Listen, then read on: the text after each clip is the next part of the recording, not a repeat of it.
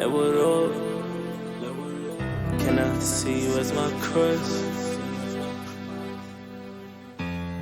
I will not judge. Teddy for I just want love. See you in those. Kimmy and you fly around like those. Sit on my door. She don't like me cause I'm a door. We don't let me tell him free throw. Lame man, hoe gon' judge. I'm in love with you, in love with you, just like my son. I'm a teddy hoe, I really love you, like it one. But they hoe not done. I just told that hoe I slime him out for fun. You gon' love on him, my niggas on the run. Don't say you love me, you wouldn't love me if I was on the run. Don't say you trust me, you wouldn't trust me if I was on the run. I just told that hoe I smoke gas, what the fuck is runs? I just told that hoe get back, she gon' leave me some. But that hoe don't never leave me none. Speakers bump. I just told that hoe on Yapp I got your speakers bump. Her speakers stomp. I just told that bitch I'm sexy like you really don't. I just told that bitch my nigga got hit up for fun. I just told this bitch I like pay Zelda for fun. Only fun. Talking to them folks only for none. I don't owe you lame niggas none. Why the fuck these niggas tryna love? Why the fuck they tryna slam my door? All these niggas fucking bugs. You get stepped on and crushed like a fucking bug. Lame man nigga, he don't show love. They a lame bro, creepy nigga don't show love. They a lame bro, creepy nigga don't show love. Niggas change for the city, niggas don't show love. Them sides, we don't show love. We just don't show love. Tell me, Yapp, you finna blow up. She see this shit I do too, so I'm finna blow up. She said, lay up, what you gonna do when you blow up? I said, to be honest, I don't know what I'ma do when I blow up.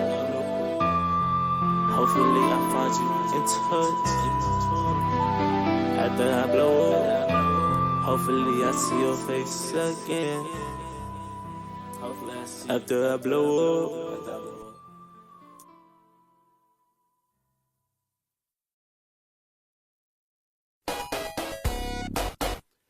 Make my life complete. You are that one girl who make me hold my breath. I'm searching for girls. That pretty mermaid did make me think about a wife. For once I can admit you are the one who settles my life.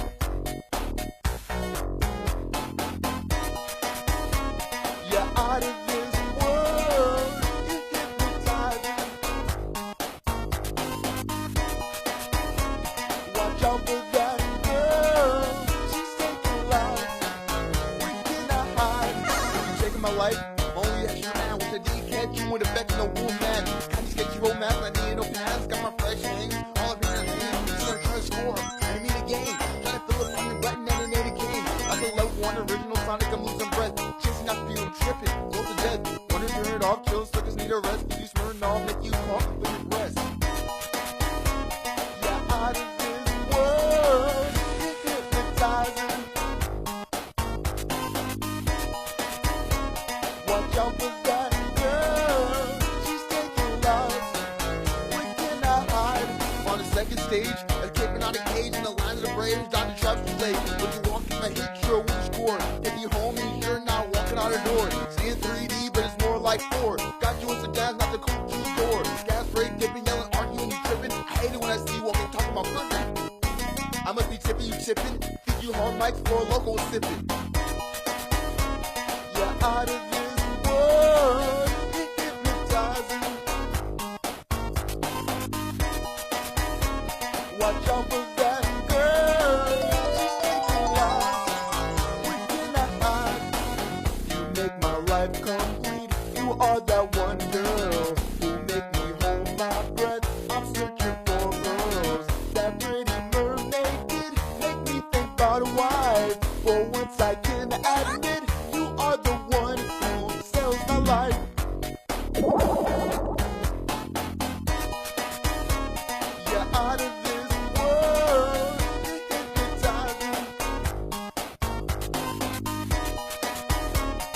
watch out for that girl. She's taking life. What can I hide from you?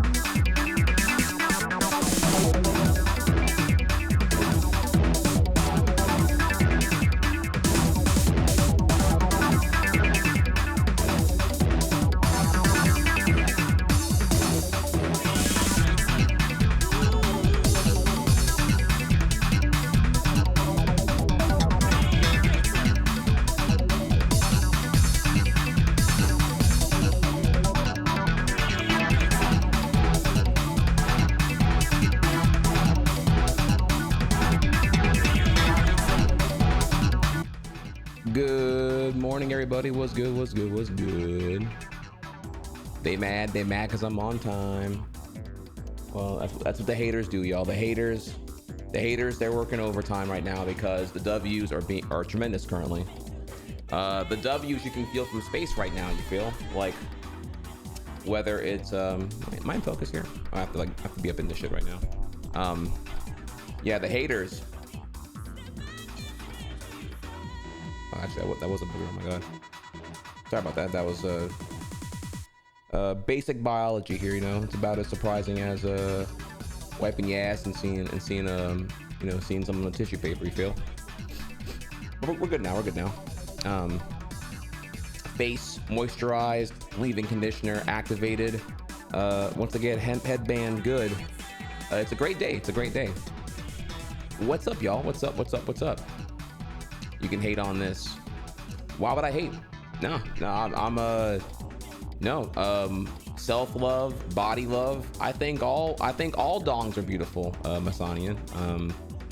You know, I'm not the cat who's gonna be like, you know, I'm never gonna rate your dick pic, you know, 2 out of 5. You know what I mean? I'm gonna say, well, congrats on having the self-confidence to, you know, consentfully share that dick pic with your loved ones you're trying to, you know, rizz up and whatnot. Yeah, exactly. You know what I mean? But yeah, it's beautiful. It's beautiful. You know, I can't relate. You know, that's something that I have no experience in. At the time when all y'all were like, you know, sexting and all that here, I was waist deep in virginity and self-despair. I ain't even like the whole like trihex and romance. That wasn't even a thing until I was in college. I mean like just like any kind of like inclination of me trying to do anything here. Like I was so deep in the I don't love myself, therefore I can't love others. I was through like romance, getting laid, girlfriend, romantic ambition. It was just a hot mess. Now see, why am I getting an ad right now? Did I not play 2 ads during the countdown? I don't know what's going on here. I'm sorry, y'all. Y'all get hit with the ad break here. I don't even know like why that's doing that right now. No clue. Like, did the ads not play earlier? I don't know. Okay. I think Twitch is. While this is going, let me just go ahead and say, like, for those who are unaware, the 15-minute countdown, right? Like this countdown, I know that y'all hate it probably, whatever here. The countdown is tactical, actually. It lets me get ready, and I spam 6 minutes of ads during this in order to have the first hour and a half be ad-free. When done well, you won't even like it's actually I do it so well you're not even thankful for how there's no ads in the first hour and a half.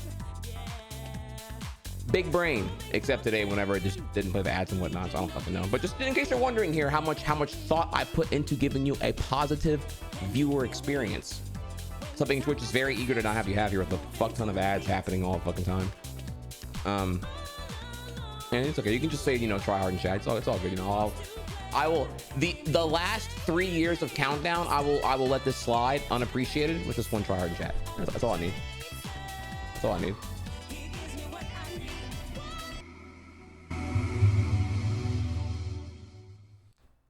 Damn. Tetsuoki's back with 138 months.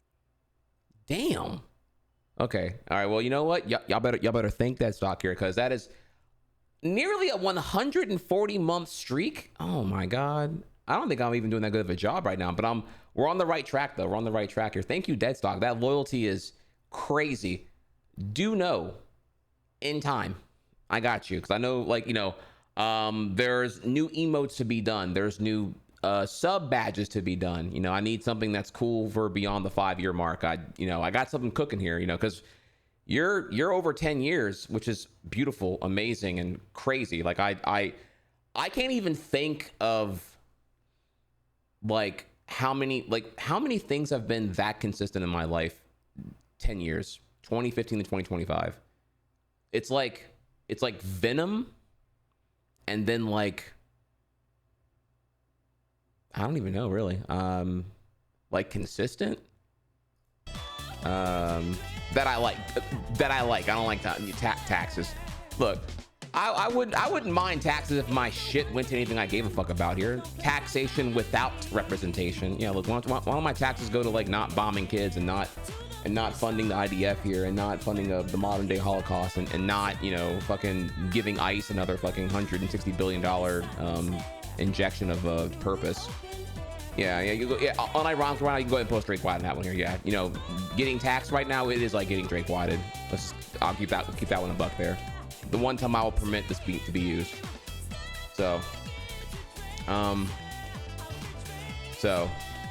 my lord, bro. What is this toss of eyes? All right, so what's going on, y'all? So okay, we have a lot happening here. A lot of things are going on right now. I was mistaken yesterday. I said I was doing a lot of things here, but we're throwing all that out the window here. Here's what's happening today. So today, half stream, so 4 hours total rather than the usual 8. Sorry about that. So we have that there. There are some things I want to look at here in terms of the intro. Don't worry. Again, I try to make this really, really brief now. I've been giving it a lot more consideration in how long it needs to be and such. Then we're gonna get to Hollow Knight, and we're gonna continue Hollow Knight today. However, today's kind of an important day. It could potentially be important, and the points I want to bring during intro are relevant to that. So there's a mystery White House announcement that has no official whitehouse.gov thing. It's just something that was said loosely to reporters. I can't find any kind of citation anywhere here.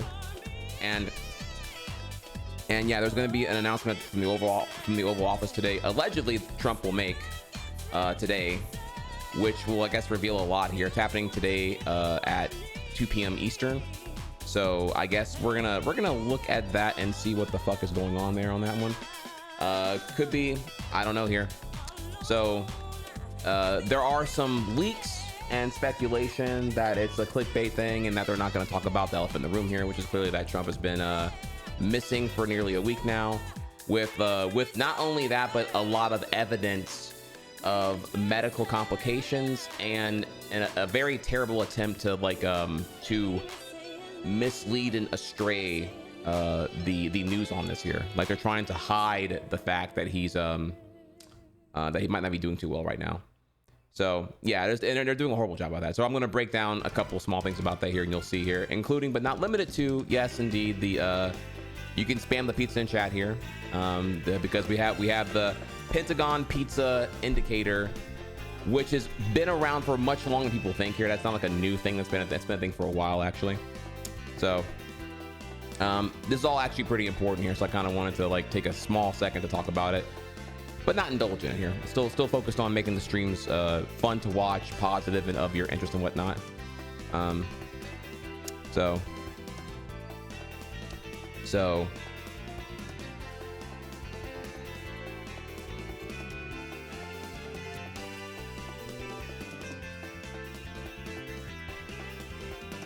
well, yeah, y'all coming here with all the things then. Okay, well then maybe I will just maybe I should just skip all these things here. I'm getting hit, bing bing bam. We will okay, I guess we'll have to discuss that. See, okay, it almost makes me not want to talk about it now, because I'm like, okay, well, I would want to elaborate further on the sources I have and a few other things here, but then it just makes the topic kind of like bogged down, and I'm like, okay, well, maybe it's not my lane to make this a topic then, because it'll just kind of like be a lot longer than I want it to be. And the last thing I want is to have this be like, you know, a proportionality of the stream be this thing here, which I know is like what I care about, but is it what we care about?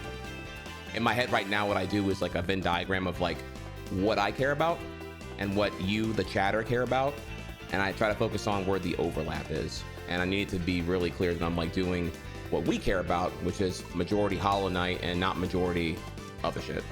So yeah, it's just kind of like that's what I'm working on right now. I'm not attacking anyone. That's what I'm trying to work on, and I'm getting better at that. Day by day, a day at a time. So I'm just better at recognizing now as I review my VODs when I take my 2 days off, and I realize here why these things go long ultimately here.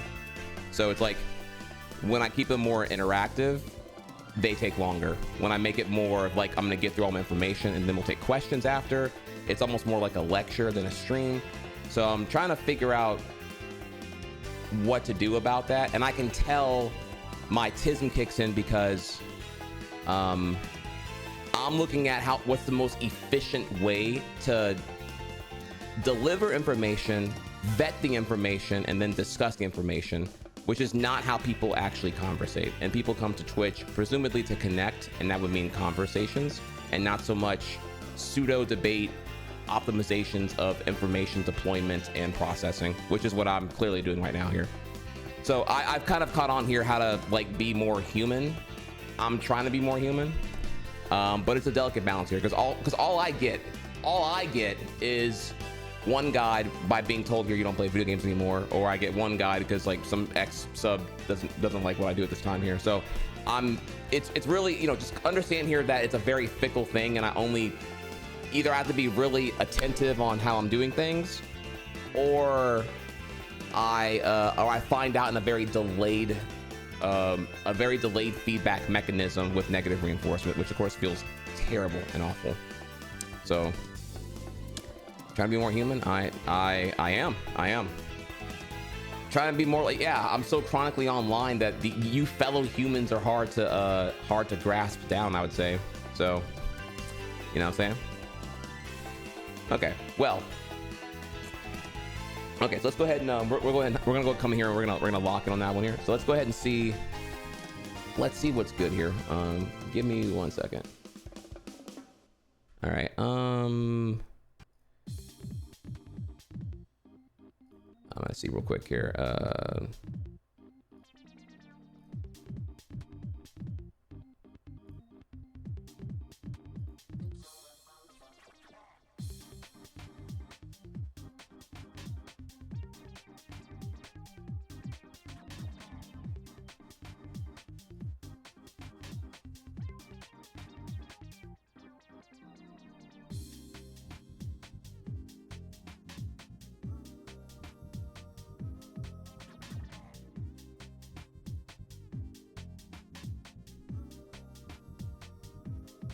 All right.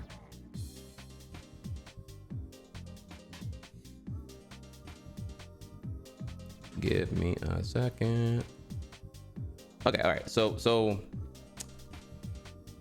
all right, let's lock in here. I will I'll do my best here. Maybe I didn't do a good enough job here, but we're just gonna get in here because either I'm gonna like just bulldoze through the information I have right now, and then y'all can all just come and correct me on everything here, or I just skip the topic entirely, which I feel is a bit deflating because it's a combo I do want to have actually. So I don't know, maybe we'll just come in here and I'll have like a fragile ego and we'll see what happens.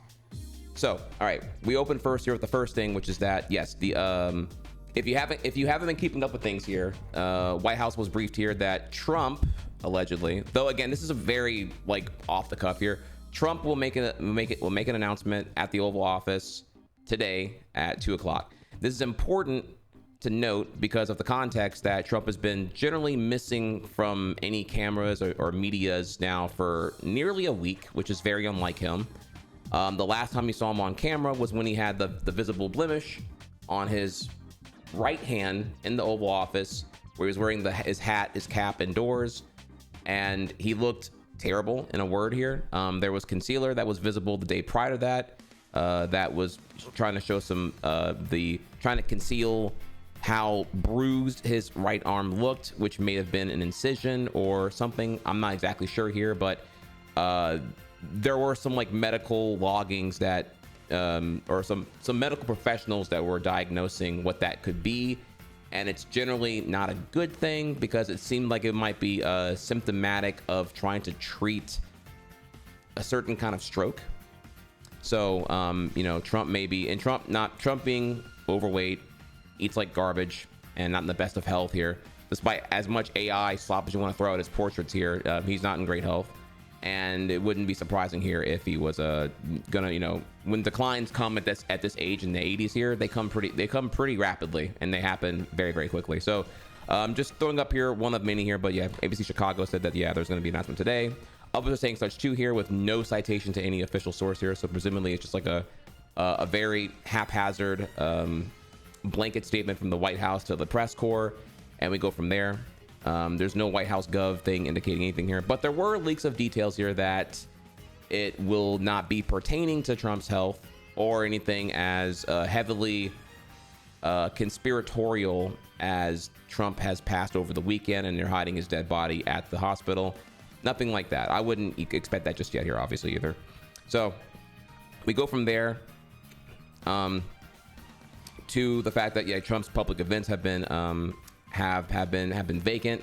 I thought it was kind of funny here. If you get the reference, you know, this is right here. If you don't know, I'll break it down for you here. This is I think it's funny. I don't believe that he's actually dead at this time here. But yeah, you have Eddie Brock, who is, you know, this is a scene in Spider-Man 3 where Eddie is like literally praying for Peter Parker to die, I believe, right? And then you know, then 20 minutes later he gets the Venom symbiote and then he gets to go crazy with it.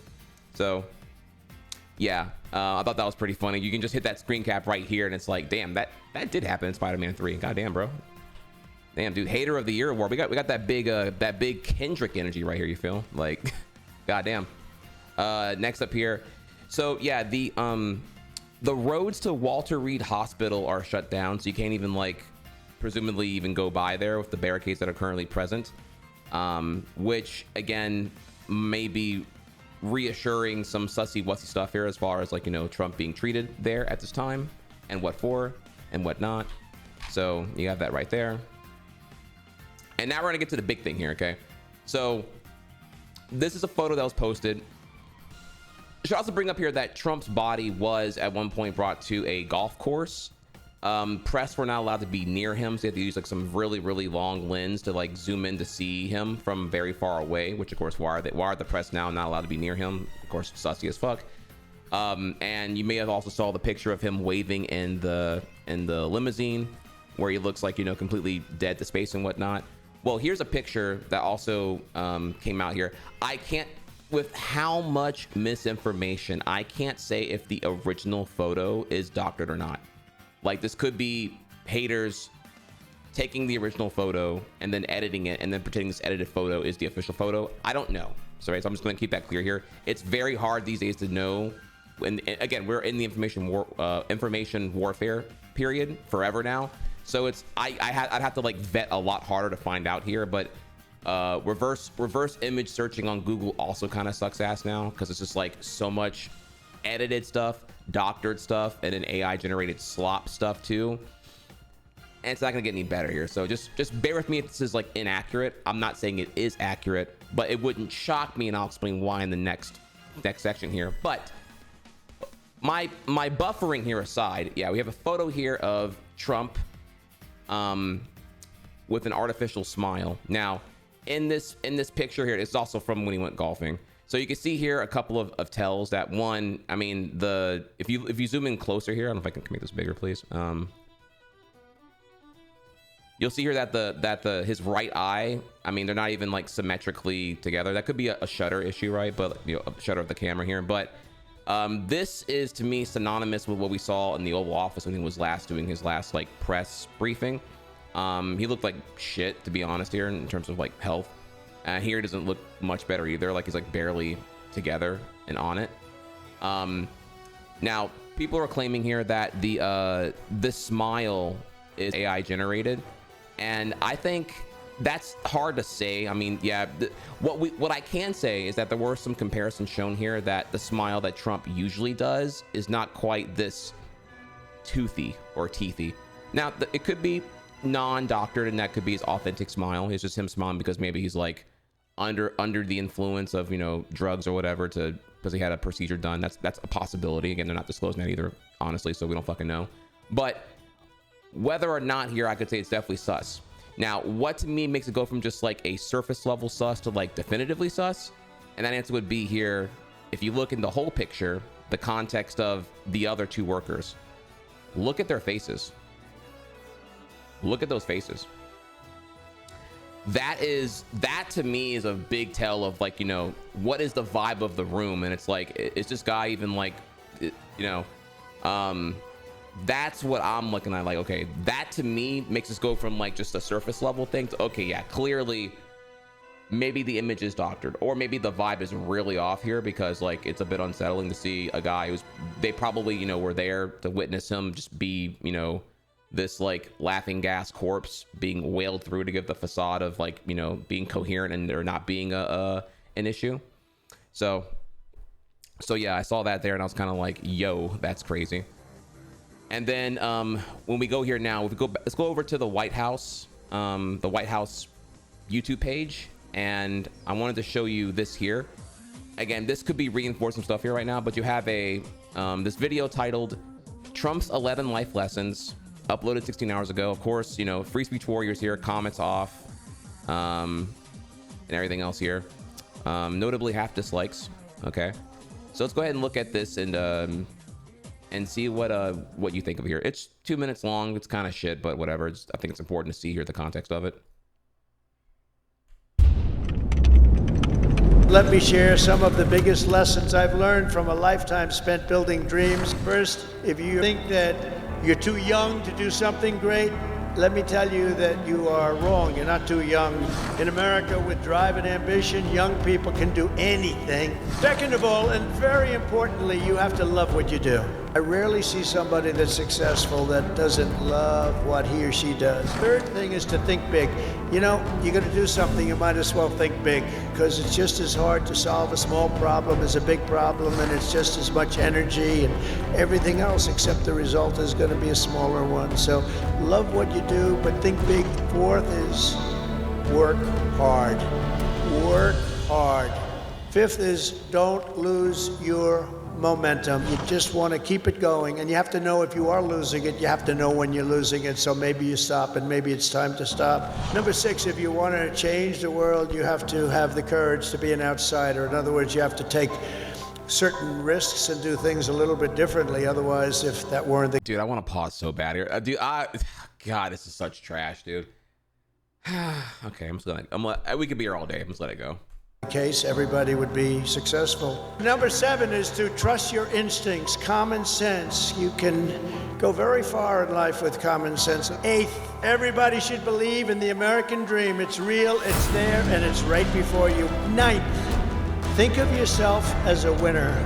The power of positive thinking. In recent years, too many of our young people have really been taught to think of themselves as victims. But in America, we reject that idea that anyone is born a victim. Our heroes are the ones who take charge of their own destiny despite the odds. And next is to be an original.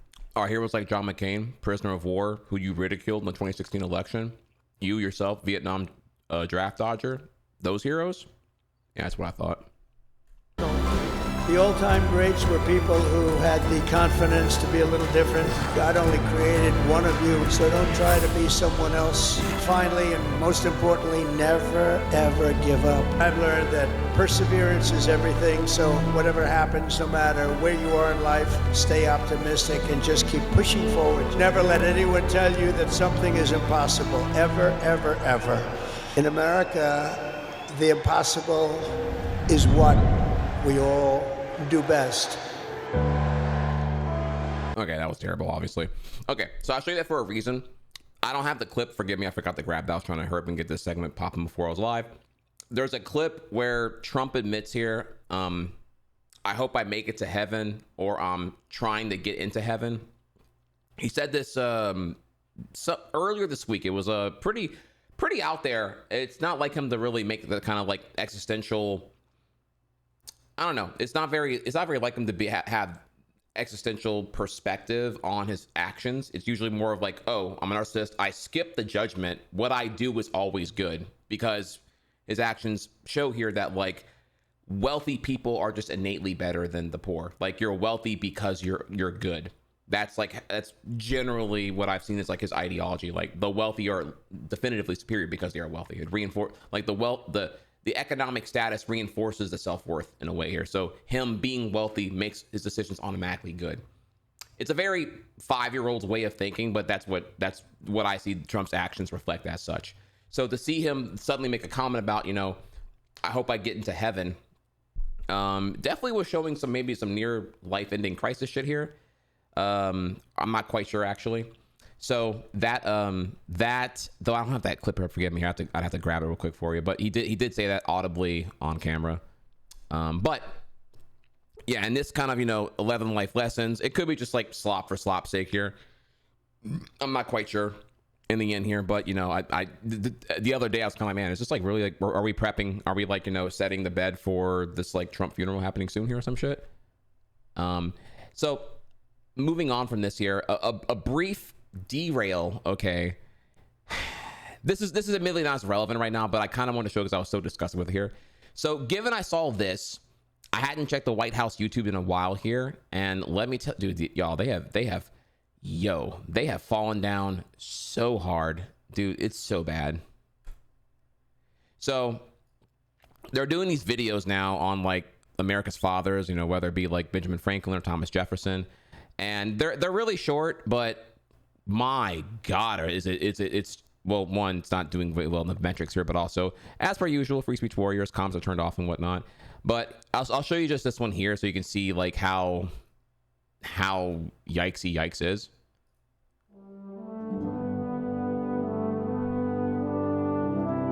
I have often thought that true power lies not in the sword, but in the mind guided by principle. I am Thomas Jefferson, born on Virginia soil. And I once told John Adams, I cannot live without books.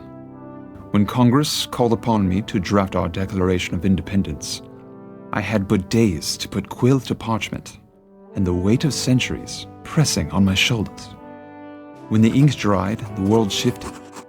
Every word was a step into the unknown, a torch lit for posterity. As president, I spoke softly, but I had grand plans for this nation. In 1803, I nearly doubled the size of the country with the Louisiana Purchase. Westward expansion was vital for this nation's health and prosperity, and I envisioned an empire of liberty. We must guard liberty with learning, for freedom depends not on force, but on the cultivation of an enlightened mind. There you are, y'all. You thought the AI was the worst part. No, sir. No, this right here, that was the gut punch. I was like, okay, now I gotta show my chat. If it was just slop, I call it a day. It's already there. I don't have to even wait for the whole like PBS into PragerU kids indoctrination. It's already here, dude. Fuck my life, dude. So yeah, and also, I mean, clearly, yeah. Me and Moise can tag team all day here in the whole thing. I chose Thomas Jefferson one to show you because like Jefferson was awful for a lot of reasons here. I don't know where you want to begin with that one. I mean, the slave drivery was insane here. I believe he also had impregnated, raped many of his slaves as well. So there was some of that going on there. Yeah, he had a lot of slaves. I recall reading about him a while back, and it was just like, oh, he was one of the really, really bad ones here. So anyways, yeah, the garbage person for a lot of things here, but obviously, yeah, just another, like, what are we doing here? I'm just like, do normies not get weirded out here? Is this not just waist deep in the uncanny valley with the eyes don't move and the really weird mouth movements and just all this shit here? Like it's like, is the normie eye just not trained to like see this as like really unsettling? I don't know, whatever here. I don't know. Yeah, it sucks. Okay, there's another one here with Benjamin Franklin, but I'm gonna skip that one too. You get the idea. I mean, it also sucks ass here. So if you want to like whatever, give it a dislike or some shit here, just to let you know it's really real. Here you go. I'll spare your time here. You know it's also terrible and stupid as fuck here, and also PragerU garbage. It's only a minute long, but even that minute, I feel bad for wasting all time on. So.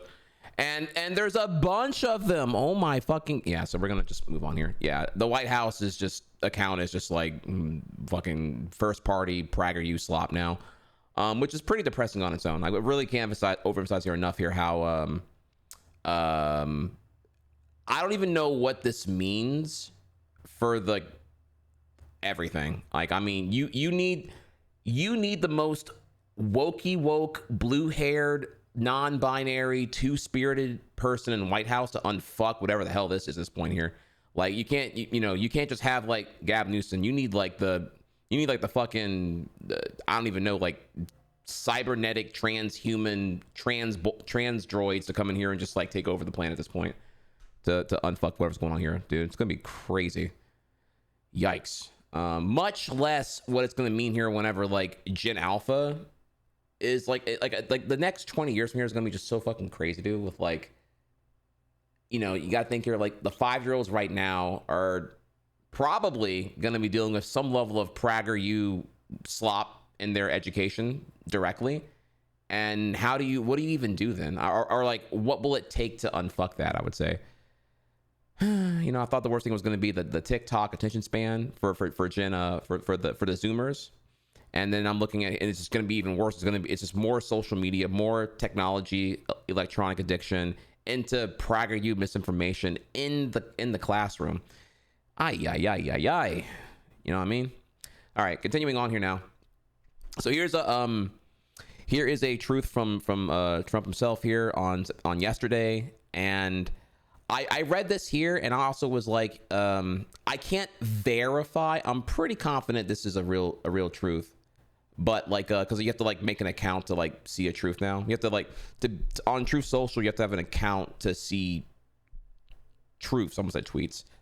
So I don't know if this is like 100% the right thing, but it wouldn't shock me if this is like definitely a truth.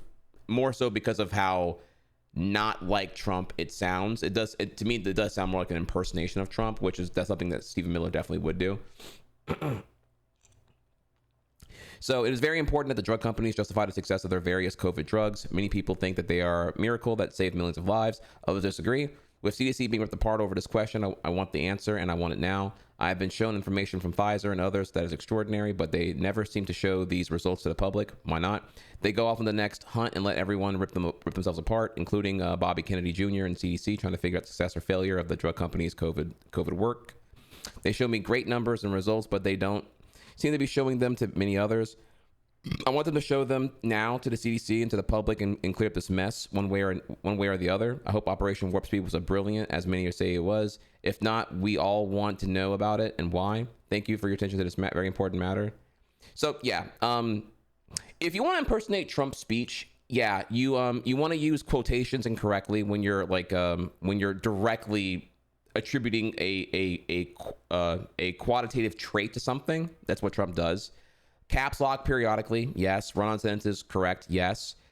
And generally, like Trump's speech patterns come in one of two ways here. It's either like a transcribed thing he said out loud, and his staffer will just like fart it all down into a tweet and then send it out, or it's Trump doing it himself. In which case here, it's even more incoherent of like a blabble of mess. And in this case here, it's almost like there's not enough punch down for me to really think. Like there's almost like too much substance here for me to really think that Trump would say all of these things here. Plus, also, Trump's really good at reading the room here, and I don't know if Trump would actually at this point now. I think he actually forget. Like I've seen him on record forget to that he, claimed the vaccine was great because he took credit for Operation Warp Speed whenever the accelerated development of the vaccines were happening at the final year of his term and whatnot. And then was like, whatever, right? Like passively anti-vax or really anti-mask, right? Because he didn't want to come off as weak, so you never wanted to be shown with the mask and whatnot on. So he's been very flip-floppy on like, I'm the reason the vaccine worked well, but then also like then not wanting to be so overtly known with his vaccine usage here. Something he only admitted whenever he did that one podcast with Bill O'Reilly by midway through 2021, which his base hated him for, by the way. So I think he backed off pretty hardcore there. So I don't know if I would see him actually do this now, but because that would require him to be like consistent on his positions here, which is something he never wants to fucking do. Anyways, point here being is that if Stephen Miller is hypothetically trying to impersonate Trump on his own account here, that would reinforce to me that he's not doing well in his health, which would kind of corroborate all the weird sussy shit we've seen over the past near week and whatnot. So I'll tell you this one right here. All right. So, and woo, Whew, what a speed run there. So that is that. Okay. Goddamn. Okay, that's the Trump stuff there for you. When I ass blasted that pow in half. So I guess we'll see here. With that, there is again this White House announcement happening in about 40 minutes. I don't know what it'll be. You know, it could be, it's likelier to be a nothing burger, and that it will not, they're not going to address here that Trump's been missing and looks like dog shit, and the press aren't allowed to be near him. He was on that golf course the other day, yada yada yada. They probably will not address that here, even though the thing they allegedly said was that Trump will deliver the speech here, which is going to be on a bunch of fucking uppers. I don't know, or is he like whatever here, right? I guess we'll see. But it being anything other than that would just be, you know, clickbaiting and tactics as usual and whatnot.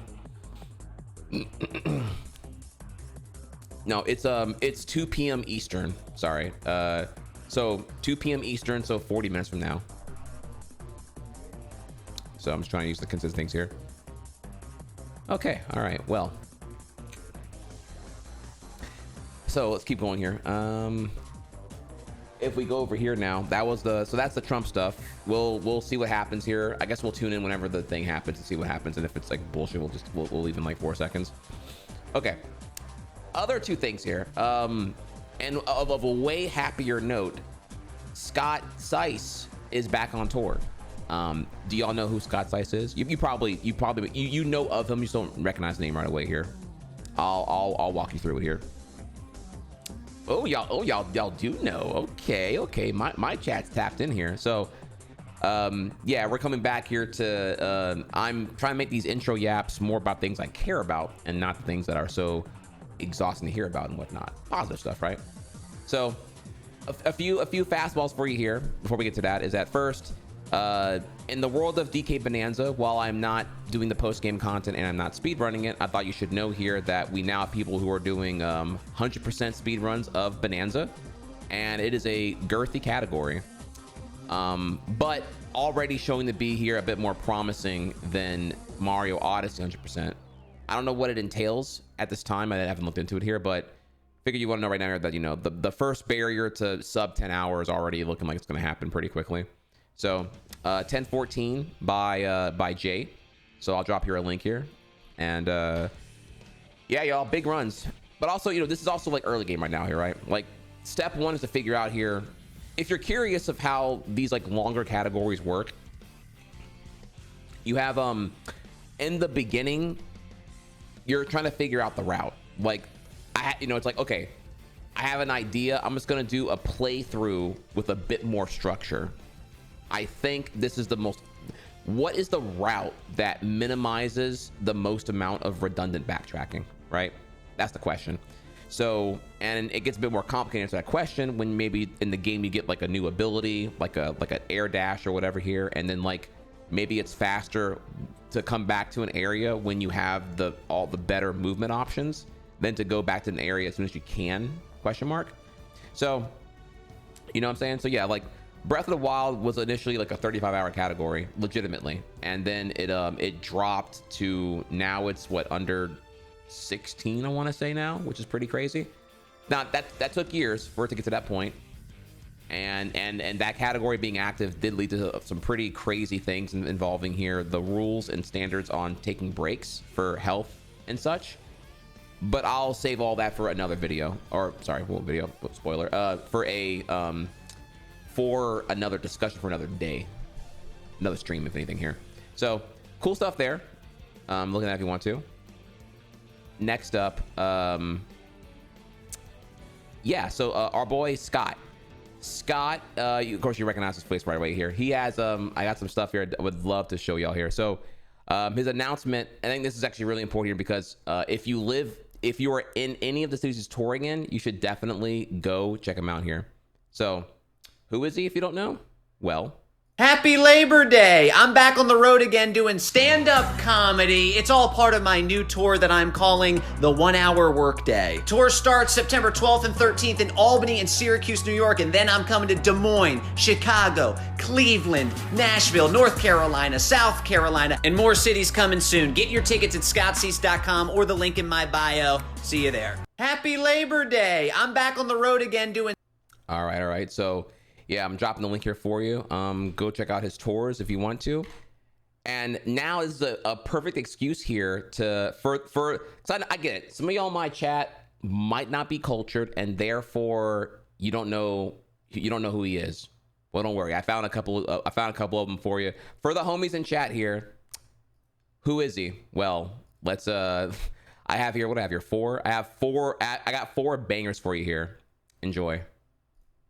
Can I get you anything else? How about $1 million? I make minimum wage. I don't get paid enough to be the laugh track. If you're making this joke, congrats. You're a dad wearing New Balance sneakers and your family's embarrassed. We can't keep smiling through this. It's killing us. Your PTO request was denied. Then I guess I'm calling in sick. You didn't think I had a backup plan? You just activated a trap card. I don't even know why they call it a request. It should be called a PTO warning, because the only thing you can do is prepare. I'm returning this, but I don't have the receipt. And I don't have the patience to explain that's exactly what you need a receipt for. Is this your first time in a store? I can't look it up because you paid in cash and bought it 6 years ago. So why don't you return to your car and drive home? You own that.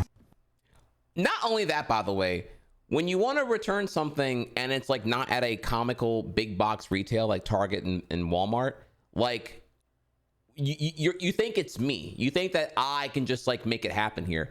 Queen, honey, sweet summer child, when you're doing a no receipt return, that is a red flag in the system. And I get asked by management later that shift here, why did that happen?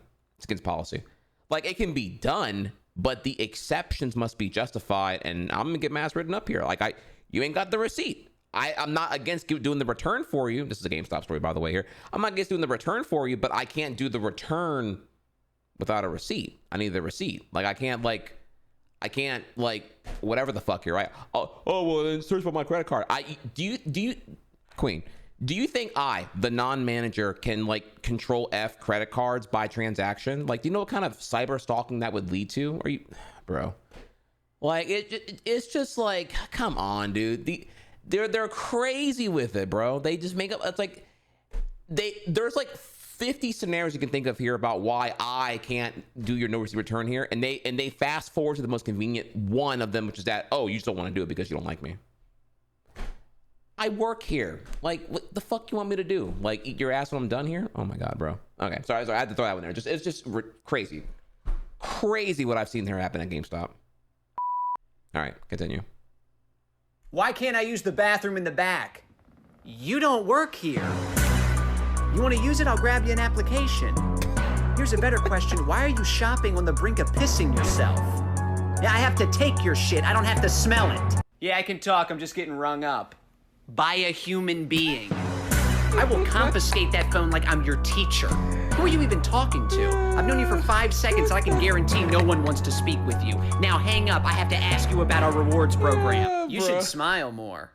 You should talk less. I had to come to work today. There's no rule that said I had to enjoy it. I'm a cashier, not a rockette. You want me to smile? Well, we don't always get what we want. Why do you think I'm here?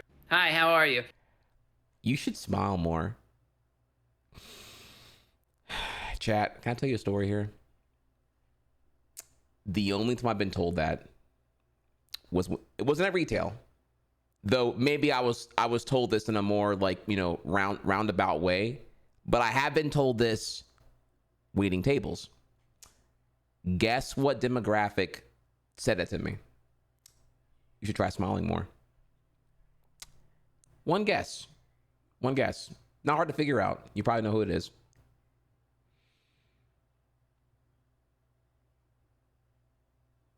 The answer is the church folks, the church crowd. It was the church crowd.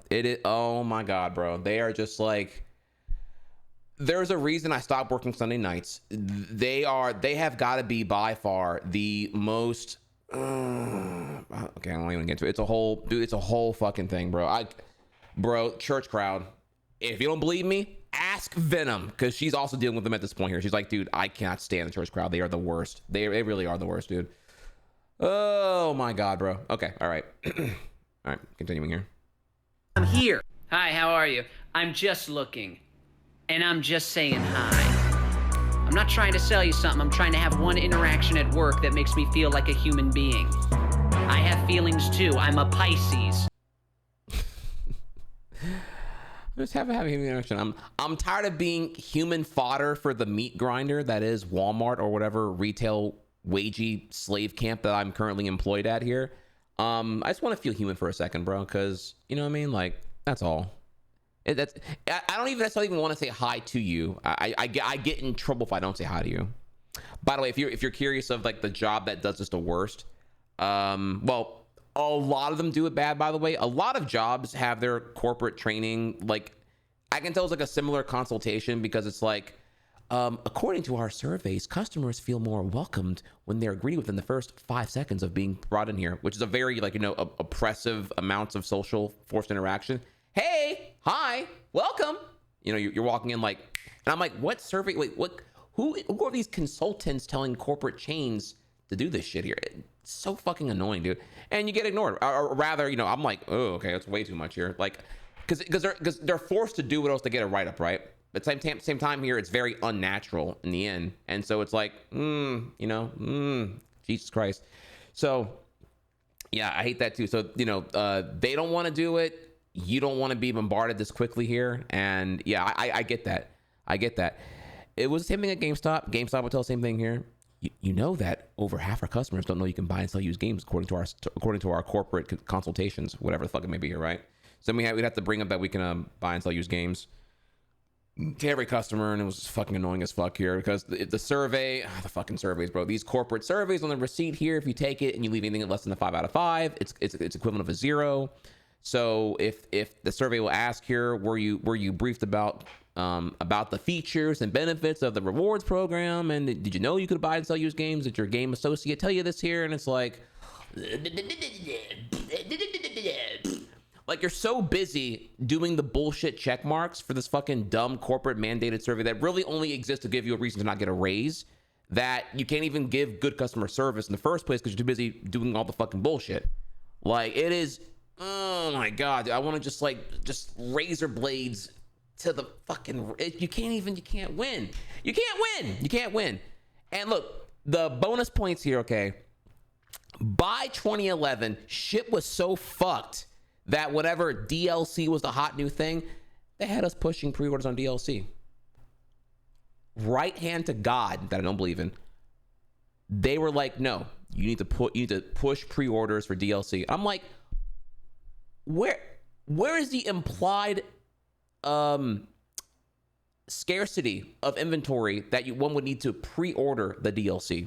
We don't even have details of the DLC. How am I to push? You want me to push a product that is already has a prerequisite of having the game here to then sell them the digital code for the DLC that rather than getting on their Xbox 360 day of release, they have to come to the game store to pick it up redundantly for the unsatisfying tangible GameStop receipt with the generated code on it here. It's not even like in a box or anything. It's like it's retail. It's all the perks of digital with none of the perks of retail, but they have to still do retail anyway here. Do you hear yourself right now? You want me to push this here? Really? Like, that broke me. I was just like, this store is cooked.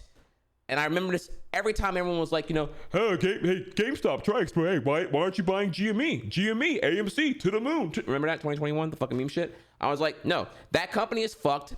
On God, they're alive only because it's a fucking Weekend at Bernie's zombie corpse upped by fucking jackass, dumbass idiots on Wall Street bets who hate their wives and hate their wallets even more, honestly. That's all there is to it here. I don't know, like the fact that GME is still like afloat reveals here how bullshit and fake the fucking Syndax and everything else here is. That's literally it. It's just that fucking stupid. Sorry, wow, I was triggered already here. Holy shit. Okay. Let's keep going here though. We're not done yet. All right, we had some more here. That was just like, you know, that's a part 3 of the mega compilation of them here. So now you know who Scott Seiss is, right? But we're gonna keep going here before I reveal more about this. So another banger here. If this fucking Twitter just not working right now, goddamn, bro. Just walk into a business and hand them your resume. Oh, it says the boomers, right? So next one here. Just walk into a business and hand them your resume. Is it 1692? What job do you think I'm applying for? Tavern keeper? Witch hunter? When I hand them the resume, should I also grab their forearm and shout, well met, like a knight? What are you saying? These people really think anyone is just one firm handshake away from being the CFO of NVIDIA. It's a lot harder to get a job now than you think. There's only 2 ways, a referral or applying online and then waiting for a rejection email. That's it. You have to engage with an HR worker's LinkedIn post like they're Taylor Swift and eventually send them a message like, hi, I'd love to know more about your day-to-day work and also see if I could have your job instead of you. Just hand them your resume. That only works at places where the turnover is so bad, no one should work there anyway. I got more rants like that in my book. The Customer's Always Wrong comes out September 10th. Pre-order first. Bro, he is so not wrong, by the way. The only spots where you can do that is where the turnover is so fucked that you probably shouldn't be there regardless. You know, God, he is so not wrong there. I can tell you, that's a whole other... Woo, he ain't wrong there, y'all. When where you work and you find out from your manager that there's a hiring freeze because the turnover had already met its yearly like allotment by April, you know you're in a fucking shitty ass spot, which happened to me. I learned that when I was at Chili's. I'm like, wait, there's like a turnover limit internally in the corporate. Yeah, it's a flag because it shows that you're a bad manager, even though bro, I can. God, I could fucking go so hard right now on that one, dude. It is fucked is the word I would use here. Fucked all the way. Okay, all right. Next one. And this one here, we have another one that's just like a not working correctly here. When I was your age, I already owned a house. All right, that's happened to me yet here, but I know them boomers be saying that, bro, for sure. When I was your age, I already owned a house. Yeah, because it cost $6. Your down payment couldn't buy a Frosty at an airport Wendy's today. The last time houses were actually affordable was when college degrees were actually useful. Have you doom-scrolled Zillow lately? I don't know if that's the price of a house or if the realtor's cat walked across the computer and sat on the 0 key. The only way to own a house now is to patiently wait for Mr. Beast to give you one. By the time I'm your age, the sun will have exploded. So who needs a house? When I was your age, I already owned a house. Yeah, because it cost... Bro, like... And the crazy thing, this is like an old tweet too, by the way. This is 2022. Like, dude, like 3 years later, it's so much worse than it was back then. Oh my... Have y'all seen what shit is now, bro? Like 7.99%, and it's just like anything that's not dog shit is like 400K. Unless you want to live like out in like literally a field with like stick and grass and no internet cable whatsoever. I'm just like, bro, like it, dude. I've done this here. I've hopped on Zillow. I'm like, okay, what are things going for now? And I'm like, oh my fucking god, like, I can't even afford where the fuck I am at this point. Holy shit. 1 condo for 180K in NOLA. Oh my god, put. Woo, NOLA and Florida are not areas I'd be looking to plop down on, bro. Like, I love you. On God, dude, your housing insurance is gonna be terrible over the next decade. Uptown Highland, I don't think it's gonna stop you, bro. I think just like, I'm not even saying that your house purchase here. I'm saying that your I don't know if you saw here the whole like Clearwater Beach, Florida, whenever that thing happened, whatever happened here, when it was all, that like they left the private insurance market left. So I foresee them taking that risk assessment and either leveraging it flatly across other competing properties and whatnot that they cover, or just outright exiting markets, which they are currently doing right now in Florida. So it's like, yikes. Anyways, okay, all right, so. Yeah, so you get all that there. I think I have one more here now. I'm raising your rent next year. Oh boy. Okay. What do we have here? I'm raising your rent next year. Then I guess I'm moving. Nothing like the annual game of chicken with my landlord. I love that lease renewals have become ransom notes for your home. This place doesn't appreciate in value, you know. It's not a share of Amazon stock. It's a one-bedroom apartment with an ant problem. I gotta cover the cost of maintenance. What maintenance? You talking about a caulk gun and a few new light bulbs? Use the thousands of dollars I continue to give you. I'm raising your rent next year. Then I guess I'm moving. So there you go. That is that's Scott in a nutshell. If you're not aware of him, you're aware of him now. And with that, you can go back over to his site and you can check out. He's on tour. If he pulls up in Louisiana, I'm there. I'm seated here. Oh my god, that would be godlike here. I don't know if I must say it's popping hot enough to actually go there and whatnot. But man, it'd be fucking sick, dude. So that's our boy. If you've ever worked retail or been a wagey or are a wagey, I mean, it would be therapeutic to go see a stand up here. He's the fucking goat, bro. God, he's so fucking funny, dude. So there's that. Okay. And yeah. So blasting through that. Oh yeah, Josh Johnson. I have to check on him too. I would expect he's probably already sold out by now on his stops here, but I'll check him as well and see. So we covered all of that here. The last topic here was Toy Story 5 details emerging, or they have emerged here, and I wanted to talk about that. I've actually been waiting to do this for a while here now, but I've taken too long here because I have the ad break up my ass right now. So sadly, I gotta move on here. So yeah, we have 3 hours of Hollow Knight coming up next year. So we'll do this ad break here. I'll boot up the game and we'll get things popping here. So don't go anywhere. Hang tight. I'll be right back.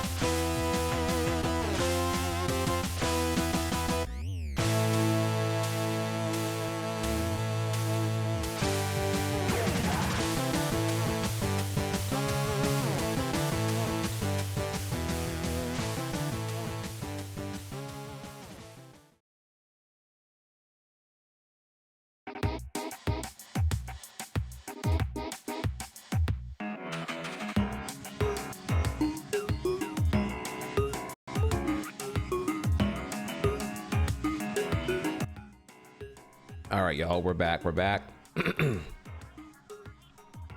see real quick. I'm gonna go over here now, and what is this one?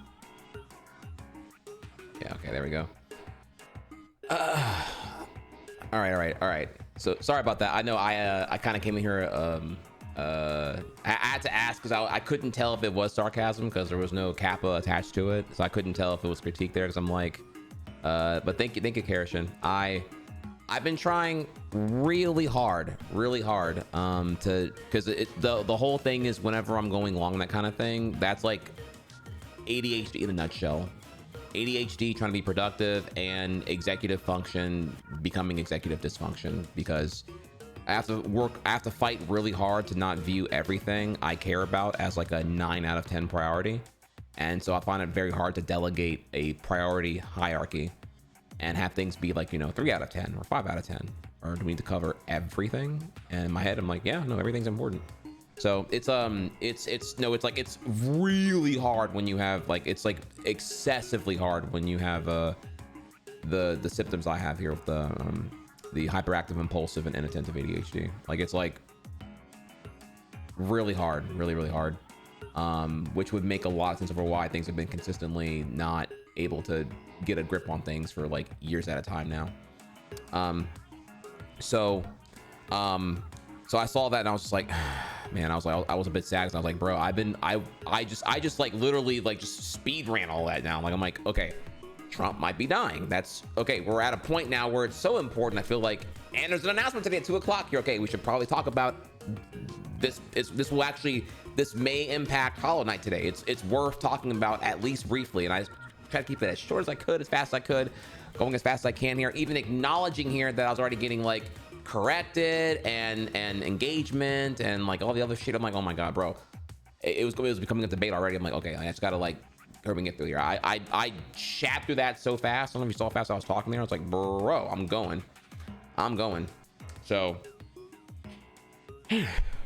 yeah, so with Liv, I've been trying really hard on that one, which I can tell, because I feel the morale, the morale has been improving here on the stream here. People are turning up, they're excited. We're here right now, and we're in Hollow Knight. However, one thing I did fuck up though was the title of the stream.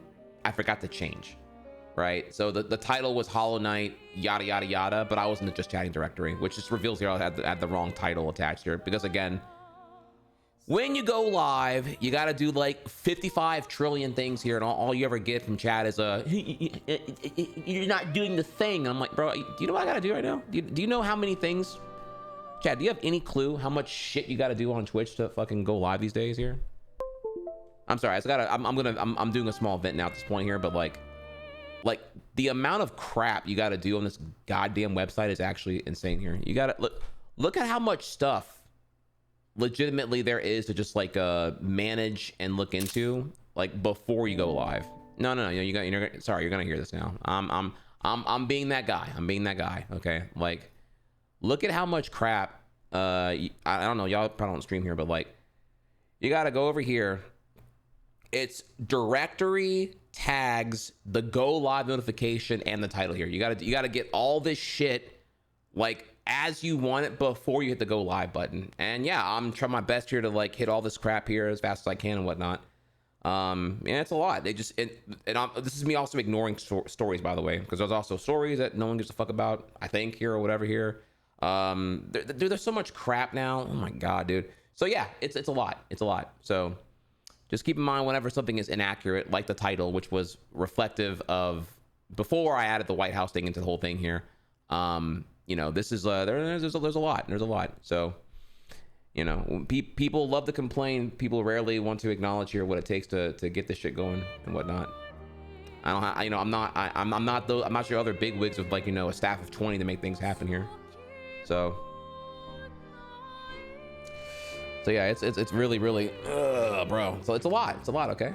So not that you're saying that here, but obviously just more like a no one gives me my thundering applause whenever I do everything correctly. When I do everything correctly, it's just it's just business as usual here. So I'm here, shout outs to the production staff. You know, I'm the production staff. I'm the host. You know, how does Conan O'Brien's show goes? Well, he has a staff of like 30 people making the show happen, plus him on camera. I'm on camera and doing all that shit here. So I am the one man army before Call of Duty had that shit. Okay, I'm the original one man army. You feel?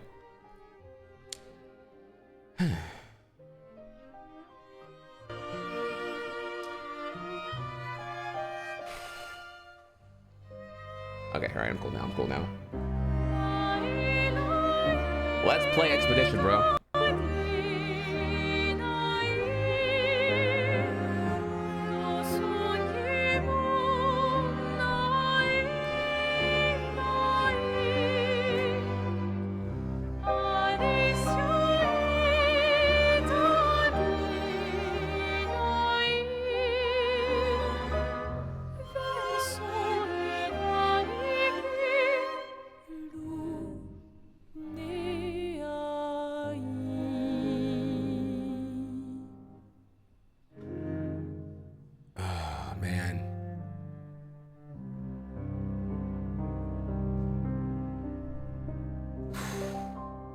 I still feel something when I hear that music, y'all. God damn. Shit. My next gym session, I might just hit that OST and hit that shit. All right, so okay, we're good now though. Let's get to it. Yeah, keep me posted on how it goes with the White House stuff here. Obviously, homies are here for that Hollow Knight. I'm ready to log in.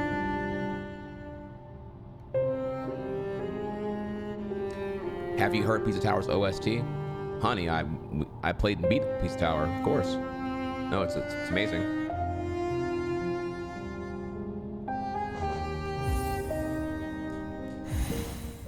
All right, the progress command's updated now, so we're officially at 21% or whatever. FYI. I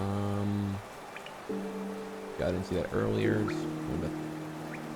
Run here real quick, and our timer is at 16:05. Okay, I did that real quick here. I'm sorry, I forgot about this.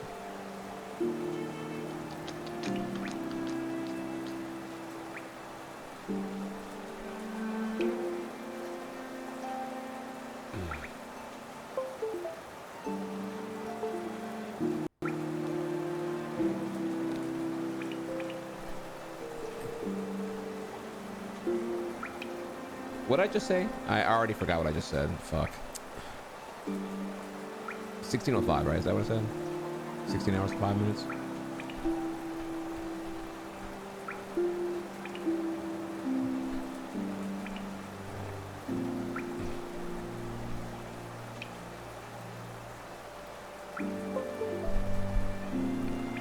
Okay, so to fill y'all in from where we were last time, right now I am at a major crossroads here because I can go to actually, where am I right now?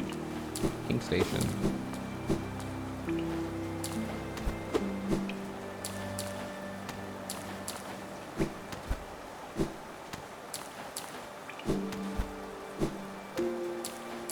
You can jump off that.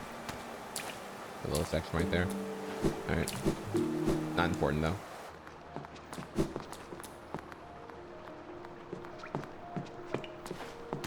Yeah, this is where the big people are, yeah. In the Humpty Dumpty motherfuckers here. Shut up. Okay. So I'm here. Why am I here right now?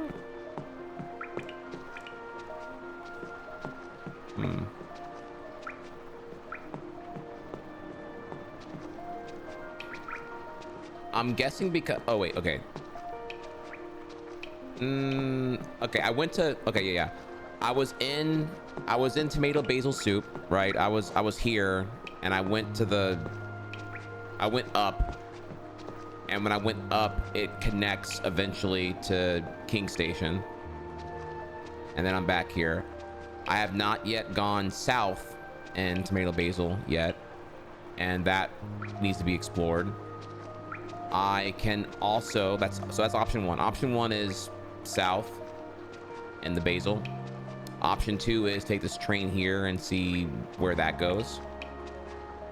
Option 3, we can go back to the crystal diamond mines and see if I can traverse there. I don't think I can though. Can't do these yet.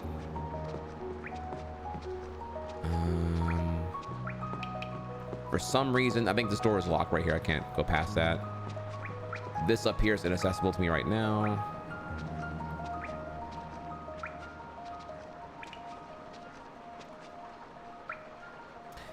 Okay. I would probably like to see where this train goes. I feel like this earlier Forgotten Crossroad train might be a simple thing to do. So let's go do that first. Oh, and also, I'm also right now saving up money to get the flashlight to then do this unconquerable portion of Deep Nest. Ooh, was it right here? There's an area where I can't see shit. I know that's where I need the helmet right now, or the flashlight thing. So,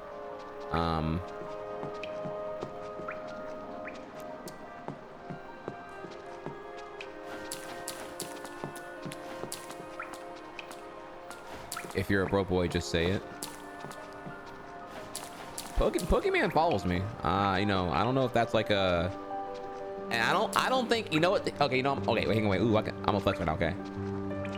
Pokemon follows me. Pokemon. I know people say Pokemon, but it's actually Iman, so Pokemon. She follows me, and no amount of cookies or money can like get you into her friend zone. So for all the like wannabe PokeW haters and all that here, like, you know, I'm a man of wealth that no amount of money can buy. So keep that in mind here. Okay, so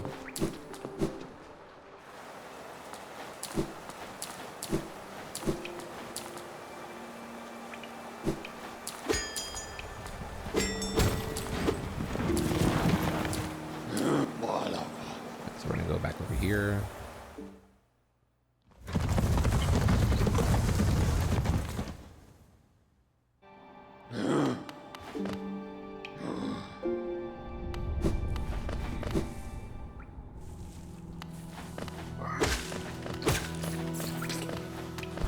Yeah, we're gonna go to the train station real quick here. Very simple. Oh, and bro, man, where the fuck is the weaponsmith at? God damn it! I need to. That's like one thing I want to Google though. I don't remember where the weaponsmith is, and fuck my life. The one thing I didn't put a goddamn marker on. I want to visit him, and I don't remember where he's at all. All I remember is like the color brown, questionable Taco Bell turd green. And I don't know, maybe I think he's in fungal waste somewhere. And you think he'd have a marker, but he fucking doesn't. So I don't fucking where the fuck he's at, bro. It's on the map. Wait, what?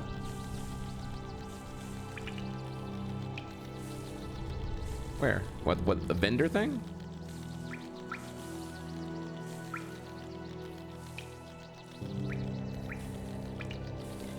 He's technically a vendor. Oh, okay.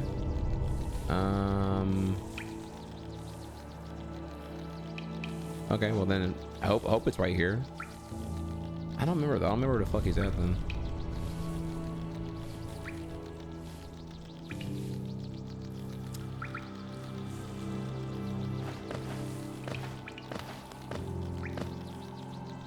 Man, but chat, yeah, y'all doing a lot of backseating right now, a lot of helping. I was giving commentary so that y'all knew like why I'm doing what I'm doing, because then you're gonna be like, why is he doing things? And it's like, oh, I might not remember honestly. Yeah, I'm bringing up my thoughts.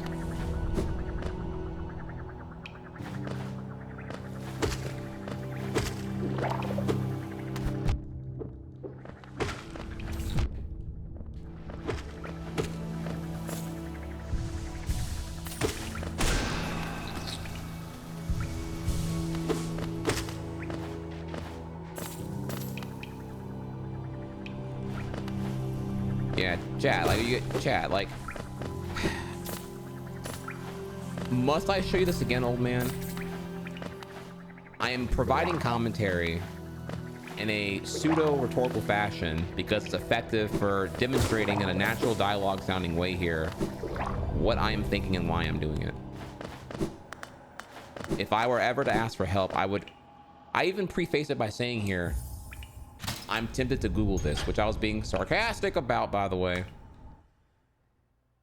Oh yeah, no, they all backstayed. The entire chat failed the whole test here. Like, I was like, we were having a convo about what I don't know, and then it became, oh, I'll tell you where to go.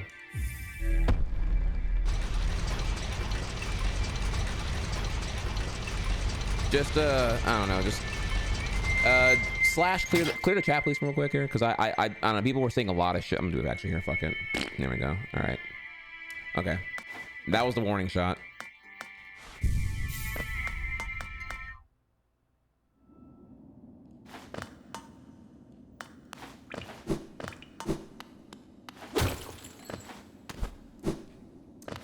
And so we'll use this moment to educate here. Once again, I will, on God, I will explicitly, with my verbal consent, say in a full sentence with a bunch of other words here, I am stuck. I am tired of looking. I need help. Chat, please break the fourth wall barrier and deliver to me your, like, spoilerific knowledge of where I want to go right now based off of the thing I'm currently talking about. It will be such a verbose full sentence. It will be comically unquestionable that I'm asking for help. I have so far recognized the patterns here that I have not asked for help at all so far. I am very unlikely to ask for help here. I have been stuck on games for hours or even days without having asked for help. Funny though, y'all lock in and don't do this whenever it's the stupid bank scam bullshit, and then when it's like this stuff here, like then y'all are just totally floundering here. I love y'all, including your flaws. Cursed are those who turn against a king. Well, I mean, well, fuck the king. That's the problem.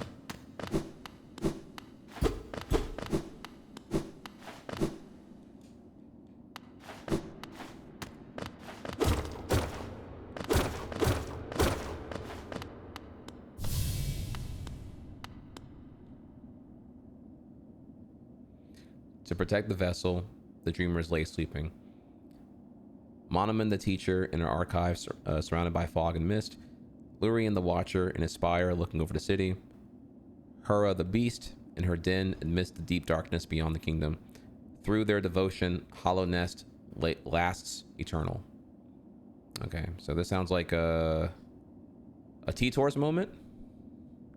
And also 3 mega bosses I must slay.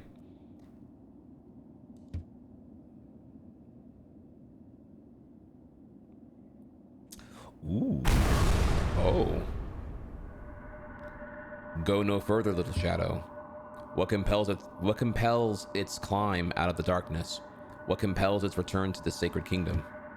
A call from beyond the seals? By the vessel? Or by the captive light? Would the seals break? They cannot be undone. But the vessels weakens. That plague springs anew. They must be undone. Yet still our seals remain. Our duty... My controller is still rumbling, by the way. This is like a really, really epic thing here. Yet still our seals remain. Our duty holds. It must be cast away. Our duty holds. It shall be done.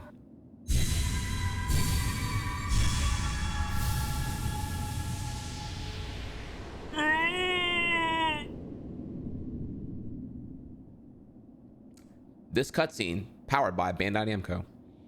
Fade away, little shadow. Fade away and let us sleep in peace.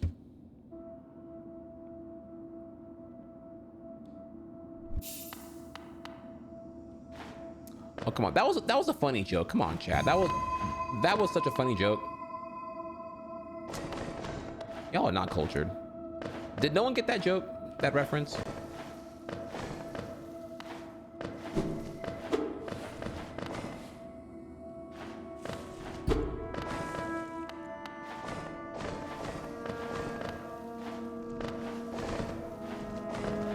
Please clap.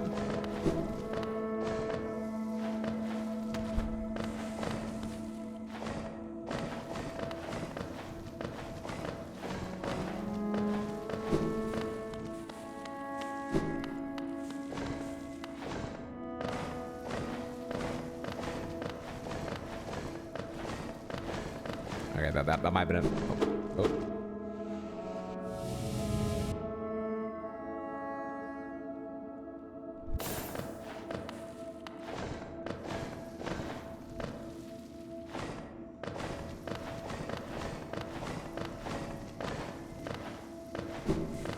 Oh, whoa.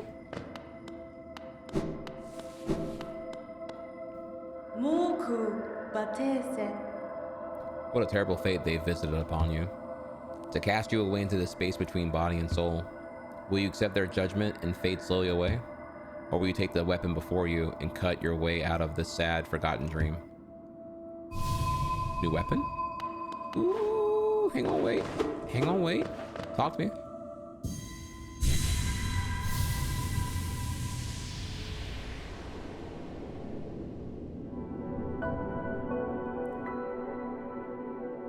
The dream nail. To charge and slash with the nail. Oh, this cuts. Oh my god, I can cut the fucking the Wind Waker barrier gate thingy. Shit. Shit.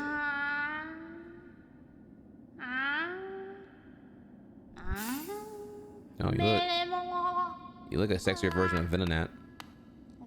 I mean,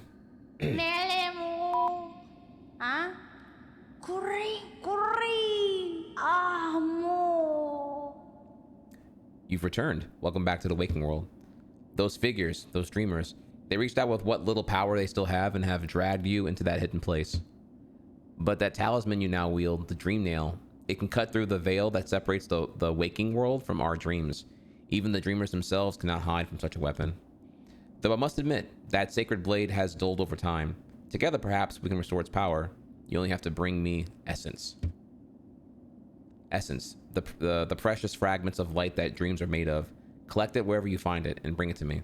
Once we have enough, we can work wonders together. Go out in the world, wielder. Hunt down the essence that lingers there. Collect 100 essence and return it to me. I'll teach you more.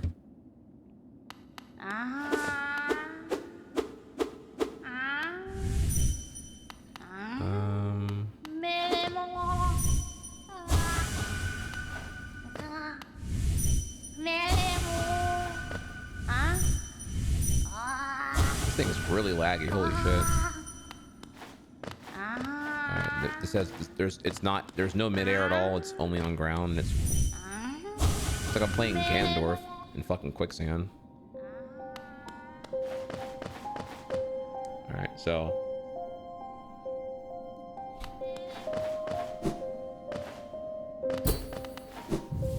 where am I at right now? I don't know what the fuck I am currently.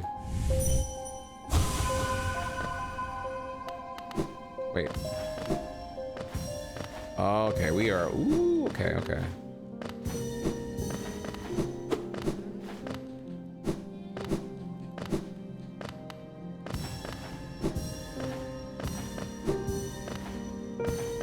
I saw this tree somewhere else. I forget where the fuck it was though.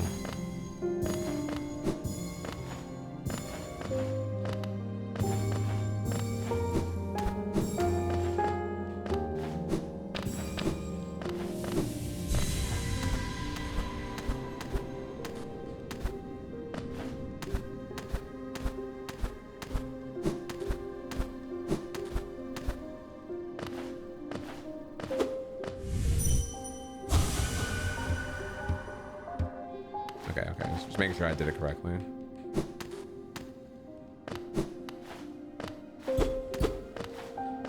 Stream hasn't even started yet.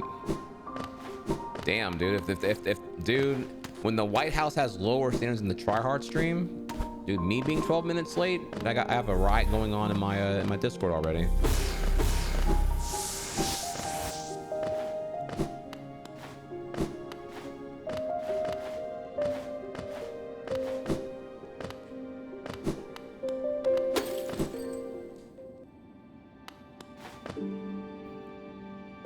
Sorry I missed you. If you're feeling lost, why not pop up to our store for some map of this area? You know, he said that last time and he was not there. So he's... Or am I going to the... When he says stores, you mean like somewhere else? I mean, it says Dirtmouth, right? Yeah, and Dirtmouth is the... Yeah, like...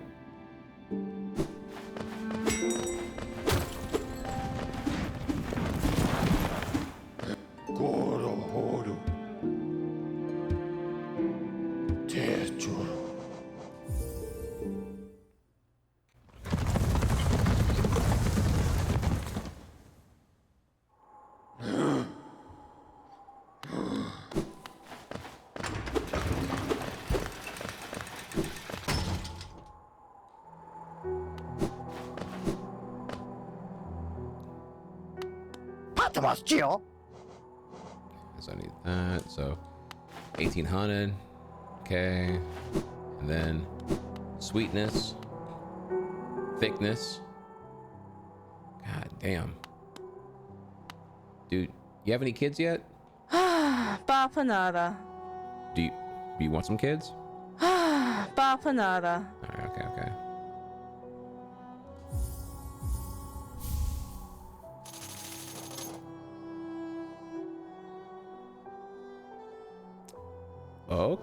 Okay, I like that. Graves and shrines in the depths.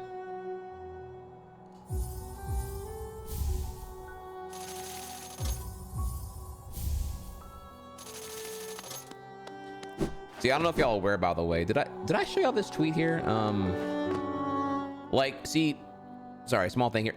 Fuck boys now, like, the meta has evolved here. Like, 2019, fuck boys would just, like, you know, have their jewel pods with their sideways caps and just, like, try to, like, you know, mac on bitches, because that's the only way you can actually acquire bitches, according to them. 2025 now, they've evolved. They're kind of like, they went from Charmanders to Charmeleons now. They don't even care. Like Shawty will tell them, I got a man, and they like, yeah, but you happy with him though? You know, is he making you happy though?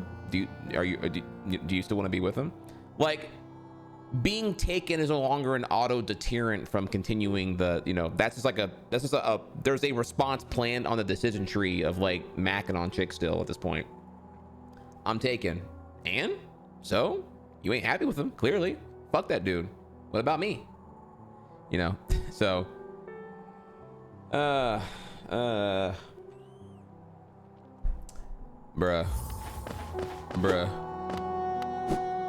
All right, so now we have all right, so I have the Whispering Root, Warrior's Grave. Okay, let me see what's going on here. Also, the Dreamers are way over there. Okay, that might be the edge of the map. Ooh, see one right there. And one over here. Okay. And okay, what am I looking for right now?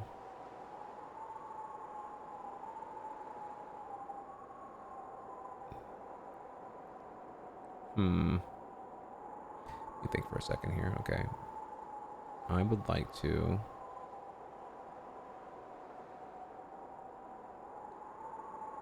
okay. All right.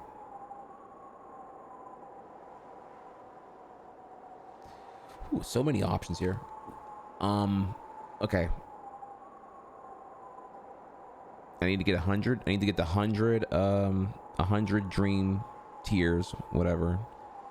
Which means going to the roots. I still don't know what a hot spring technically does yet.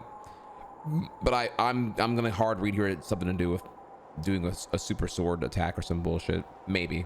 Keyword maybe, I don't know here. I still want to go to the weaponsmith really bad. Probably more than I want to get the flashlight right now, so I'm really eager to talk to him and see what he needs. So I should probably find that vendor. Vendors are the orange icons, and I'm racist because I don't know how any of these people look.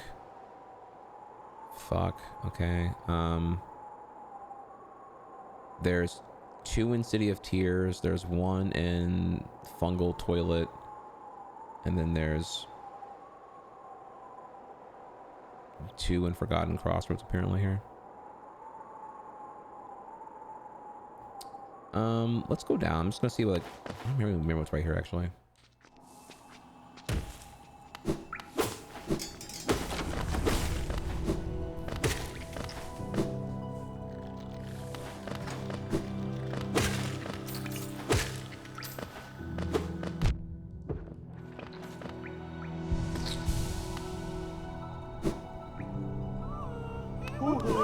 Oh yeah, it's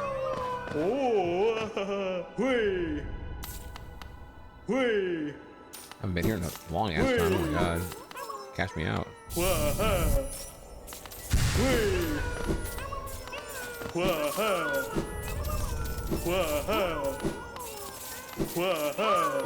I haven't been here in so fucking long, dude. Oh my god. Oh my god. W's.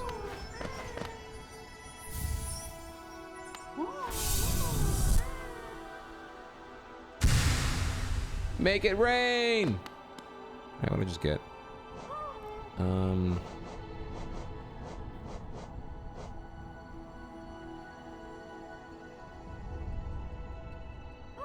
Yeah, so I sell to that one dude.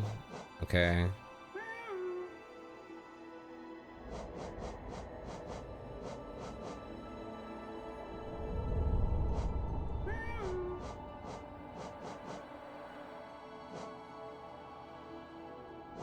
Yeah, dude, I haven't gotten any relics in a fucking long ass time now.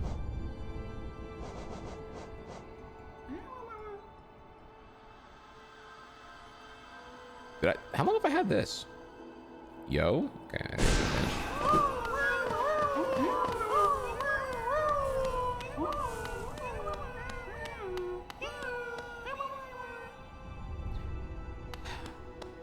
Okay, I just got that. Oh, thank God. I was like, have I been had this? One thing I do want to say, so I was watching one of my clips last night, and I have to admit I have not watched footage of Hollow Knight. You know what I mean? I've only played it. I'm playing it now, right? Playing it is a different thing than watching it, and I gotta say, dude, this is a beautiful game. Like I caught myself, I'm like, damn, bro. Because you ever like watch someone play the game and like I can't really appreciate the design of the boss fights. So I'm busy like playing the game and like looking for like negative spaces and you know, empty hits and other bullshit. I don't get to really take in the art. The game is fucking beautiful, dude, is what I'm trying to say. Like, and I feel like any praise I've given that so far has been not enough. Like, the game is beautiful. I don't know how else to put it here. Like, I'm like, oh my god, this game is like watching an art canvas come to life. Damn, it is crazy. Yeah, it's really fucking good. So I feel like I've been playing it because I've never really watched Hollow Knight before, because I intended to play it, and now that I've watched my own clips, I'm like, oh, this game is fucking beautiful. Like I rewatched the Mantis trio fight, for example. I put that on YouTube. I put that on my Twitter earlier today, by the way. And I was like, damn, this game fucking looks good. It makes me want to draw them, is what happens here. Like, the more I'm like playing Hollow Knight, I'm like, I actually kind of want to draw everything here. Like, it's really fun looks really fun to draw everything here. So just thought I'd throw it out there real quick.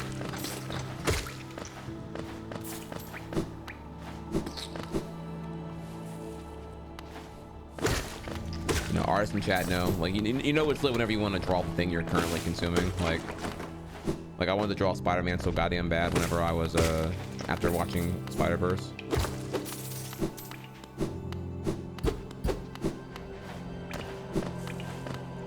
Okay, so that was a good time.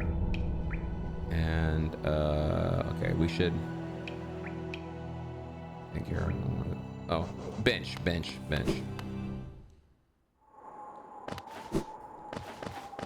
I'd be forgetting the fuck I was gonna even do.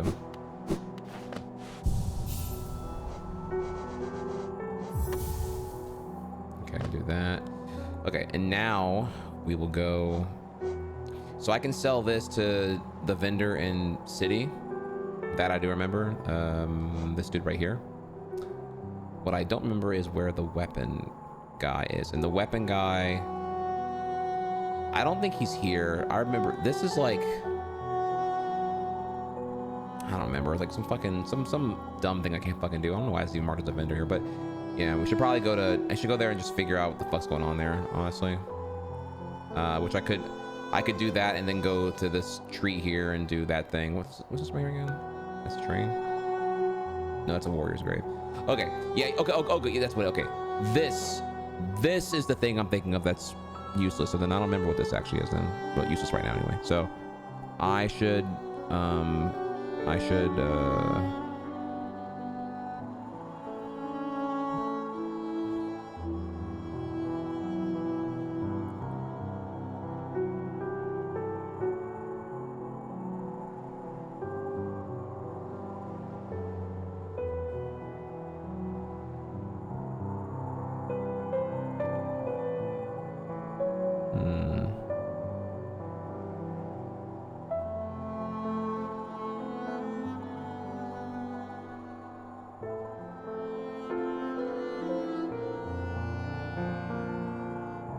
Okay, yeah, we're gonna take that,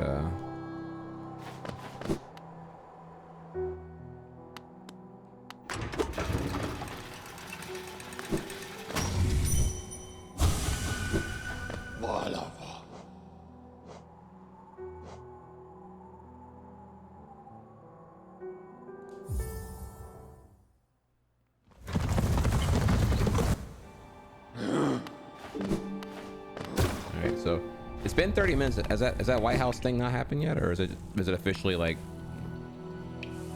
nothing happening or whatever? Wall no. Still MIA? Like wait. It's not even. Is it live yet with like a starting soon or not even? It's not even live yet. Nothing live yet? God damn, White House. Lord have mercy.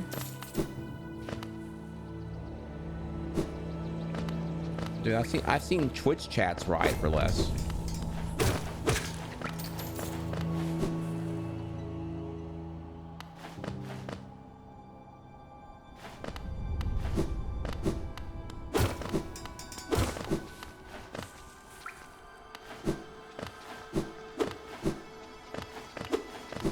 I don't remember this area actually.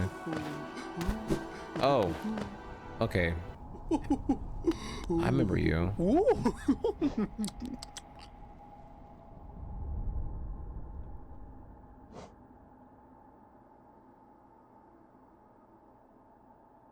Okay, I remember that.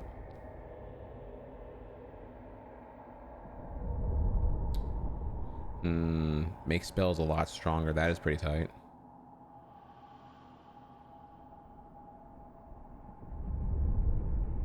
Make focusing a lot faster. Okay, that'd be pretty cool.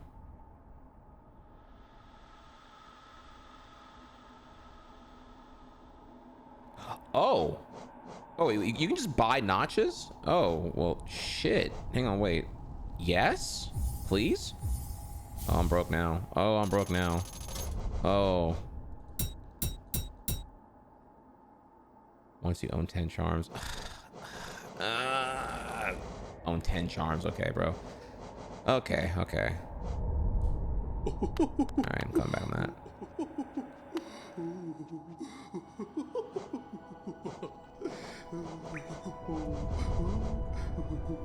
Okay, so then yeah, I'm gonna go over to the bench here and okay. All right, chat. This is really important now. I'm finally not broke anymore. I can turn off this one, and I can put on the Dash Master with the map location. Ooh! Oh my God! We are so here now.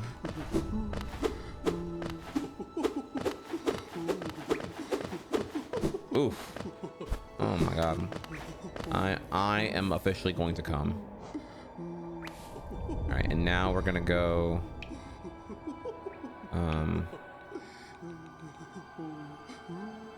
Sorry, I gotta start the map a lot, so I keep forgetting what I'm doing right now. Because like, there's a lot of decisions here. Okay, now we're gonna go over to here and see what's going on here. As I'm looking for the weaponsmith here, I'm sure I'll find him eventually. So.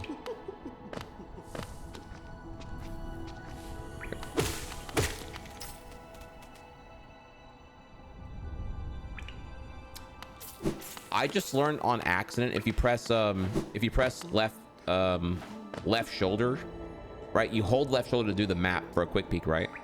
But if you double tap it, you can just skip right to the map from the pause screen. That was a happy accident.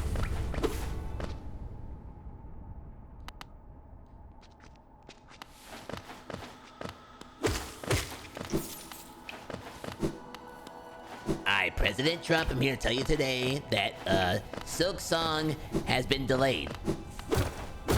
Dude, why is my Trump a fucking Weevil from Yu-Gi-Oh? Sorry.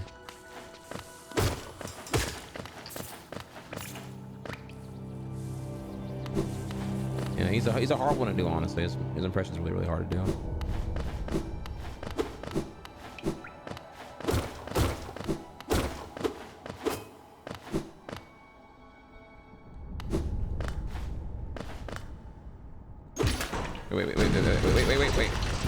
Wait. Fuck.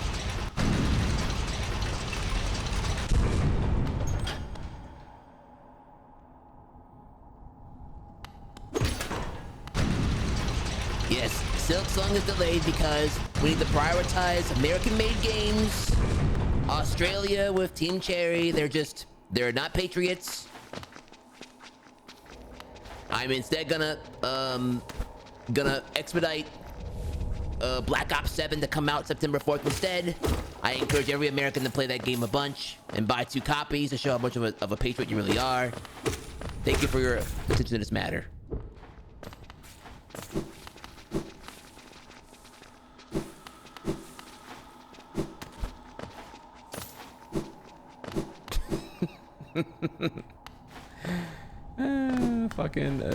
Bro, how quick would you radicalize gamers by being like, oh, we need to prioritize American-made games?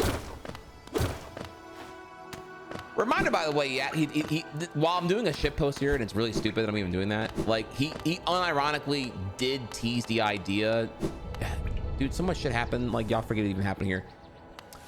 Whenever he was trying to do the whole, like, tariff off with China and, like, have, like, a 200% tariff rate because Xi Jinping wouldn't meet him or whatever, right? Because his ego got bruised over that kind of shit. He then threatened to, like, tariff all non-American films to, like, 1 billion% or whatever, or some fucking bullshit. And the shit post I'm making right now was unironically what he was advocating for, or at least teasing, such as, like, back in, like, February, March, if you remember. Or maybe it was April, I forget when it was exactly here, but it was sometime earlier this year. He was gonna this whole, like, American games thing that he was gonna actually do with movies, which was gonna, you know, but of course him doing that was very stupid and short-sighted, because, like, well, yeah, those moves are already, they just follow where the tax credits are. They don't really, you know, they don't give a shit about being American made. They care about cheaper production costs. So the irony was it was actually going to hurt those American companies anyway, because they don't view it the way that he tries to broadly oversimplify things.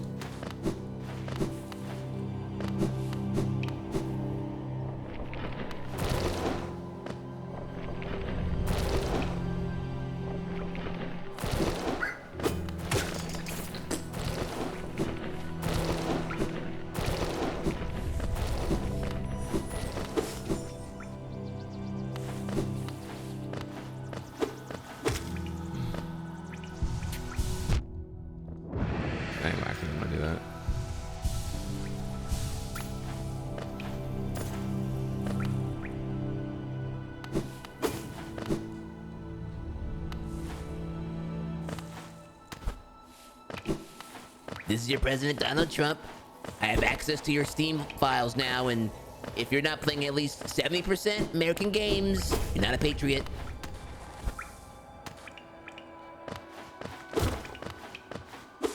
So every so-called patriot that is playing a lot of gotcha, they're playing that Asian slop, and they play more Call of Duty.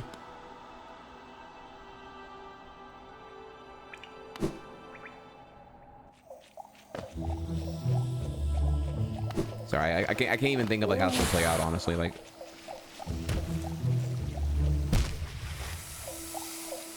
okay, well, is he like in this scenario? Would it be like a call for Call of Duty? The answer is no, right? The answer would be like it would be like some AI generated propaganda that's barely a game. It wouldn't even be like a real game. I guess.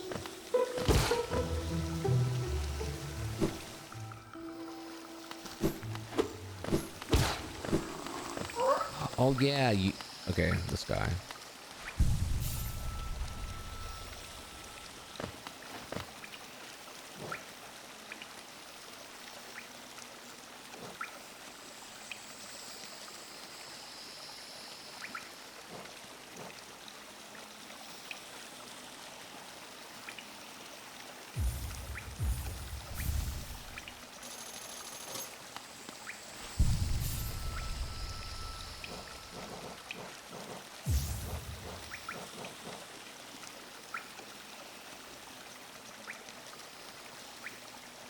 I knew it. Yeah, I fucking knew it, dude. God damn it, dude. I knew it was gonna break if I die. I called that as soon as I saw him talking to him. All right. Fucking Yu-Gi. That's such a Yu-Gi-Oh ass card effect here. Fucking 3 paragraphs breaking down how awesome the card is, and then the final sentence tells you that, you know, you can only do it like once per turn on a day that ends with fucking whatever on Wednesdays before happy hour starts. It's like, okay, thanks, bro. Great fucking card, dude. Okay, all right, so that's, so as usual, fungus being shit and wasting my fucking time. Okay, now we're gonna go down to the tree here and do the tree stuff or whatever. Okay. Yeah, just don't dial them out.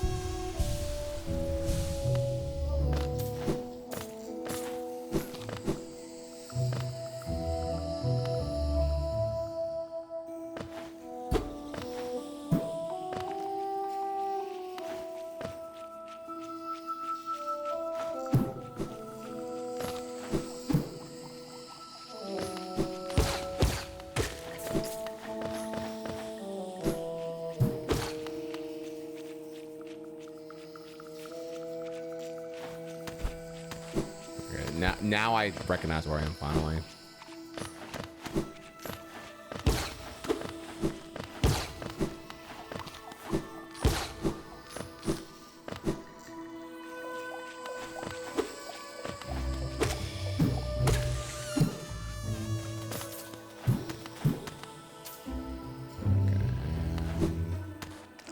Tree of life.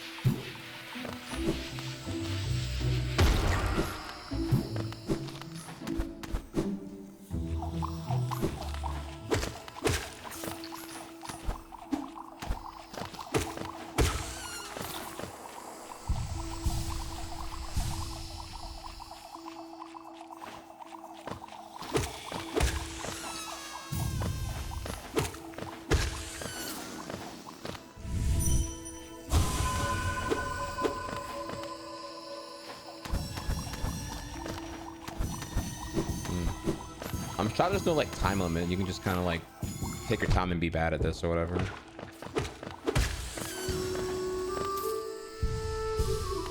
I'm guessing that later areas are gonna have like a bunch of annoying shit blocking the way. So like the tutorial tiers to get. Oh, nice. Yeah, my ass is just used to like, you know, try Nani, Sakura. I have to break the targets and shit like that. Okay, so I did that. Okay. Does each tree have 20? What's my tier count at? 39.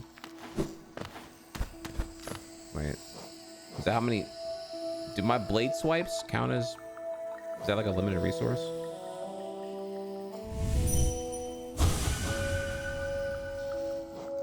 All right, no. Okay, thank God. Okay.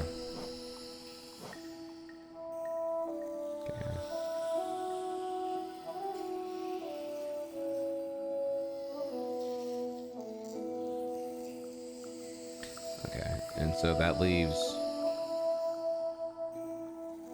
vendors with my nail dude.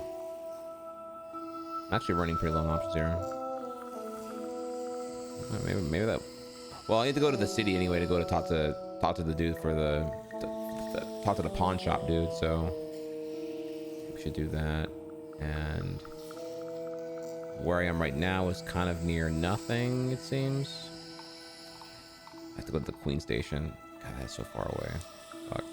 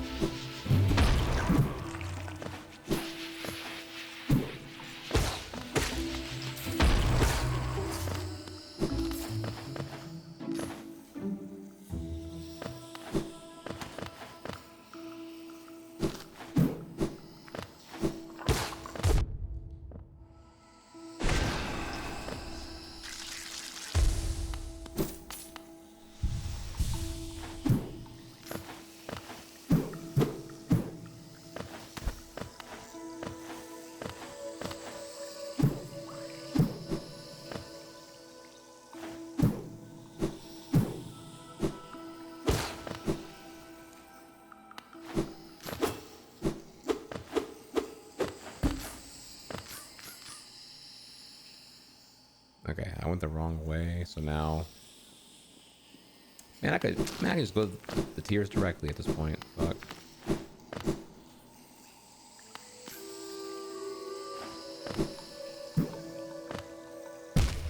Fuck.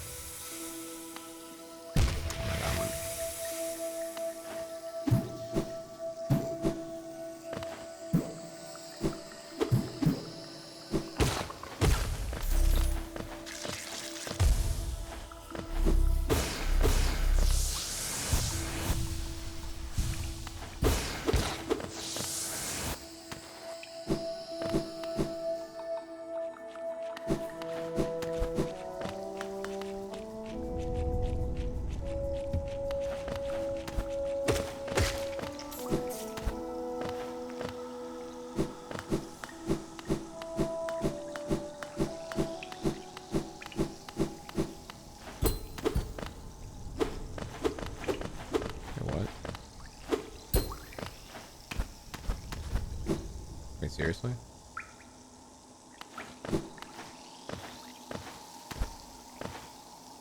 Here, why is this locked now?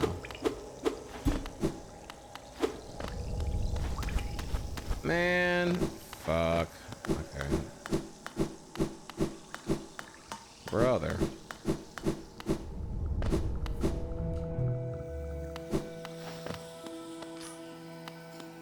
Use the dream wheel on that door.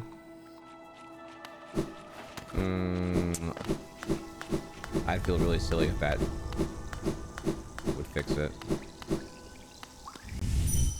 Yeah, I think so. Yeah, I remember I put this crest in the little thing, and I don't remember just closing now.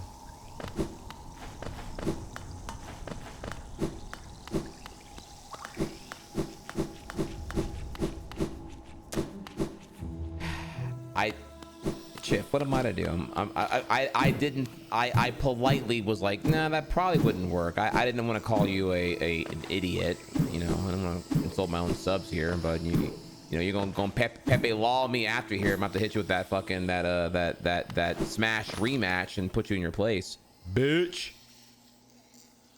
So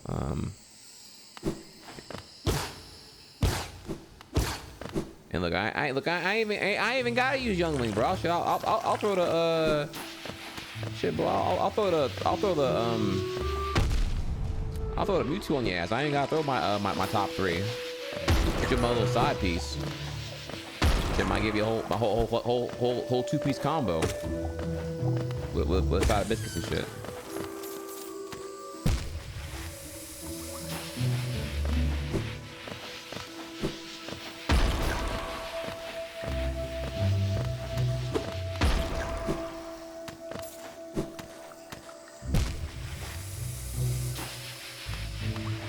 Got pushed back to 1500. Oh my lord, bro! They are shoving like, not even like, not uppers. We're talking just full blown, just like meth. We're just feeding him meth at this point. Oh, fuck me, that.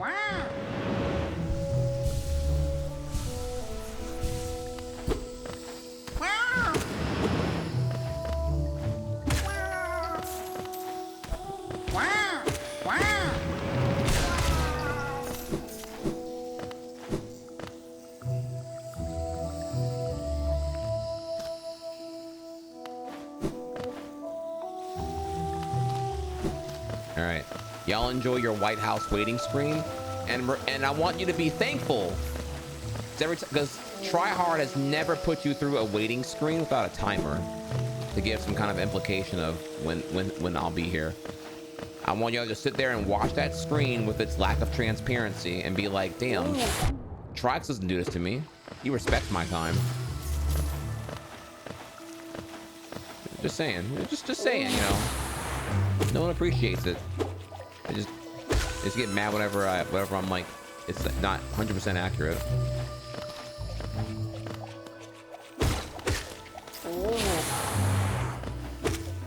You got your big bucket of popcorn, your MAGA hat on, and you're just waiting for the show. You know, trigger the lids and everything else here, and then what?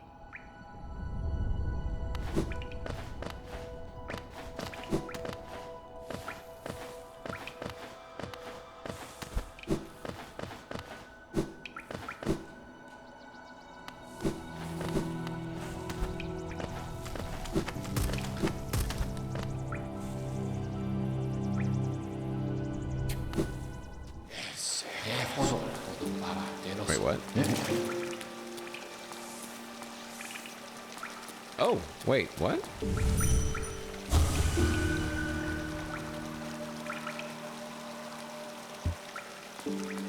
Oh?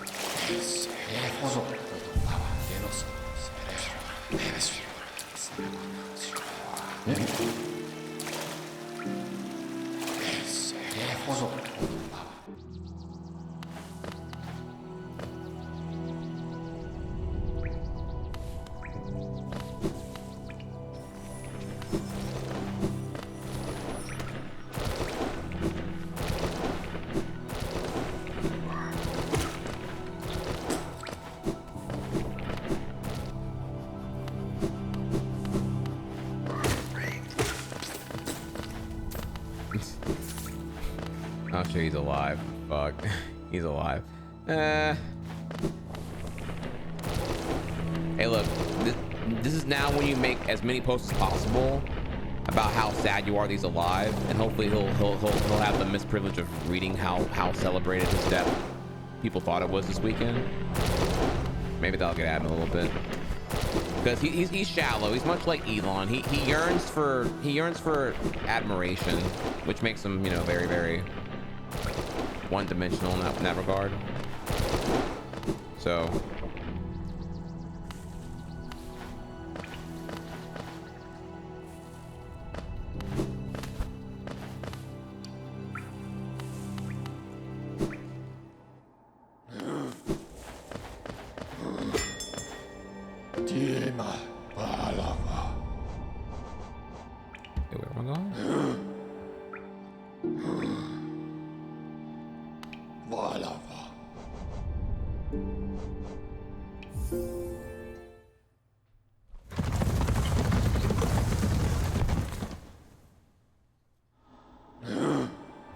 oh, you know, I just realized here. No, okay, no, it's accurate. My impression is from day one. That's still, I need to update that though at some point.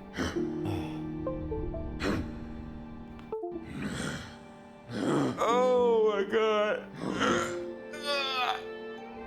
Oh my god, fuck. Okay, all right. We are now heading to the 2 vendors in the city. Let me say first. Hey, what's up, Guido Buana?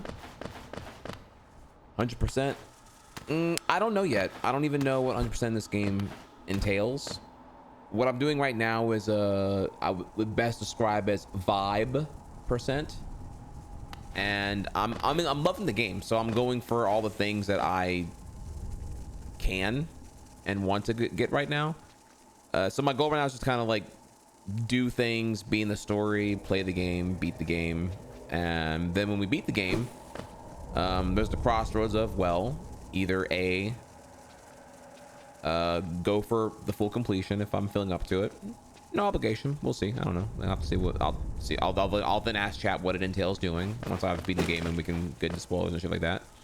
Or B, you know, it was fun, but you know, maybe not. At which point then we can maybe explore getting into Silk Song, which would be super exciting. Or C, another game gets shadow dropped, whether it's like Hades 2 or Slay the Spire 2, or I don't even fucking know anymore, whatever here. And maybe that'll have me distracted for a second, and then I'll have to hop on that, and then we'll do Silk Song at a later time here. You know, I'm not quite sure yet. It's too many unknowns for me to answer such a high accountable question.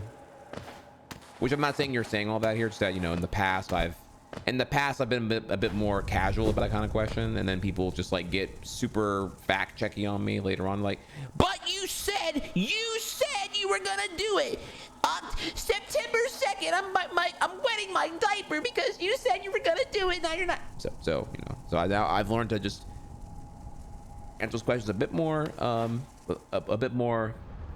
hesitancy. Dude, they get so pissy about it. I'm like, I don't know. So the answer is I don't know. Like, you know, most people don't know, you know.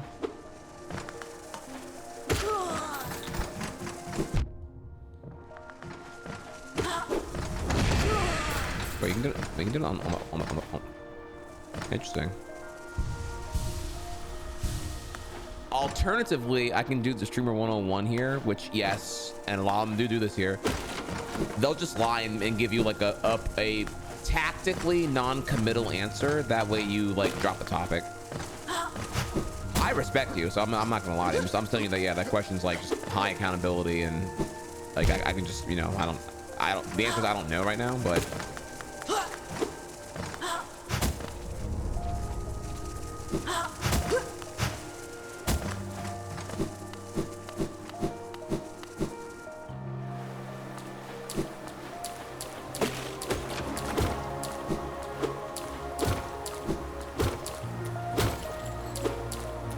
wet your diaper. You know, I don't think the people who are diaper wetters ever, you know, I don't think they expect to wet their diaper, honestly. but that doesn't stop me from doing it anyway.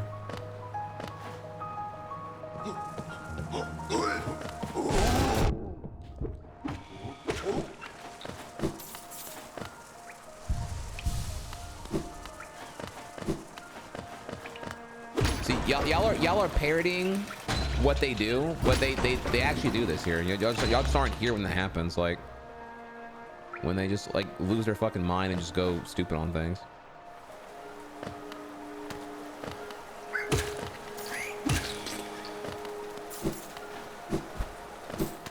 You'd be shocked at things I've seen random chatters get like triggered over. It's,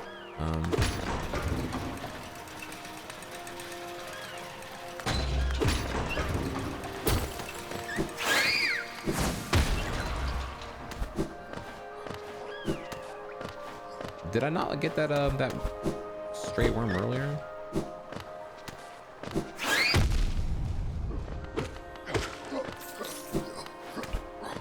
Oh no, okay.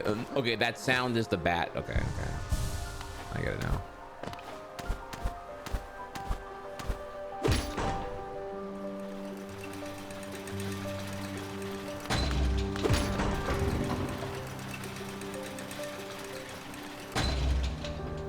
Now, what was your question here? Would I consider streaming UFO 50?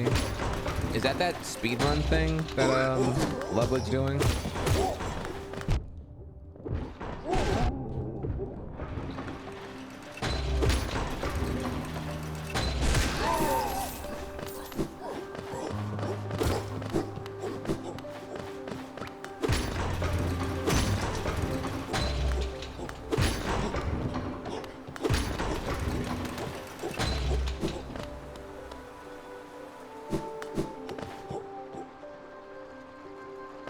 It's an indie game with 50 games in it. Oh, okay. Well then, I don't know what you're talking about then. I have to. You have to like. I guess like. Link me a trailer or whatever. Velmi Artred. Opal. Helma Delker.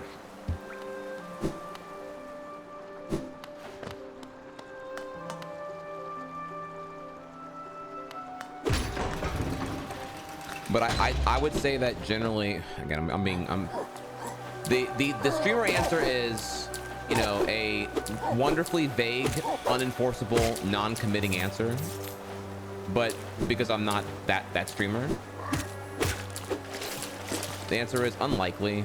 My backlog of things I already want to play is like very huge, and I'm not really like, oh man, I have all this time. If only I could just have someone tell me what to play right now. Like, right? I mean, here I am doing Hollow Knight fucking 7 years later, so there is absolutely no shortage of games I want to play. I still want to play Slay the Spire, for example. Like, I'm not bored of that game. I just know that y'all are bored of watching me play that game. Maybe. I don't know. Maybe y'all not. I don't know. But, like,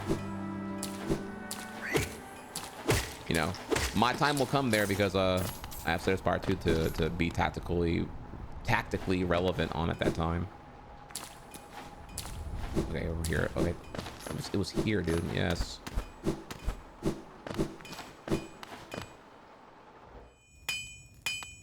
Hello, friend. Ranjo Stenja. Oh, I need. Vendasu. Pale ore. I don't even know what that is. I don't know what that is. Fuck. Okay. And if I'm supposed to know what it is, I was not paying attention whenever the dialogue told me about that.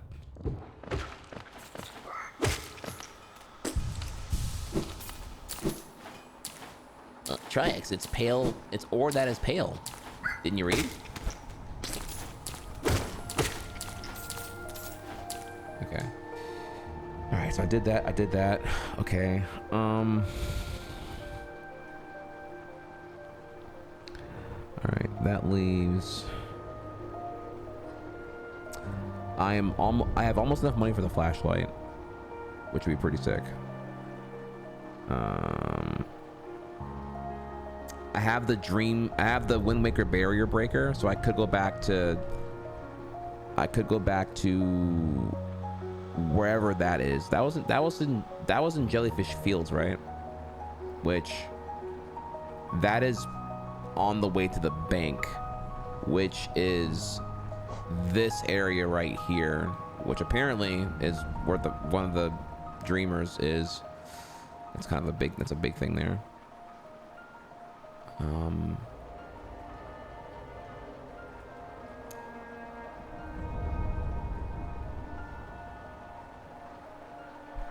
So I think I'd like to go to Deep Nest and do that, but I don't know if I'd say it's urgent though. It's just something I want to do before I forget.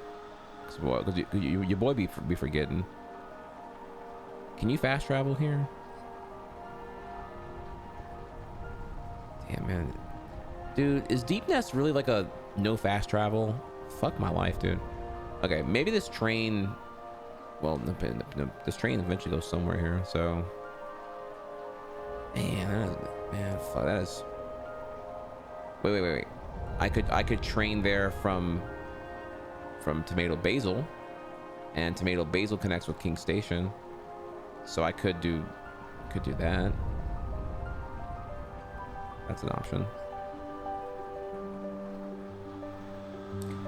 But that only works if I can quick travel. Okay. All right, so we're gonna go across King Station, kill a bunch of shit, maybe some of those big things over here, over there, if this is unlocked here. I think that is now. And I will quick travel to starter area, get the flashlight, come back here, then take Tomato Basil down to train my way back to the train station south of Deep Nest, and then take the helmet flashlight air. Okay, all right, I have a plan. All right, I have a plan.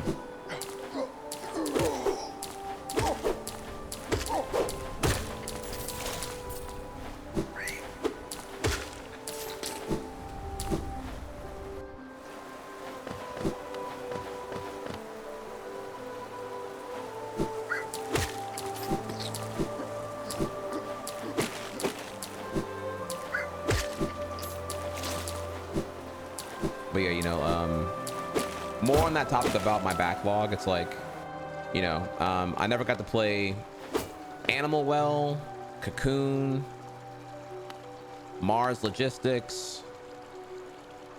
I got like at least 20 games on my own fucking Steam backlog and shit.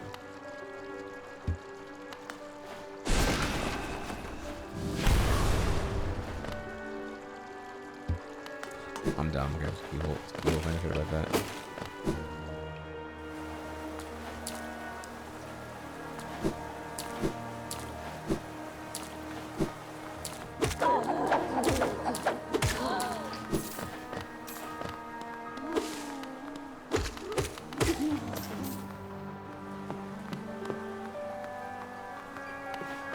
You can probably smash Cocoon in a day and more as well. Wait, they're really that short? Okay, wait, hang on, wait. All right, you say I can smash Animal Well in a day. Is that with or without Googling the answer though? Because I know that Pirate Software did it in a day, but he was like Googling shit, right? Right?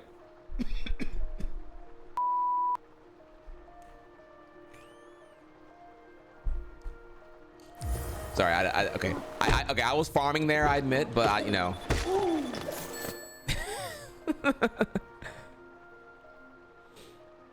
thank you, Moist. Highest in the presser. He's emergency appealing the tariff rulings to Supreme Court. Colorado lost in part. Space Command due to universal mail-in voting. Oh, of course. Apparently we just attacked a boat with a ton of drugs off of Venezuela. So there's that. Oh yeah, he's trying to do war with Venezuela as well, right? I believe he was teasing war with Mexico like again recently, and he's kind of seeing, I guess he's getting bucked on that one a little bit more, so he wants to just kind of punch down on something of an easier target, which of course would be Venezuela at that time. Yeah, not surprised there. All right, so all right, back to thank you though. Sounds like it was a nothing burger there. Oh yeah, you know, these cartels, these bad hombres are out of control, and Mexico isn't doing enough to secure the border because the border's never secure enough here. So we need more funding for ICE, more funding for the CBP, and yeah, you know, more money for them, which you know, again, the war is so bad with the fentanyl and all that we need military occupation on the border, and maybe in Mexico, maybe Mexico itself a little bit more because there's not up to the job right now. You know, who's gonna take care of all these bad hombres? That's the question.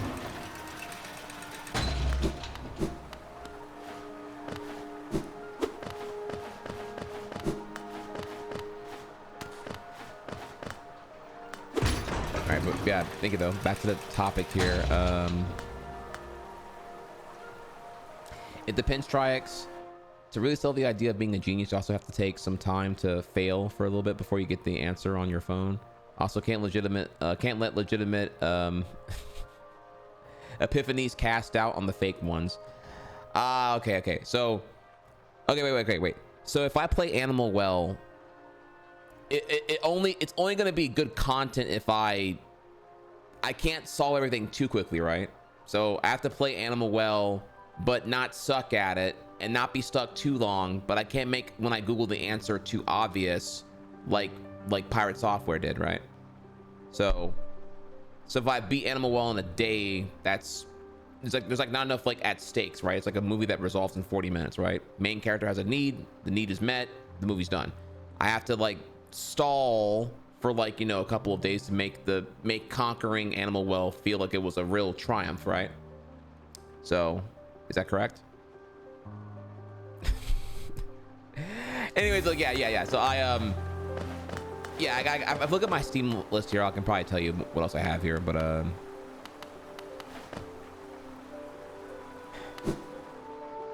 yeah. Animal well looks lit. Cocoon looks lit.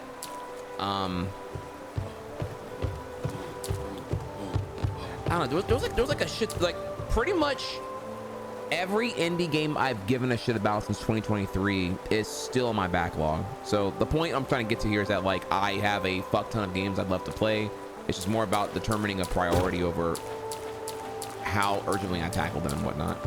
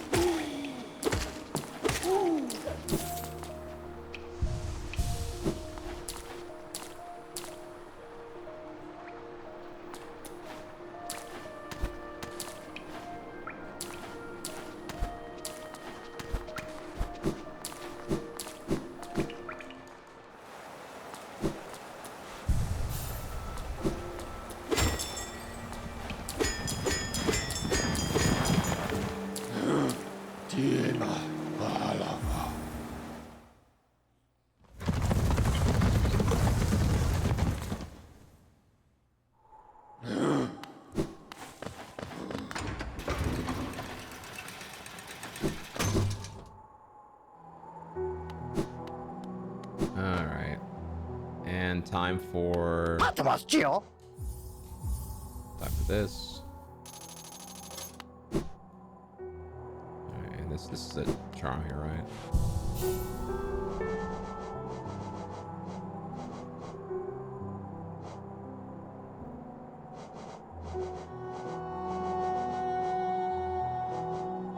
No? Oh, this is an idle. This is like an idle item here. Okay, cool. Awesome, awesome. All right. And okay, now so we've been doing some house cleaning here, and so now there is jellyfish fields and doing the barrier skip. There is deep nest and exploring the unlit portions of it or whatever.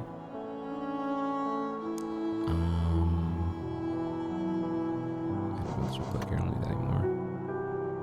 Yeah. Okay.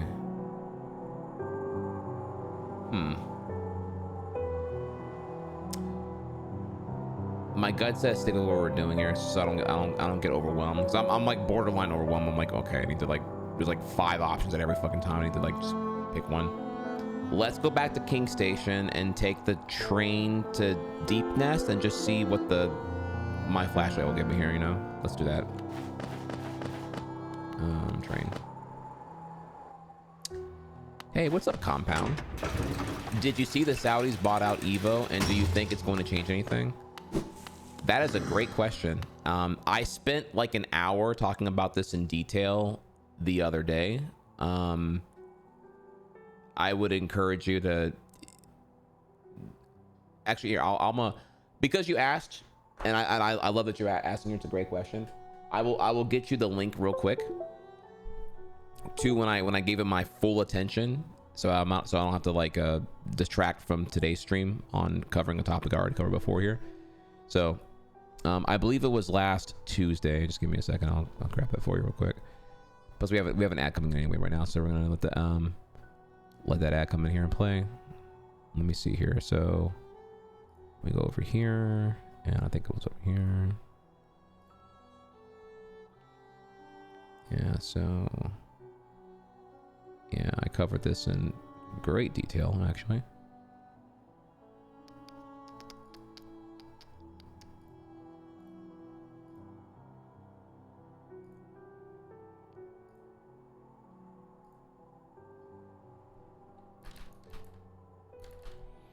Okay, so you join me over here, you'll see. Yeah, so yes, Sony sold its stake in Evo. They still remain a sponsor, and then I broke down in a fuck ton of details the entirety of the whole thing here. So yeah, I broke down. You can see in the embed data here. It's bad news that'll take a decade to really be more obvious to everyone here. But yes, you're asking the right questions here. You're right. You're seeing it past headline here, which is the Saudis bought out Evo. This is correct. And do you think it's going to change anything? Oh yeah, for sure. Yeah, definitely. 100% here. The Saudis have a very vetted interest in hijacking and doing what's known as sports washing for all the war crimes and human rights violations that Saudi Arabia has on their hands, including but not limited to 9/11, very clearly here. And throughout this here, I make a few big claims here. I say that this is definitely a net negative in the long run. It's revealing here how fragile the funding for esports has become now. Because it's either blood money or it's crypto scam money. It's one of the fucking two here, and not much else going on because it's not the current logistics do not contribute towards it being sustainable at the current time. And then I break down, and for the haters who need more reassurance there, I spend a long time going into not just the obvious LIV tour where the Saudis have their own competitor to the PGA, which then uses the Trump golf courses to conduct these conferences on. I brought up here the fact that people forget that in 2022, a Dragon Ball theme park was announced and will be built in Riyadh in the Qiddiya esports district. So like a full Dragon Ball theme park will happen there, and it's all a very obvious decision. It's all very public. It's very calculated here. They're infiltrating the things you like and love. That way you cannot separate your values of what you enjoy from the atrocities of Saudi Arabia, or at least the Saudi royal family anyway. So yeah, they're coming for your anime. They're coming for your gaming. They're coming for your culture. They're coming for your everything. They are happy to spend, I would say here, cold take here, hundreds of billions of dollars over the next decades infiltrating the Western media landscape in all facets. Games, anime, movies, whatever here. Nothing is sacred. It's all for sale. Make every company an offer too good to refuse, and you will see more and more things come to Riyadh. And when they do, eventually back to Evo, you will see Evo do some kind of spinoff there, but the spinoff will be the main thing. It's going to clearly be like, the Evo in Vegas will be like an afterthought compared to what they're going to put into it at this spot here. And yeah, if all done well here, they will just continue to have like a fuck ton of soft power over the influences of like what's tolerable and what's palatable whenever these media institutions are too dependent upon their infinite supply of blood money to sever at this time. So if you think, for example, here what Israel is doing, it sucks with Israel buying up Congress. Shit, wait until you see what the Saudis can do with their trillions in unspoken for money when they have their hands everywhere. It's going to be like private equity companies on steroids. It already is right now. So yeah, I cover all of that. So yeah, you should check that out if you want to see it. I went pretty ham. Also brought up here how the FIFA World Cup was a shit show and everything else here. We had a good time. I thought it was a very good segment, but people need to have a lot of attention to be able to listen to that for a whole ass fucking 2 hours, I guess. But yes, I did do that. Thank you. Try hard in chat if you're here for that one, because I thought I did a really, really good job.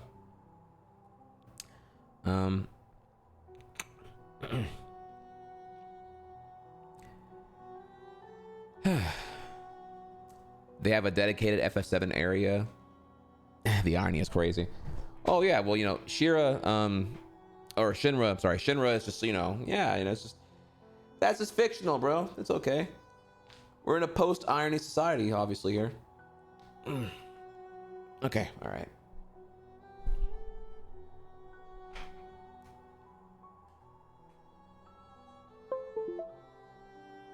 But yeah, I thought it was important to show that segment and show how they're doing with Dragon Ball. Just so y'all can see here how like it's not just the things I care about, it's things you care about too, and that should scare you. Because damn well Toriyama would never do that. That's all. It's so clear that this is them throwing a shell companies and a lot of money, business to business transactions there, and morality and ethics be damned.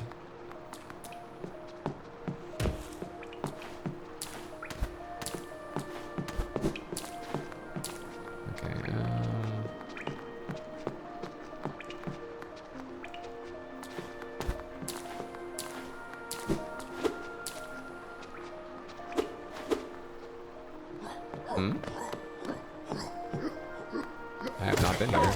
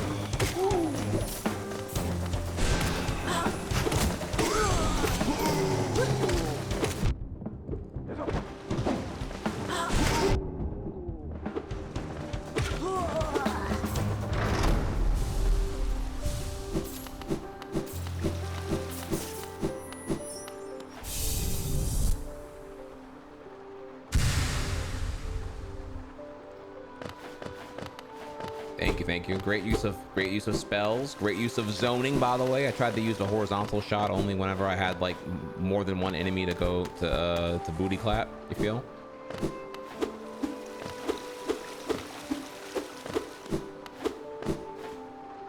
Yeah, the young Link brain paying off right now. I see negative space, and I go in.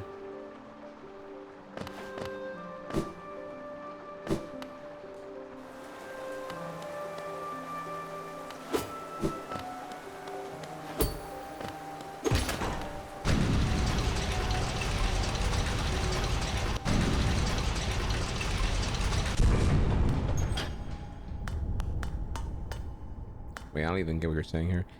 We are having a heated discussion over whether the White House window's open, and he's saying anything he doesn't like is AI. And apparently as a baby, he questioned the efficacy of AI. Well, it wouldn't be a Trump conference if it wasn't like unbridled insecurity and relentless attacking on everything. Like a senile old man.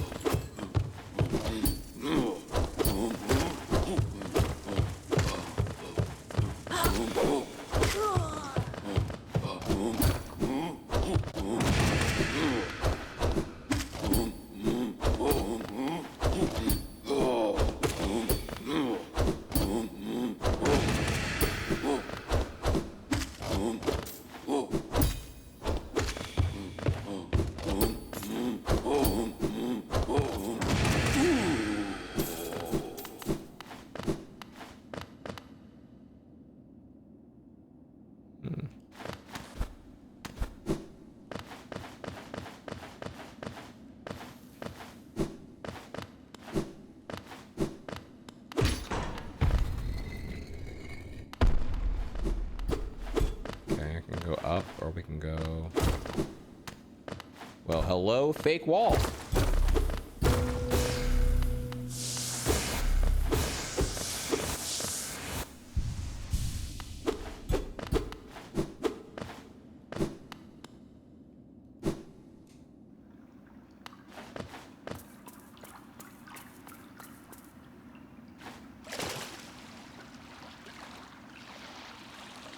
Swim.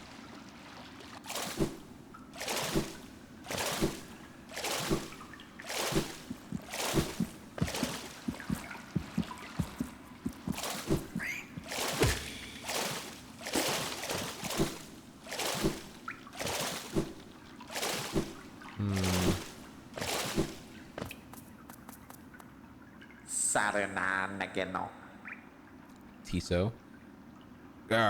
What a calm place.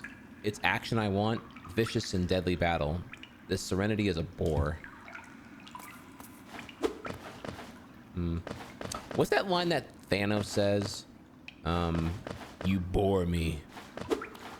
I forget who he was talking about, then he went ahead and he killed him.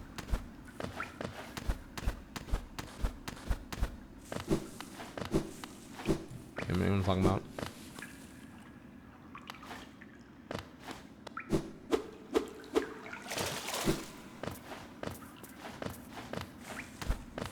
I don't even know who you are. No, that's when Hank Schrader is like, you know, confronting Walt in the garage. Spoilers.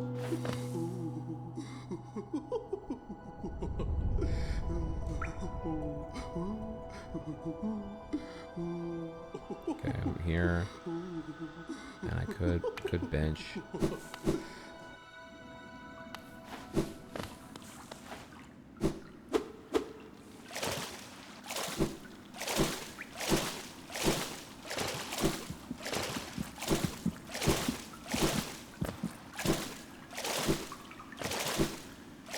Any more bankers? If I see another banker in this game, they're getting got, and not by the nail, by the fucking Yu Yu Hakusho spirit gun, bitch. I will send your ass directly to heaven.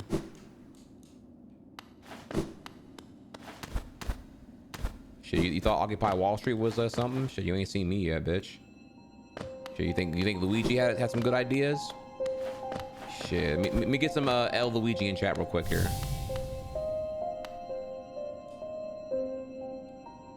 Oh wait, now there's these have. Stop there. Those who try to leave this kingdom are cursed. Better to rest here until time itself sleeps.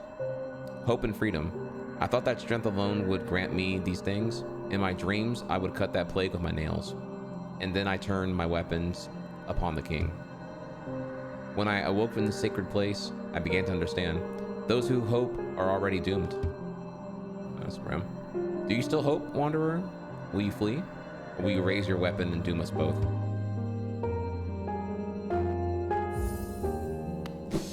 Ooh, okay, so I can... Okay, okay, so now each warrior tombstone is a fight? Okay, hang on, let me, give me 1 second here, bro. Hang on, let me heal real quick. Hang on, wait, shit, you talking that noise. Bitch, first of all, I got better blade, and I have a better wave dash. Shit, I'm good. Let me just heal real quick here, hang on. Fuck am I at right now?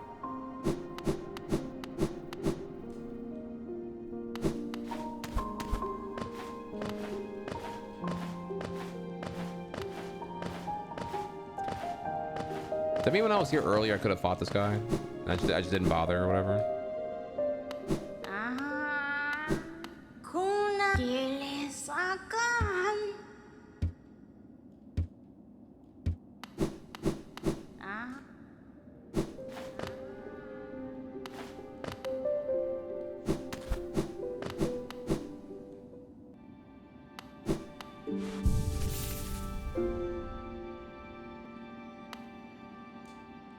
Map is now updated.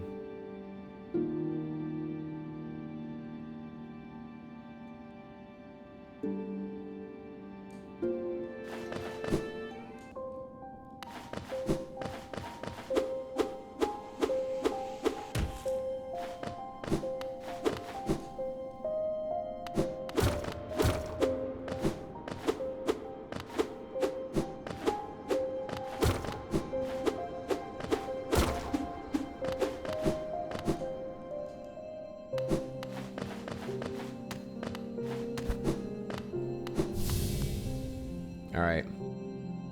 Let me go pee real quick. Refill my water.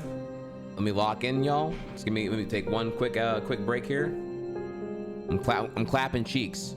And your mom's not free until after I stream tonight, so it won't be her. It's gonna be this guy right here. So hang tight, all right?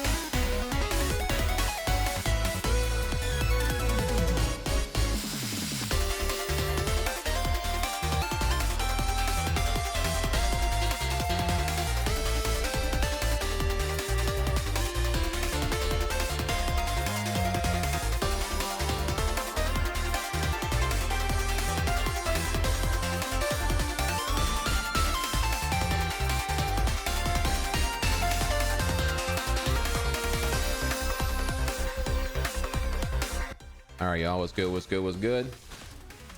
If you're curious here right now, the timer when I come to this scene is reflective of the total play time of my file on Hollow Knight.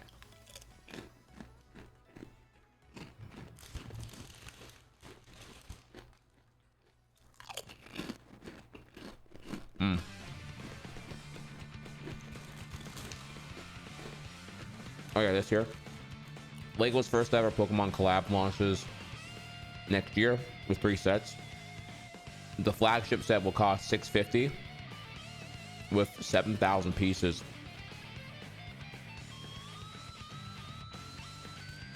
Yeah.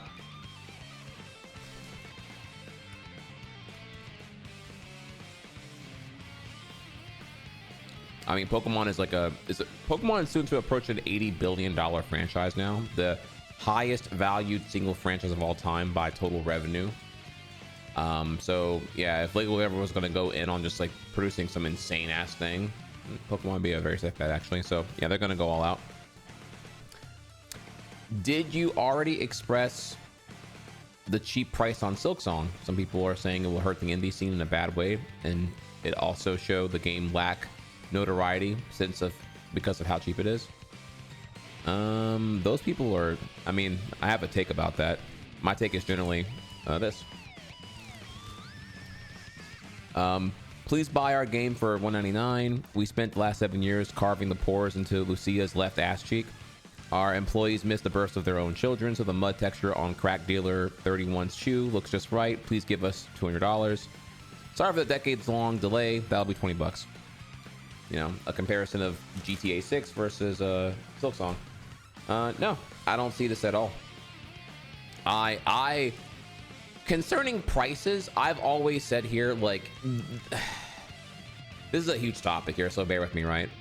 It's a huge topic that I have a lot of opinion on, so I'll try my best to keep it short, but I'm not against games costing $70. Maybe it's a hot take here. I get that games have not been keeping up with the cost of inflation and whatnot. Games have also had their budgets balloon disproportionately to the cost of games. When games went from 50 to 60, they were at 60 for a very long time. Actually, I'm sorry, let's go back here. There's like so many facts here. Games did not have a standard price point until all industries had moved to compact disc, which was generally the 5th generation. So PS2, GameCube, Xbox. It was at that point that then games were standard at $50 USD for North America anyway. And from then on, we went from 50 to 60, 60 to 70. As these games have gone up and whatnot here, I'm not against the games being at the current $70 standard that we have right now, right? Because games have gotten more expensive. I'm not against that. The problem was games remained at 60 for over a decade, and what happened was game production costs ballooned tremendously to keep up with the advancing technology and increasing pursuit of graphic fidelity and whatnot. So because games are more expensive to make, but the price remained the same, that's what actually gave birth to DLC, MTXs, $3 horse armor and Elder Scrolls 4, and what we now know with the whole, like, you know, whether it be season pass or content pipeline or on disc DLC or paid cosmetics here, these things, while they were probably inevitable anyway, they are a symptom of the fact that games cost more than what the accepted publicly tolerable entry price point is or should be. Everything else doesn't really care, you know, whether it be college affordability or movie ticket prices, they all jack up anyway. Don't fucking, and it's all just tolerated. Keyword here, tolerated socially. Gamers, they revolt over that kind of thing here because the clickbait articles work really, really well in a summarized, misleading headline. But yeah, the $70 price tag isn't the enemy. It's the lack of diversity in the pricing of the games that is the enemy, I think. So when every game short of the indie scene is trying to make all their offerings the flat $70 price tag or $60 price tag, that's the part that gets a bit wonky and unsustainable here. AKA what happened to the mid-budget game. and you just see a lot less of this now here.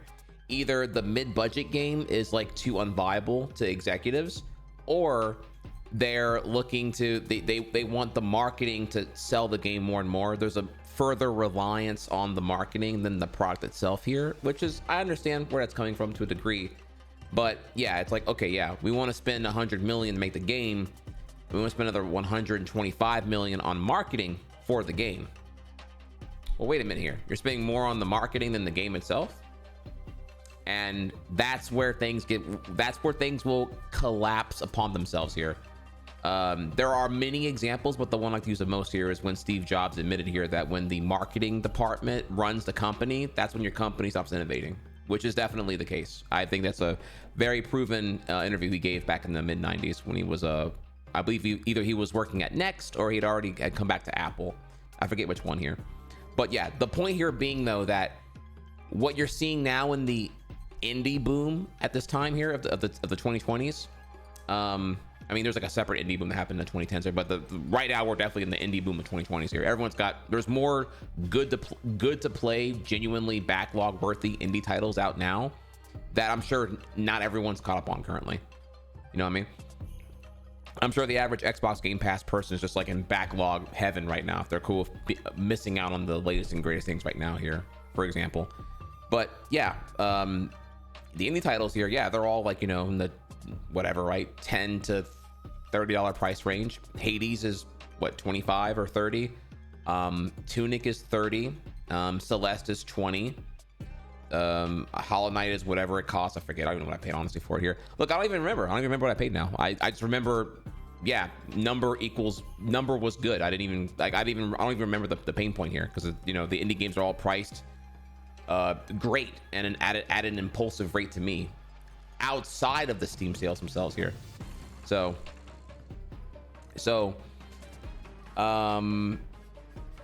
yeah, let's go back here. So sorry, did I answer your question here? I gave my take on price.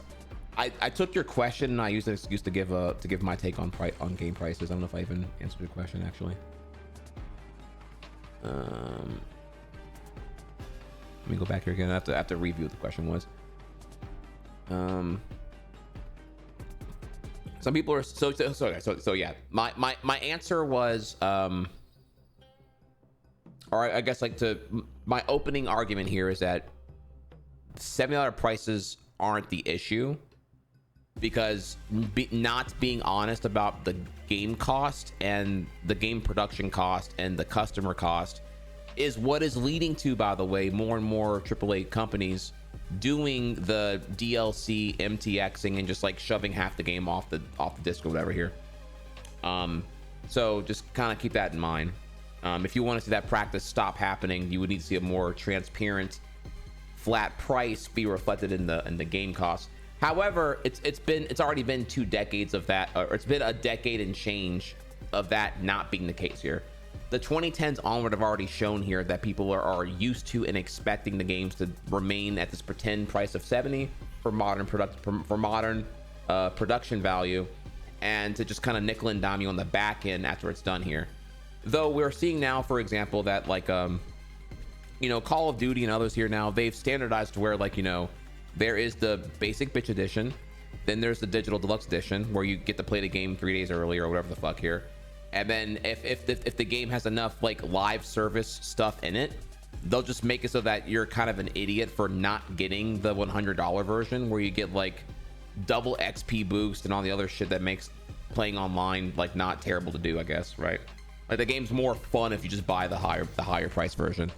So yeah, you're already, Call of Duty is already shown here and is doing the whole thing where just like, yeah, you know, sure, it's starting at 70, but really, you know, like that's, if you're an idiot, you got to get the $100 version or the $120 version, whatever it's going to be here.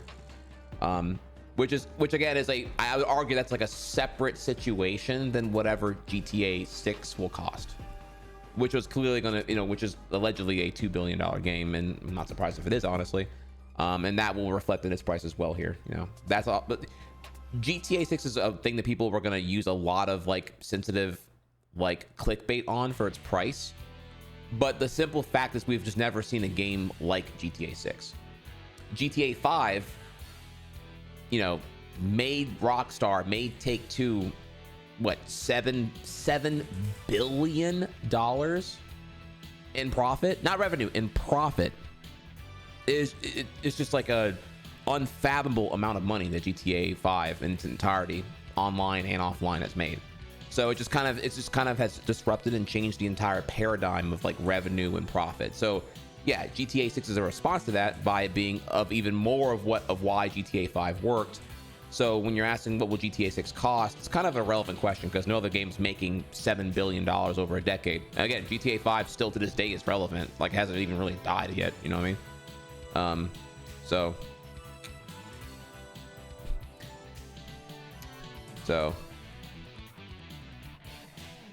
did I become a backer for Hollow Knight on Kickstarter? No, I didn't even. No, I was waist deep in shit in 2017, so I'm not a backer, unfortunately. I'm not cool like that. Okay, so now let's go back to your question then. Your question was, some people are saying it will hurt the indie scene in a bad way. And it's also show the games lack notoriety because of how cheap it is. I don't see it that way, no. I mean, the Bloomberg interview revealed here, the Hollow Knight has sold 15 million copies, right, since 2017. And it only sold almost 3 million in its first year. So the additional 12 million came from word of mouth and, you know, a slow creep of consistently strong sales. Now, is that because the art style, the art direction, the marketability, the word of the mouth, or that really attractive price point with every Steam sale that would come over and over again? I don't know. I have to look into that further here. But I don't think anyone ever, like, this idea that like the games being cheaper would reflect a negative perception to potential consumers. To me, this is like a super made up scenario that I have no evidence of. I can't imagine. I've never heard anyone be like, I don't know, man. Pizza Tower is like $4.99 on Steam sale, and it's just, I don't know, it's just too cheap for me to think it's actually good. I don't know. I don't know. You know what I mean? Like I don't. No one does that. Like, I think you do that whenever you have a lot of like Temu like slop just clogging up like a thing here, right? Like, I don't know if like modern day Amazon has like a lot of imitators and a lot of them are like way cheaper than the quality brand product one. Like, if there was like a $5 broom and then there's like a bunch of like $1.50 brooms, yeah, I'll probably be sus of the cheaper broom, because I'm like, what are all these imitators trying to do right now? You know, I guess, right? But in the gaming space, you don't really. Well, I mean, this exists, right? You have like these like the AI slop and the Unreal Engine fucking shovelware that's happening, but like, it's in Steam's interest to like filter those out. So those I don't really see much anymore on Steam. He's in terms of discoverability, it's not recommended to me. Maybe it's because of my preferences here, but like, I don't see that slop anywhere. So therefore, because that problem doesn't exist to me in terms of trying to have discoverability of finding what I want and what I like, I don't look at the price as an indication of like of any kind of like suspicion or like fraudulence here, you know? So I think in the end here, no, it's just gonna be, it's word of mouth. Like, word of mouth goes really hard all the way through here. Like, if your friend's recommending that like Elden Ring is lit, that's how normies really get on that here, because it's like, oh, so if your IRL friend is like playing the game that they recommend that you play and it's gonna be really, really fun, you get to like build that connection with them, and then like, you know, you get to dock your dick into their dick and then make a jump rope and jump with it socially, you know? So it's like, oh yeah, I'm playing Elden Ring 2 now, and then you both get to just kind of like, you know, do the jump rope thing and go from there. So it's pretty awesome, you know, versus just talking to another like fucking stranger online about the bullshit and everything else here. Yeah, thank you. Social docking here. Did I lose y'all here? Where did I lose y'all at here? You know, I know that y'all don't touch grass, like I don't either here, and so I'm bringing up here the value of like talking to other humans and bonding over your hobbies and whatnot. I mean, did the metaphor lose you with the jump roping? I'm not quite. It wasn't that advanced of a thing here, you know. I feel like y'all know how conversations work and whatnot. Okay. Anyways, we'll come back to that one here if I need to elaborate further. So yeah, I think that's it. Yeah, that's my end of that whole. That's the end of my take there for you. So to recap, prices being 70, as long as they have been. Well, one, the $70 price, the $70 price tag hiking up from 60 was overdue at least 5 years prior, and it's why you have MTXs and DLC now, because games are more expensive to make here. I don't think they should be, but that's a different topic entirely. I think here that the negative price comparisons are a symptom of applying a false dichotomy to like how like imitation slop crap works in other markets compared to games. I think at this point now, though, games are able to be filtered in a way where you're not really have to worry about like accidentally buying the Hollow Knight clone. The Hollow Knight clone's very clearly a shitty ripoff, and you won't buy it anyway, so it doesn't fucking matter. So if Hollow Knight's like $10 more, it's because it's the real fucking deal, I would say. So I'm not really worried about the price imitators, and I think people already know this at a subconscious level to avoid those kind of things here. And in the end, games should be in a healthier fluidity of pricing, reflecting like, you know, what they're worth and whatnot. Like I said before here, Celeste being 20, Tunic being 30, Bomb Rush Cyberpunk being 40 because of all the licensed music in it, I assume. Hollow Knight costing whatever it does here, Slay the Spire being 25, Hades being 25.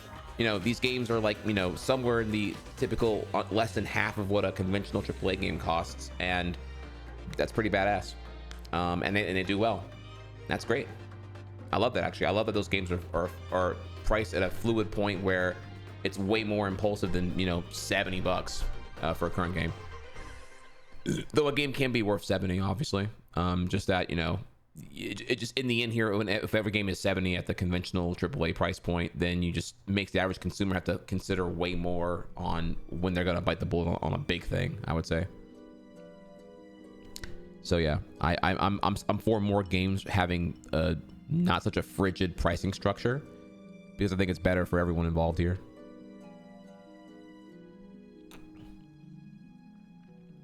Okay, all right.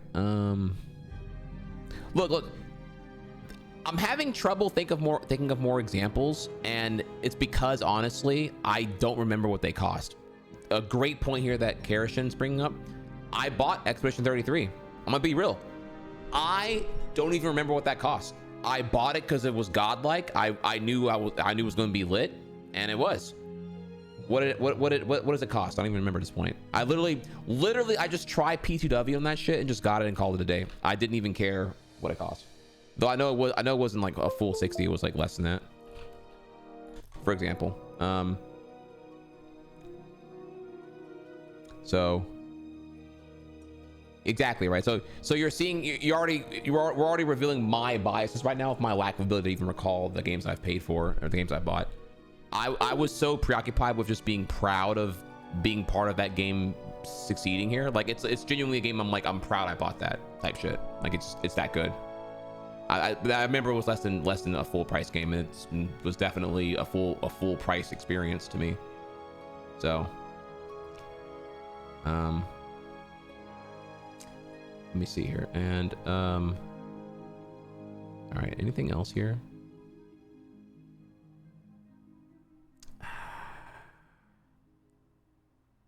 Okay, well, chat has a lot of opinion here. Holy crap.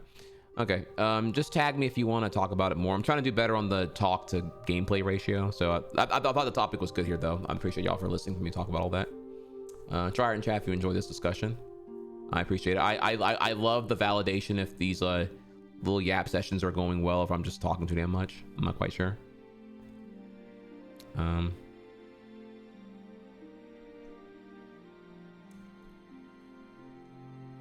I saw a poster complaining that Silk Song being $20 is setting the expectation for indie games affordable too low for other indie devs to make a living. Don't know how to feel about that. Weird take. It's a weird take, but it's a take rooted in insecurity, 100%. I don't know what to tell them. Like that is just insecurity. You don't have to. Not everyone is going to compare your indie game to Silk Song. Clearly, I don't know what else to say to them, honestly. It's like to be insecure about Silk Song and Team Cherry's success if you're a game developer, is just to be ignorant to the circumstance of why Team Cherry is so successful. Hollow Knight came out in 2017. Hollow Knight came out Hollow Knight came out almost a year before Celeste did, right? It's like at that time, I'd argue that like the indie scene was nowhere near as prosperous and normalized as it is now. When it came out is a huge indication of like, why it did so well, I would say. The economy was in a better spot. It was pre-COVID, and having a really banger legacy title just gives you all the more momentum into like, being around and shit like that. So that's a really, really cool thing. Like now the indie scene's more saturated than ever, so it's kind of harder to stand out. You know how many Metroidvanias come out that you don't even know about at this point here? Like, people forget here, like the genre term of Metroidvania came because there was a lack of Metroids and Castlevanias respectively from Nintendo and Konami. So the indie scene was filling that, and they had to give a term to like what that genre ultimately was. So like the indie scene was like the one at the inception of coining that term anyway in the first place. And so, whereas now like the thing is like now every game that people want a sequel to that Kobe's aren't demanding here, you're getting a spiritual sequel from some indie team who's doing here and whatnot. Like we're at that time now. So succeeding now is just, you're in a different playing field than if you were here 8 years ago, like Team Cherry was, for example. So it's just to be that insecure about the $20 price tag is just like, I don't know, if your game is, in the end, quality will trump most things here. I mean, it is possible for a very quality game to not sell or succeed because it didn't have enough marketing in mind, which is definitely a problem or a consideration here. But I don't think a unappealing price tag of being over 20 is alone enough to tank a game if it has enough quality. Quality will always, I think, thrive in time here. You just gotta think a lot. You gotta be a lot more particular about what you're doing. The day that I don't believe that is a day that I would probably be a bit more disgruntled as a gamer. I think here at this time here right now that quality in games can always prevail commercially. The day I don't believe that is a day that then we actually have to talk about how like freemium models or pay to win or emotional engineering are the most effective tactics to build the most revenue, which is at that point games I no longer want to play. They're not even games. They're only games in that they're enough of a game to get you in the front door, and the real tactic is to get you emotionally intertwined into that game so that you didn't want to pay more money to have more game happen. Like you're paying for they give you 45% of a game, and then you get the final 55% when you pay money. You know what I mean? But that's the whole point, right? It's like it can't be too fun as to be just fun enough. And at that time, yeah, I hate games, and I get out of the shit entirely. But I don't think we're gonna have that problem here, like long term. So yeah, I enjoy games, and I think that in the end, quality should prevail commercially. So we're not all stuck here like playing slop and other bullshit like that. So, did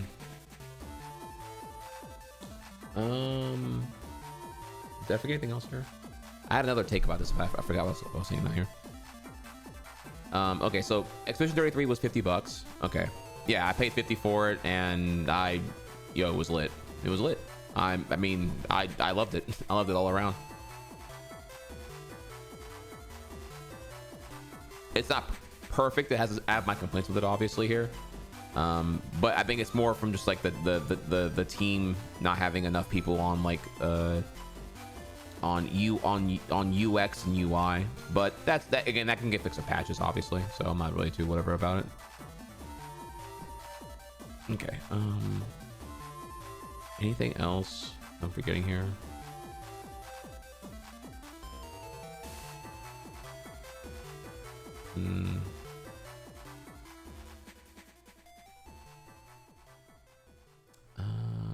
Sorry. I'm trying to. I say a thing and I forget what I was saying else at this point because it's so much at one time for me right now.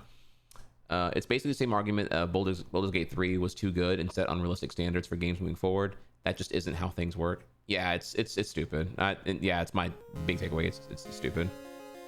Let's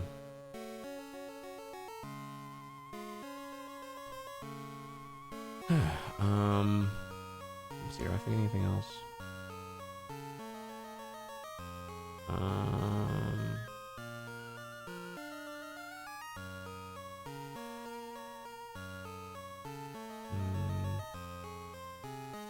Gaming discourse is stupid these days. Oh yeah, for sure. That's why you hear me like trying to combat the misinformation and all the other dumb shit here. You know, for example, you know, just a, you know, hopefully I'll come off as like hashtag brave right now, but you know, when I said that $70 price tags are okay, right? There probably were some people in chat who had their pitchforks ready to like, you know, crucify me to the Antichrist or whatever here. And then if you keep listening to what I'm saying, it's like, oh, actually, damn, he's right. Damn, he has a point. Damn, he's right. I agree with him, actually. You know, in the end here. Yeah, because obviously, if you listen to my whole point about that, you recognize here that I want games to actually get cheaper. I hate the AAA market, or really, well, what I'd argue is actually a different thing now. The AAA market's what it used to be back in like 15 years ago. Like Call of Duty Modern Warfare 2 was a AAA game. Where we are now with shit like Marvel Spider-Man 2 and God of War Ragnarok, that's the quadruple A game. That is the, oh, my game cost, I mean, you saw those Insomniac leaks here. My game costs, what, fucking over $200 million with another minimum 125 mil in marketing? Dog, when your game costs that much, yeah, you can't do anything risky. You can't experiment with shit here. You're like, there's so much capital funneled into its production that there's so much more added pressure of bureaucracy over like what you're doing. It needs to be the most like vetted, mass appealing thing possible. That yeah, you know, why are these games not hitting like they used to? Yeah, because they're fucking bland, market approved, shallow, whatever the fuck here. All style, no substance, all around. You know what I mean? So, and I don't think that's sustainable. I think that will collapse upon itself here, which is why you get situations like Concord, for example, that did collapse on itself here. Here's a game that they wanted to do, and it took 7 years to come to market, and it's just like clearly inspired by, I assume, Overwatch here, but it's like so late to market now that entire space is already like saturated with already winners here. There's no more hero shooter live action potential players to acquire. They're already gobbled by Overwatch and Valorant and the such here. There's only so many live service gamers you can acquire at this point here. I mean, how many more ads can you fucking pull here? The mechanics are too complicated. You might as well try to net some of these like, you know, fickle mobile gamers at this point. You know what I mean? Yeah, it's already gobbled up here. It's already done. So I mean, I hate to tell them that kind of thing, but to me, it's the obvious truth here. So yeah, yeah. The reason why you're here right now and you're listening to my opinion on this is because my opinion is hitting with you versus like when you go online and it's like all like stupid dumb shit that is just like either some clickbait, dire context lacking headline, or some jackass who wants to feel validated for speaking their opinion as fact. You know, it's just a fact in my opinion, right? That's the classic line right there. So I hope, you know, try hard in chat if you're feeling this right now. That's pretty good. And I think that's the entirety of everything on that question I have to say. If you have any more, feel free to tag me. If you hate me, you know, come at me right now. I'm here. What you got? And with that here, I'm ready to clap some cheeks, bitches. What's good?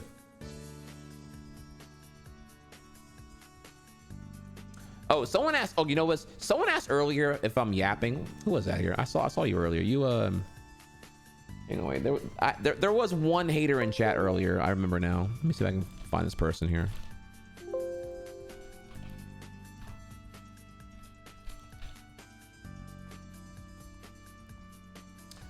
Whoever you are, you're lucky. I saw that there was someone with that comment earlier. I can't find him now here, but it's okay. That's okay. I'm gonna let you slide. The haters, they work overtime, bro. Oh, they can keep late penguin. there's nuance, and it's nice to have points we both agree and disagree with. Totally. Yeah, I need to get Chatterino for real, for real. For real, for real. Okay.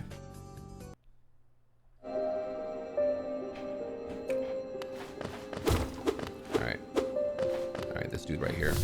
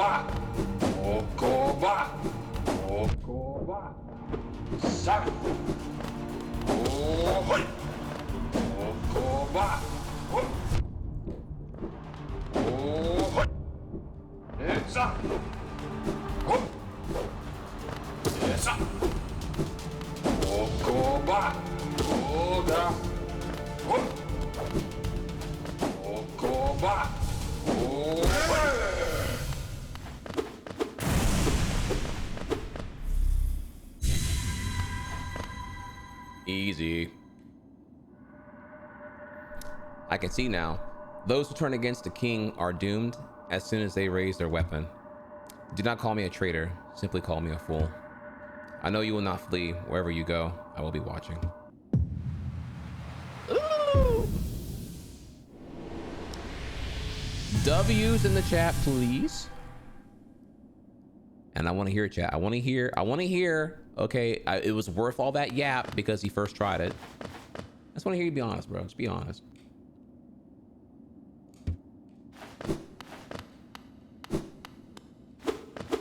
What? No loot? What? Just satisfaction? Where's the loot at? Okay. All right. Well, that's taken care of.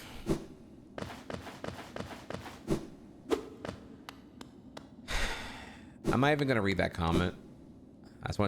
I want you to know I saw that comment. But I'm not gonna read it. I will not give you the satisfaction.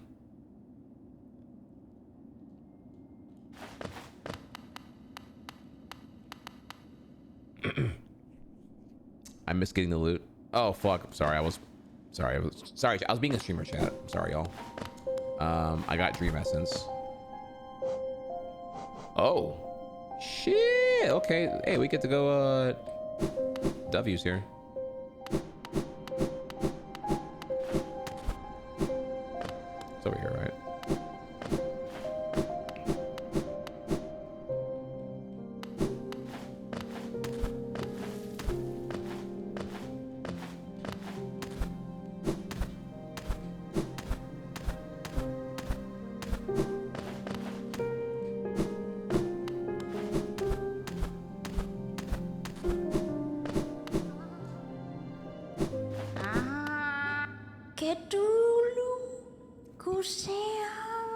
Look at it.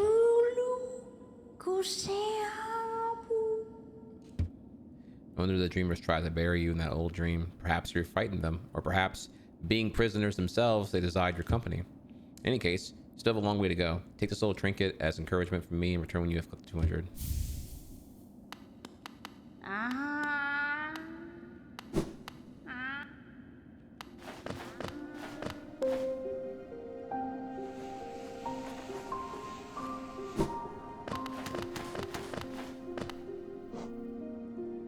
So I have something I can sell. What's his face? That's cool. Let's go to the bench real quick.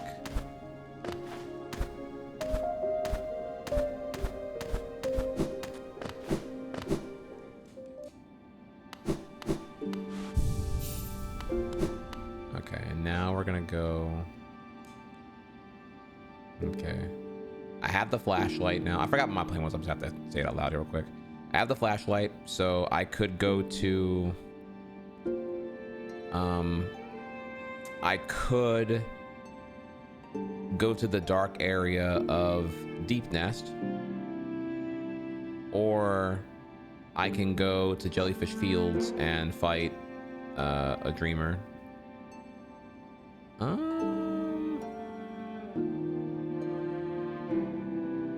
And see what that's about. I also could fight the other warrior. See, we have one right here. Any other ones?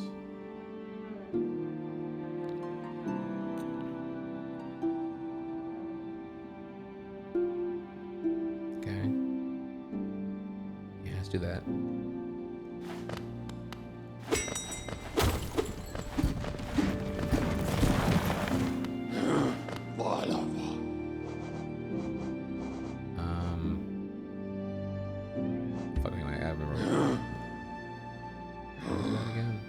That is.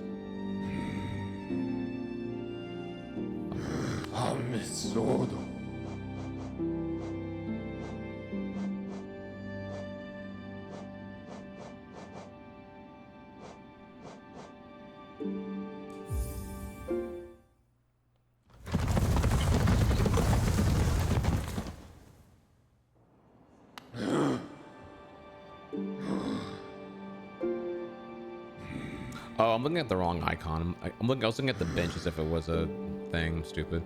Okay, so I gotta get out of here, and we gotta head up to way over there.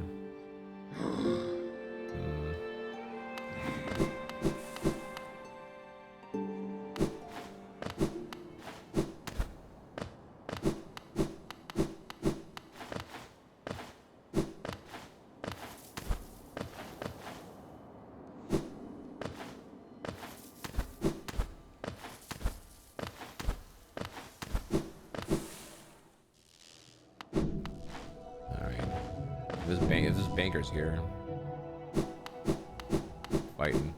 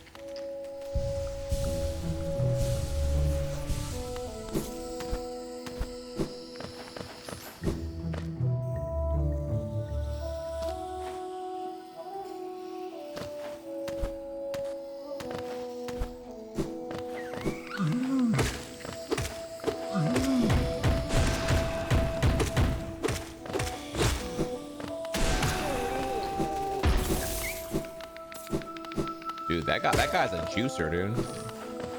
$50 for like a 10-second fight. Not that I need to farm in this game, but like Saying he's a really good min max.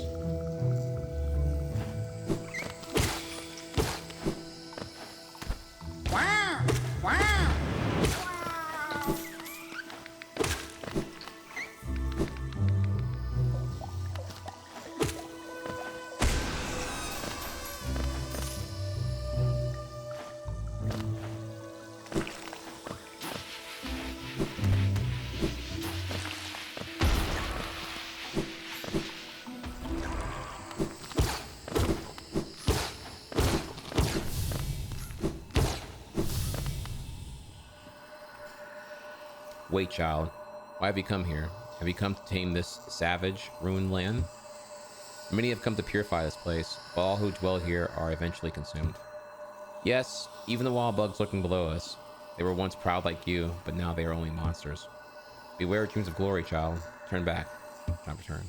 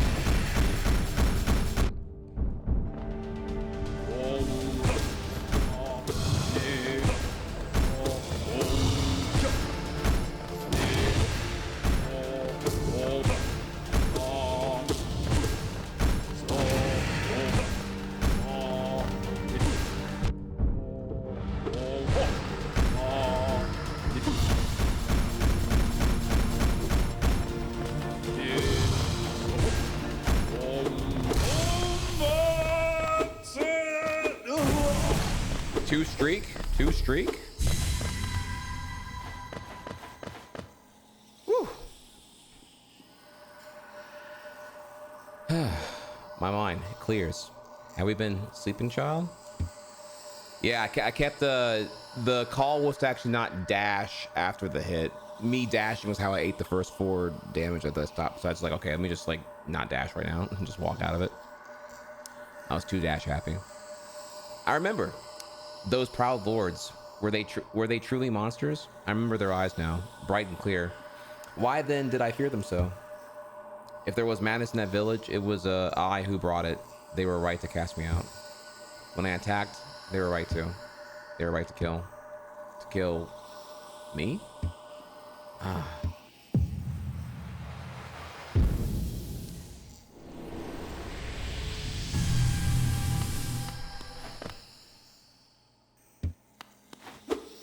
Alright, so now I have 200. Ooh, this one dropped more. Okay. Fuck yeah, dude. We love that first try shit. Okay, so now I can go here and well no, I don't lie, that's a bench. It's not a quick travel. Okay. Yeah, we should go back and see her again because I have 200 now. So we have to go back over here, which would be yeah, doing that. Okay. Oh, yeah, we just go back then.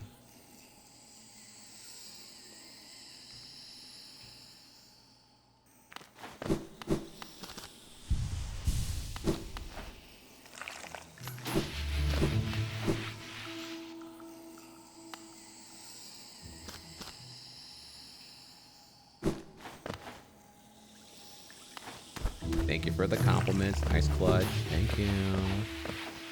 Appreciate that.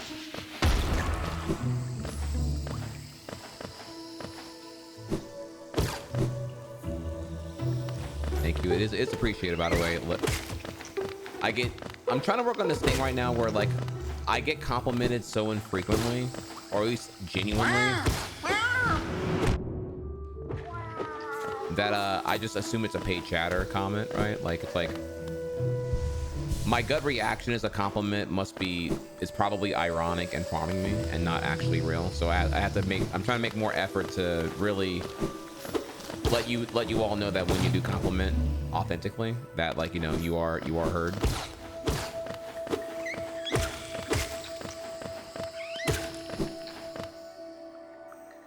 Like you earlier, Keratin. Yes. Yeah, streaming has been I won't say it's been a negative thing.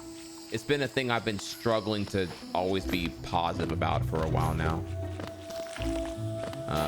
For, you know, mental health reasons and shit, you know. So yeah, it's a me thing that I'm working on. It's the whole, I've tried to mention all my mental health shit before here, but you know, I gave a bit of that talk back in like July, and I've been doing a lot better since August. So, you know, it's effectively like I do this shit all day. So if my own streaming is not a safe space, then it can really eat at you. So I'm trying to do a lot better on that. Words of affirmation do really well for me. So I'm trying to make sure that everyone knows I'm never not appreciative of that here. Because sometimes for streaming you can get like exclusively like negative feedback, right? Like when you're doing your job, the streaming well, you just don't really, you know, you're not really given like explicit feedback that you're doing well. Keep it up. You're just generally given like, you know, when you're doing it wrong, and you get the one guide, or you get like the negative thing. So I'm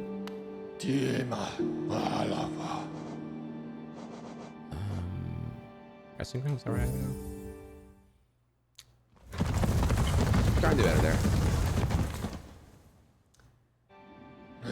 Particularly Karishan, that comment earlier, you know, I've gotten a ton of those kinds of comments in the past, unironically, so I just didn't know if you were being sarcastic or not. That's why it's hard to discern at times.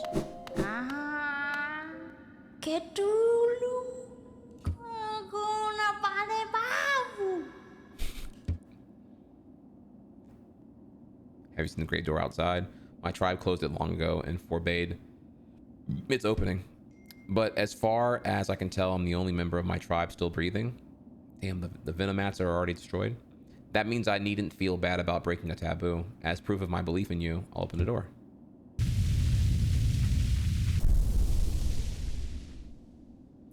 There, the door is open. You can now enter the glade beyond it.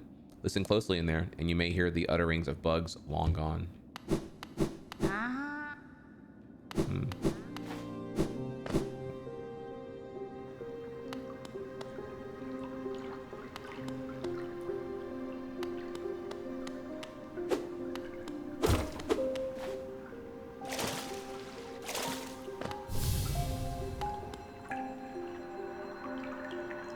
The bugs within this glade are under my watch.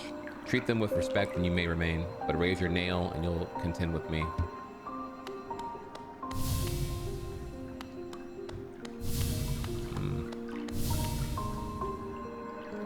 Buy my cookies. They're ever so tasty. Oh my god. Beware your own mind, little one. Twisted minds breed dark deeds. And mine was more twisted than most.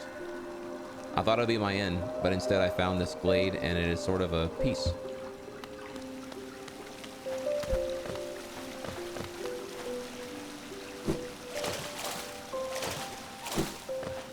I was gonna say, I got a feeling these are like a reference to something here. I saw him and I'm like, or Millibug, and I'm like, okay. All right, can someone fact check here real quick here? How much did these whales donate to be an NPC here? Like it was like $1,000 backing for the thing here, or like.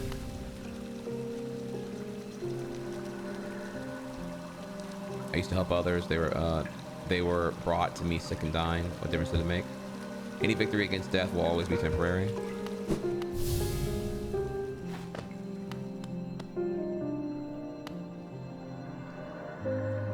Don't fear, little creature. Though a violent rage once possessed me, the peaceful air in this place seems to keep it at bay.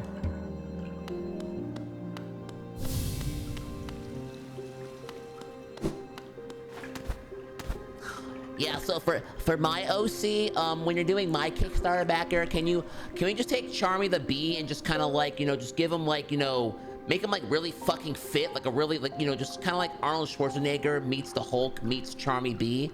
And yeah, very fucking sick, dude. I want mine to be like the coolest, strongest, most badass looking bug ever, bro. Just like Sonic attitude, insect character design. Fuck yeah, bro. I don't know, I'm just trying to think of like, I don't know. I don't even know what I'm saying right now. 200 Australian dollars to make that happen.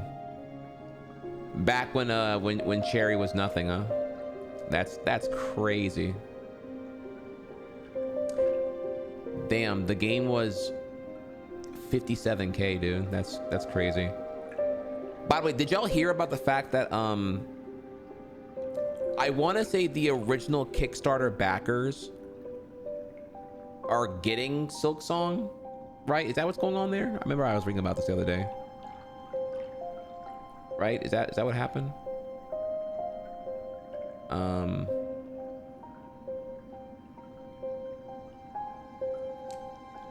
Dude, that is crazy. I've never seen the Kickstarter. I actually didn't look at this here. Holy shit. That is so fucking nuts, dude. The power of paying it forward. Look at this, bro. This is crazy. So the original Kickstarter funded November 2014 to December 2014. Okay. Like, dude, bro, that's crazy to think about, bro. Holy shit. I think, man, oh fuck. Somebody remind me here. When was My Number 9 being kickstarted? What year was that? Not when it released, when it got kickstarted here. Because that might have been why I wasn't here for this year. Because I was very excited to be on the Kickstarter bandwagon when we were seeing some promise in terms of like sticking it to the man. I think, and then when My Number 9 came out here, I got so burned on. I got so fucking burned on Kickstarter crowdfundings. So, man, yeah, I ate that one hardcore here. I also I backed some other fuck shit that never even fucking came out, bro. It was some like JRPG inspired thing that like called Project Phoenix. I got to talk this one. I'm gonna talk about this. It's just I would need an hour to even show you how totally fucked that Kickstarter scam was at this point. But yeah, I got burned on like those two projects, and I think I stopped looking at Kickstarter at that point. Like, okay, look, when you have a demo with your announcement video, then I give a fuck. That's what I said at that point. So yeah, I think that was the case here in the end. So that might have been why I missed out on Hollow Knight, because Hollow Knight looks awesome. I definitely may have considered it otherwise. So I was a KS guy. I was a KS backer at this time here. I think I was already burned by My Number 9 by then. So anyways though,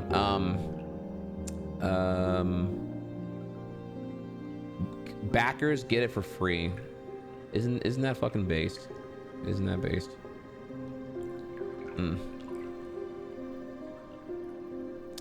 Beautiful. Hollow Knight on Wii U. Oh my god, dude.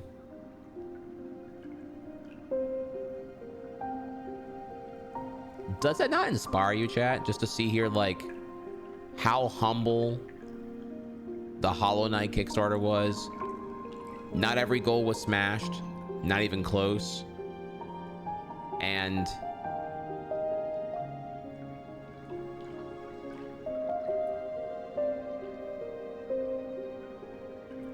I don't know, I just look at that, I'm kind of like, damn, bro. I would have never thought that the original KS was so humble in what they were asking for.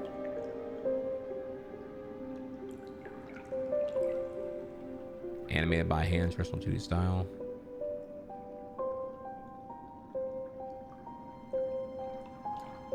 It's like to the point where I feel silly for having not played the game sooner.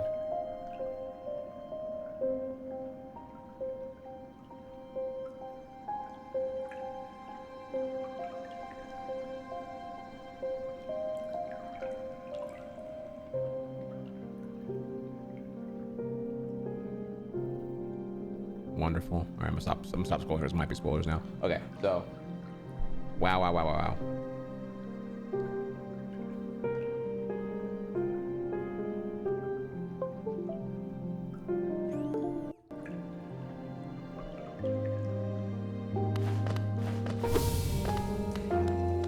Yeah, I don't know if I'll ever forgive who's it again? Kiji Inafune, right?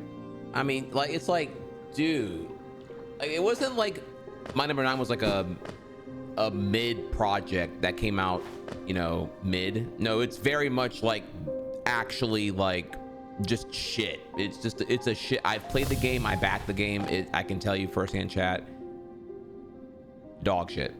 Like in every, oh my god, it's again, it's so bad. You need like, it's like you would need like an hour and a half to just like break down how many things were done, questionable at best, egregiously awful at worst. It really is just like a sight to see here. I'd argue you can use it in like game design schools, like a here's what to not do, like in so many ways here. Bruh. I was once obsessed with power, though my time within this glade has shed me of some desire. What folly it was to ever crave such a vicious thing. Are you a warrior, little one? A true warrior is one who can stand strong in the midst of a storm.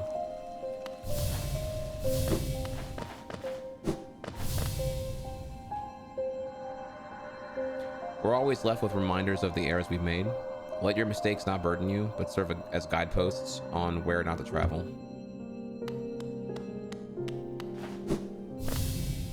Ooh, you're badass.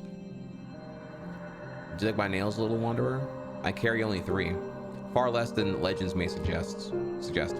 Still, each is sharper than the last, and I'd require only one to cut you down. Okay, Sasuke.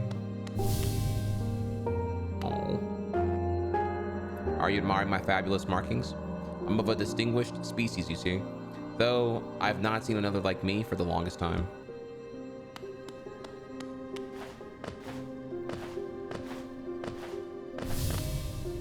Ooh.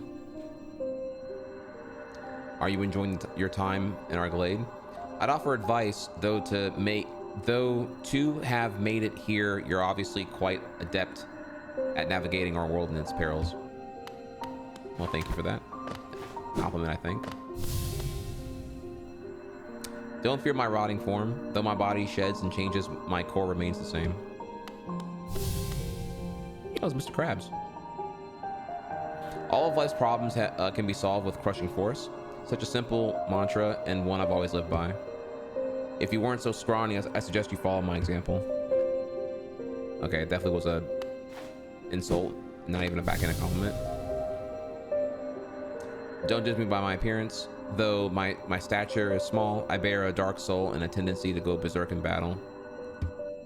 That's what I said when I was doing your mom or something. Hark, fellow adventurer. Are you heading out into the world? I join you, but it's been so long, I fear I'd lose my head. Watch out. I have an acidic touch and I wouldn't want you to get burned. It's a protection system of my kind, though something of a nuisance when it comes to meeting others. I'll see you soon, she said, though it was long ago. I wonder where she went. Oh. A wanderer. I've been many places and done a great many things, but I suspect you will outdo me by far. I've long ceased traveling the caverns of Hallownest, and I suspect they're now far more dangerous than in my journeys. Though with your capable air, I'm sure you'll do fine. Good luck. It's a vast world out there.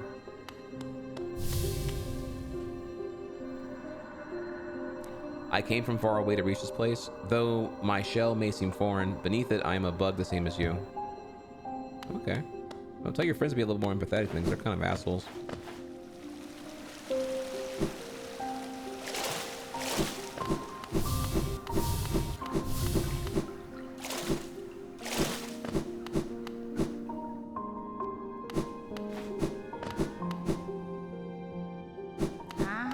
Alright, met all the people there.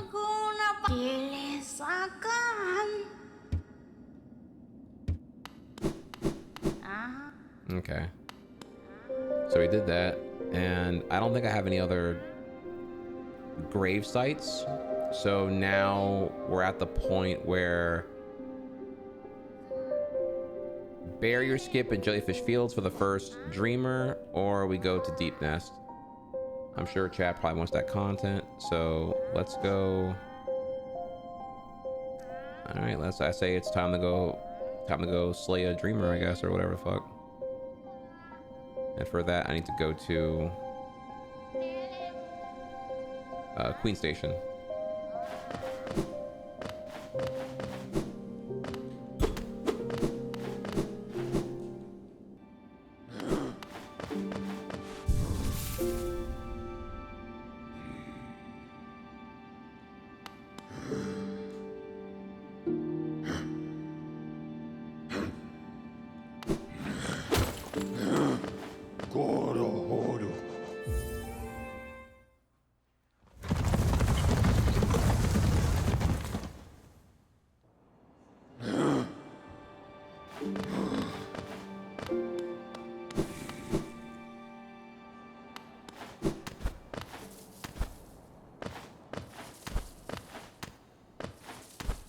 Yeah, I'm not as at that time, something of note with the Kickstarters, like the Kickstarter game crowdfunding scene 10 years ago, is that at that time, admittedly, there were a lot less games that I was into playing. Like, it really does go to show here how far along we've come now, a decade later. Because whereas like before, I recall, and maybe it could be a skill issue of mine here, but like there were just not as many games that were giving me what I wanted, whether it be like platformers or like, I don't know, the things that I guess I like, I suppose. And now my backlog of games that I do care about, that I do want to play, is so steep that I have like a backlog going back at least 2 years right now. You know, at least 20 games that I want to play, that I either already own or am ready to buy whenever I have time to play them and whatnot. And so with that, what do I want to say about that here? Like, pretty much every time a Steam Next Fest comes out, which do y'all know what that is, by the way? I don't know if everyone here knows what that is, actually, but so we got some new viewers now. But every Steam Next Fest, which currently happens 3 times a year, there's like at least 5 to 10 demos I genuinely am like excited to play for a game that I think I'm gonna be hyped to like, you know, dive into in a deeper fashion whenever it releases. So you know what I'm saying? So if you don't know, Steam Next Fest, that is I think I have a commanders actually here. I don't know. Exclamation mark Next Fest. Try it real quick here and see. Steam Next Fest is a thing that Steam does now that I really support. But yeah, 3 times a year they will do a week-long festival of any developer on Steam can drop a playable demo build for their upcoming game, and you, the consumer, can just go to Next Fest and just Oh, there you go. Yeah, there's that's outdated. That's from the last Next Fest here, but it gives you an idea of what we're looking at here. Yeah, and there's some really cool rules involved here with this one because like I actually went a bit deeper and I showed my chat one day about this here. There are some rules. Developers cannot put demos on Next Fest consecutively back to back. If you put a demo on a Next Fest, you can't do it again on the next one. So you're meant to not let it be like a spammed thing. You need to like really, you know, pretty much put a demo when you're close to releasing your game, I suppose, right? Or if you really want feedback because you're still like over a year away from your game shipping. So but yeah, like when I go there, it's like based off of Steam's really good tagging system with like how games are like categorized by genre and experience. Generally, the more data you give Steam, the better the recommendation engine is going to be. And it applies not just games you're buying, but when you're on Steam Next Fest here, because it is hundreds of demos. You can traverse all that by just getting an idea of what you like here. So if you put a lot of time on Monster Hunter and Slay the Spire, you're gonna find shit that's like those two games when the Next Fest comes. So I've just been finding myself more and more getting entrenched in like finding things here. For example, sorry, I know I'm yapping a lot right now, but like just to give you an example of the kind of things that I want that I wasn't seeing that I'm seeing now. It's actually a great segue here. It's about to get an ad here anyway. Just to give you an idea of what I'm talking about here. Very, very, very topical at this current time. So if we go over here, there is this right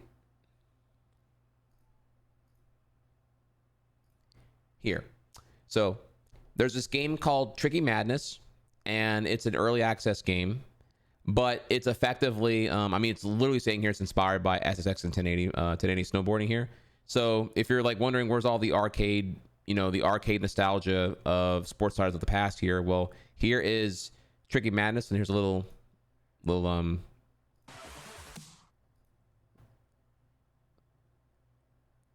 video for y'all here to show you what I'm talking about.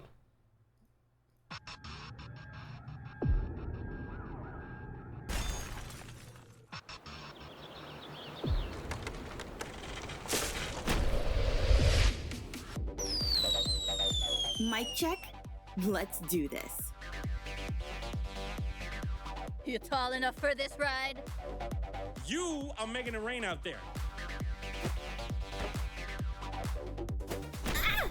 You're still there, right? Like you're still playing right now?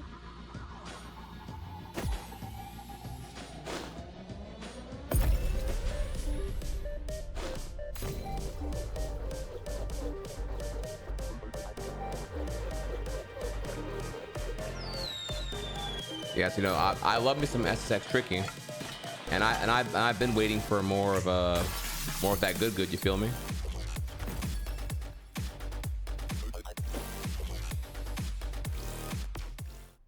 So now, of course, you know it's the early access game, so of course it doesn't have the flair that you want it to be here. So that's one example here of a game that I saw. It's like, ooh, okay, awesome.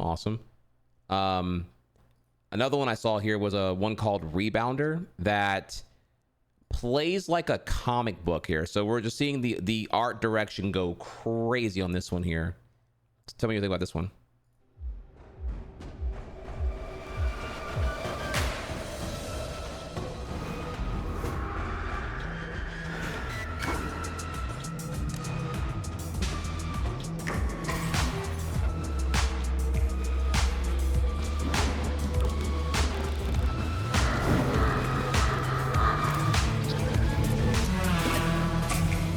Both from a visual standpoint and gameplay, to me, this looks fucking sick as fuck, dude.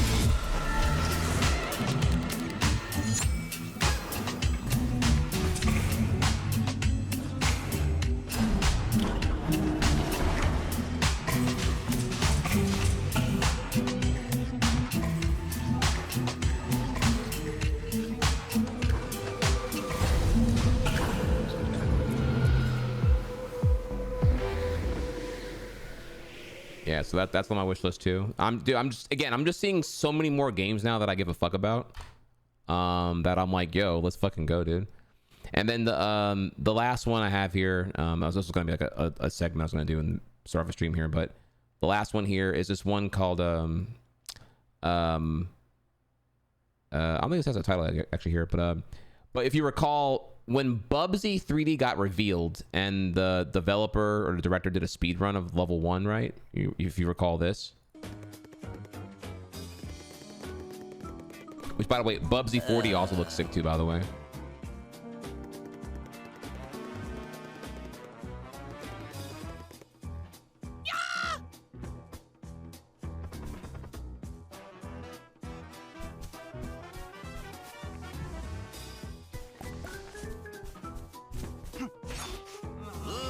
Leather and farts. Found the woolly BDSM scene. Yep.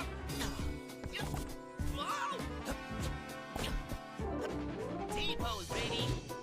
I wonder, how many silver yarn balls do we need to... Okay, we should get that here. So yeah, we already covered some of that here, but oh, actually, wait, I'm sorry. This is him not speedrunning it here. Anyways here, so yeah, I'm not sure people. So there was this. Okay, I'm cutting myself off here. He showed a speedrun of it before he showed regular gameplay. At least if I recall correctly, like the reveal trailer happened, and he showed a speedrun of level 1, and people were like calling it movement slop. I guess as like a either sarcastically or seriously. I couldn't quite tell because people are not real anymore on this fucking website.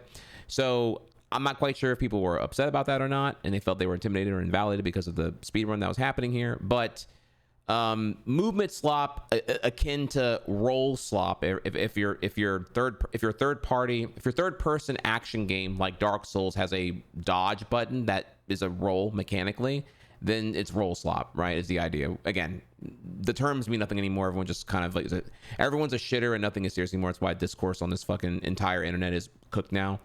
Anyways, so calling it movement slop was this new thing that happened. Seriously or not, I'm not quite sure. And from that came someone who quote tweeted here, Dirty Beast Games, who is doing a game that is very, very movement inspired here. Maybe even Sonic inspired here. So let's check out what's going on here. Here's the last game I wanted to show you here.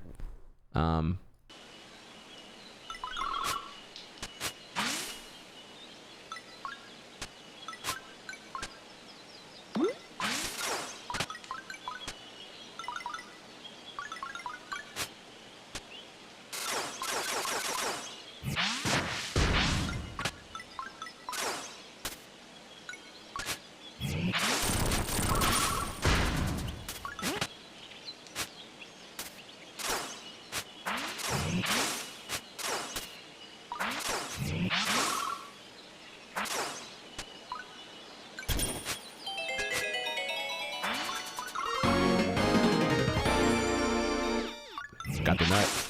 Trying to get my nut.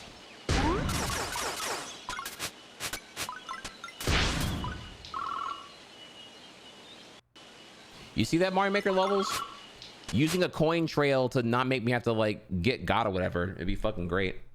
So yeah, and this game does have a Kickstarter, by the way. Rosker's Run is what it's called here. So you can check out we'll talk about the KS more after the ad break here. But yeah, I just wanted you to know that the Kickstarter is coming soon. So yeah, right now is actually the sickest time to be in crowdfunding and indie game nirvana, because there's a whole lot of shit going on right now. Super sick, super sick. And with that here, chat, ad break, and then we'll continue.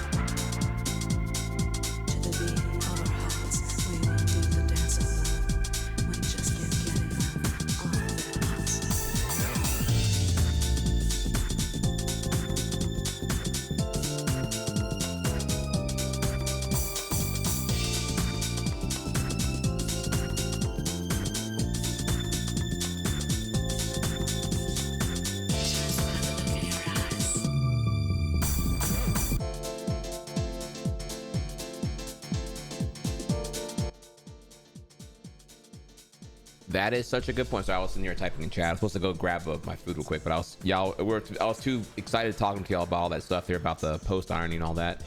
I think Oversoul is a great point here. Being serious online requires being vulnerable. You take this seriously? Why are you so serious, bro? You're such a sweat. Oh my God. You liking things and getting offended at other opinions? Bro, I'm just chill. I just play games, bro. I'm just chill like that, bro. I don't even be like, oh, what, me shitting on Resident Evil 4 remake? Oh, I was just trolling, bro. Oh, me hating FF7 remake? Oh, I was just trolling, bro. Oh, me having a real opinion on anything? Oh, bro, I'm just whatever, bro. My favorite Weekend album? Oh, I don't know. I just like all the albums here, bro. Oh my God, dude. Like, dude, nothing matters at all. These fucks are all just like, it's just slop, dude. Like these, like I said, everything is either lit, mid, or trash. And don't ask them why. Oh, I don't know. It's just mid. Okay, well, why? What do you mean why? Why is it mid? It's mid because it's mid. Why is water wet? What do you ask? Next question here. Like the death of dude. People have been on the post irony train so long now they forgot what being unironic is anymore. That's what really sucks about the whole thing.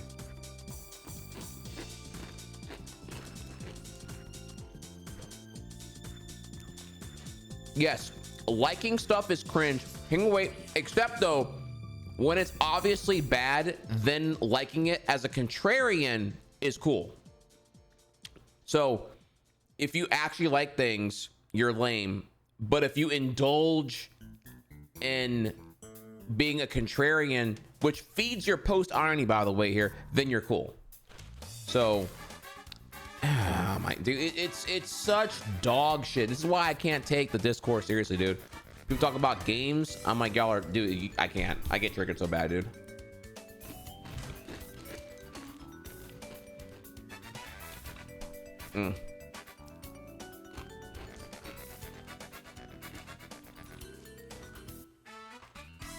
So, and for those who are new here, thank you for watching me. I'm sorry, I'm eating real quick here. One second. I'm gonna get back. I wish I could eat while playing the game, but like I don't want to get like gamer gunk on my controller. So pardon me while I'm eating, cause like, you know, me eating right now and you watching me while I'm eating is supporting me not using my controller full of Cheeto dust and gunk on my controller. You feel? So just give me a. Plus, I enjoy the convo with y'all right now anyway. Also, if you help me reach my sub goal, I can then afford to order sushi more often, because sushi is the actual top tier gamer fuel, by the way. People think it's Doritos, and I'm like, Doritos are horrible controllers. No, the real gamer food is sushi.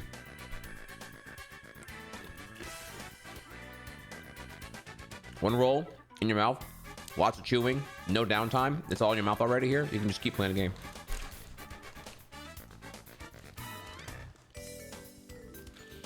Okay, so what am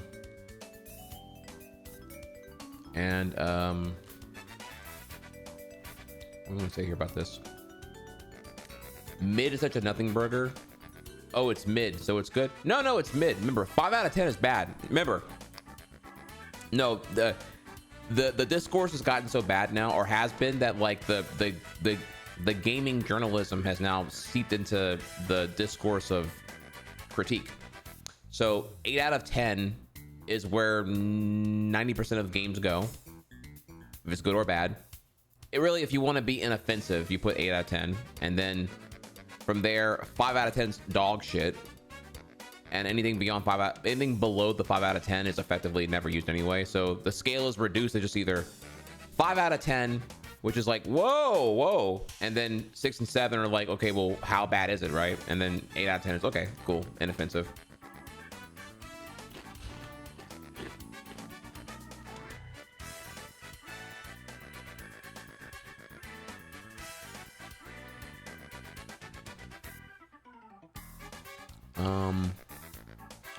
Did I forget anything else here?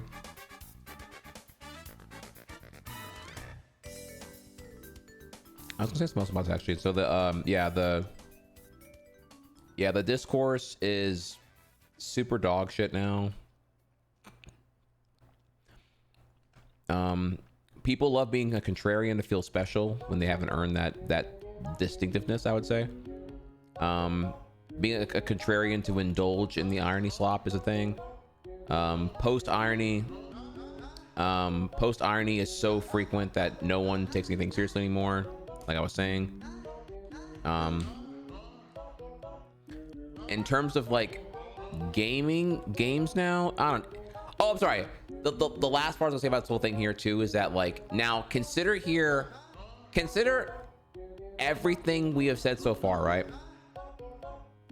The movement slop, roll slop, whatever here, it's all slop now. Every game sucks ass, nothing is serious, no one cares, yada yada yada, except when they do care, and then they'll consume that thing ironically, and then it becomes unironic, right? Like, for example, the movie from Ice Cube, War of the Worlds, right? People are watching this movie now more than ever because it's so notoriously bad, because it's just a giant 2-hour ad for Amazon, and it has Ice Cube's terrible acting and whatnot, yada yada yada, right? And so here's the problem though, okay? The state of discourse online was already cooked before the culture wars took over the algorithms. So now when we add in the fact that there is a monetary incentive to perpetuate continuous, endless, unsolvable culture wars. Remember, you can't solve a culture. You cannot like dictate a culture be deterministically a X thing forever, right? No, like this is what culture will be forever. That's what the culture warriors want to do with their bullshit. It's not really doable, and they're equally as fickle and susceptible to change as anybody else here. Altogether, they can pretend they're not, but they obviously are here. And yeah, they will slop out videos with their fake outrage bullshit day in and day out here, and continue to monetize an insufferable base of video watchers who claim that they're gamers. They claim they're gamers, but they're watching 8 of these videos a fucking day, and it's like it's just slop. Do y'all remember this here? Like when Stellar Blade came out April of last year, it was like going crazy. When what else here? What was the other games here? I don't know. When Indiana Jones was openly being directed by Indiana Jones and the Great Circle, that game from Bethesda that came out I think last November, directed by an openly gay person, and then they were like, oh, it's woke, it's woke. Dude, they're not even playing games. They don't play games. Y'all are here right now. We play games. These losers, they don't play games. They're too busy churning out manufactured outrage that's meant to hopefully fool a bunch of gullible idiots, equally stupid as they are, to be mad at everything and never enjoy anything here. Have you seen the Steam playlist of the vetted games that are not woke? Like, they genuinely don't want to play. Allegedly they don't want to play Elden Ring because it's a red flag on their anti-woke list, because Elden Ring contains non-binary characters. To give you an idea of how crazy it is here.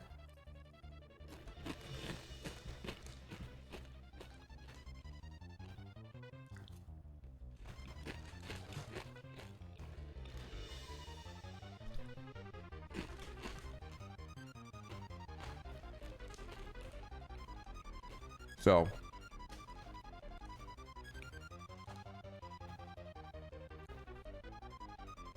I don't know. Don't worry. Don't give it too much thought, because the more thought you give it, the more stupid the whole thing looks, honestly. So it means that like somebody within their space played Elden Ring and meticulously went through and determined here who is, male presenting, woman presenting, and then non-binary, and then like I guess was offended but enough to write down what they were, and then like warn everyone else here that, hey, look, your head may explode like a tomato in a microwave if you see the existence of non-binary people, or so. I don't know. I don't fucking know. I don't know here. It in the end, it's all very simple. It's a lot of sexual insecurity. Because if you're this offended at the existence of, like, I don't know, LGBTQIA or whatever it may be here, then like, why does their existence invalidate your sexual hierarchy? You know what I mean? Like, it's just like, the only thing I can look at here is like there's an insecurity with your sexuality, and it may be your outrage is all just very much trademark projection. That's all I can say. I mean, what else would it be here? It's just like fairly clear to me. You're scared that you may not be hetero, I guess, because why else would you be so? I don't know. Or you're just a fundamental religious bigot, which is equally as terrible and stupid. But and that's really about it here. I mean, I don't know what it's gonna be. So.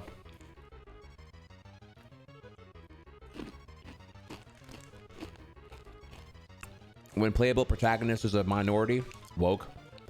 When woman in game and not talking about wanting to fuck other men, woke.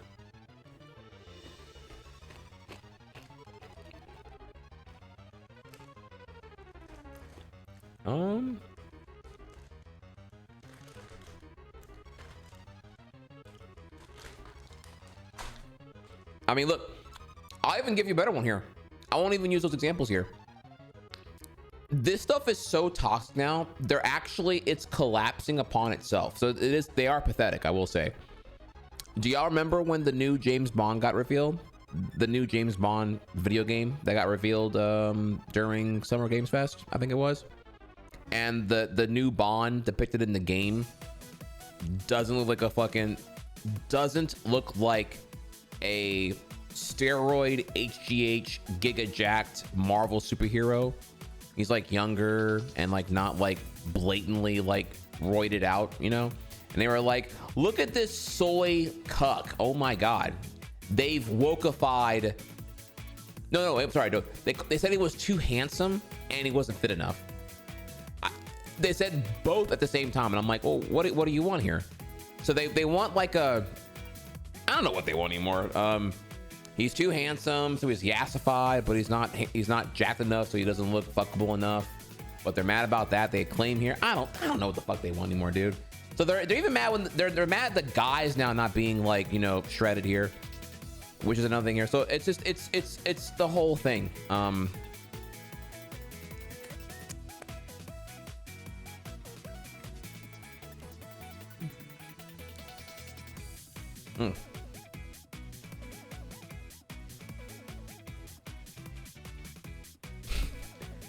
All right, I see. So I've gotten some some angry comments here. I apologize, y'all. Well, some transparency here, I suppose here. Before we continue here. So, question 1. Do you ever play the game instead of just talking the whole time? Well, as I admitted earlier, I was literally eating the chips so I don't get them on my controller. Real quick here, I'm eating like you, so I'm sorry about that. I also was transparent about that, you know, wasn't. So I don't know like what other streamers do. If you just like, you know, if you have any suggestions for how I handle eating food while being alive, let me know. You know, if you'd rather I go AFK, I can you know, I can do. Would you rather I do this and not interact with chat while I'm eating? You know, and I'm not being sarcastic. Genuinely, you know, if you have a suggestion for what you want me to do, let me know.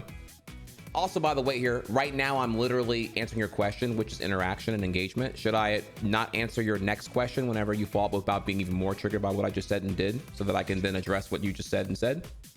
So let me know how you want me to handle that. If I'm allowed to, like, is there like an allotted limit here? Can I only do like 10 comments per hour or something like that here? What's the ratio of what gets you triggered versus when I can continue to play the game versus engaging and whatnot?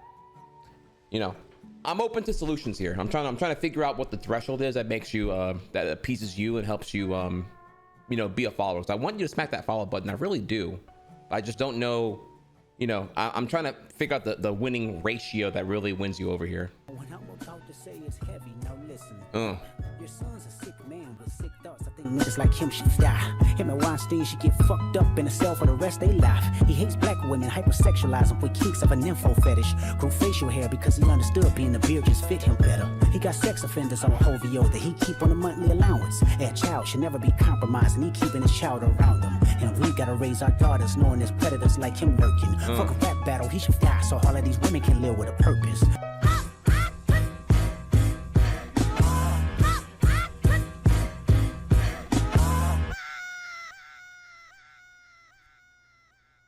Tier Chip 2. CSC is now a Tier 2 X-Men. Hot take. Hollow Knight's been out for years and people only now decide to play it for the first time since Silksong's down the street. Why not sooner? Stop holding back.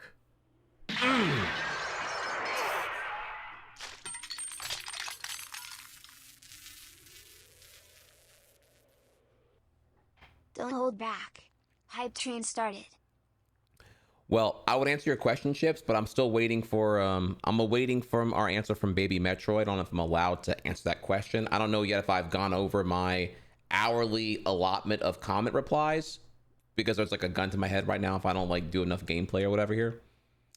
Which is tragic because I feel like if I did strictly gameplay, no interaction, it would be effectively indistinguishable from a YouTube video. So I just don't know if I should be like, should I replicate more of a YouTube video and just not be interactive and engaging, or should I like reply to comments and then move on to gameplay? I don't know. It's hard to say right now. I'm not sure. I'm doing my best right now, but I'm a bit scared currently. Okay, farming aside here though. I'll no, this is a common phenomenon. It's not just it's not even a chase here. It's more like it's the FOMO. You know, 7 years of hype. The same thing happened with Kingdom Hearts 3 when KH3 was the first sequel that, you know, the first KH numbered sequel since 2006, right? So it was 13 years later that KH3 happened. Yeah, everyone and their mom was doing the KH backlog marathon to prep for and be ready to engage with Kingdom Hearts 3. You know, it's not like a one game only thing here. Everyone does that shit. You know, also major factor here, by the way, too, is that Silksong got pretty much a soft shadow drop from will it come out this year to it's coming out in 2 weeks. You have 2 weeks to prepare. So yeah, everyone's playing right now because they have 2 weeks to prepare.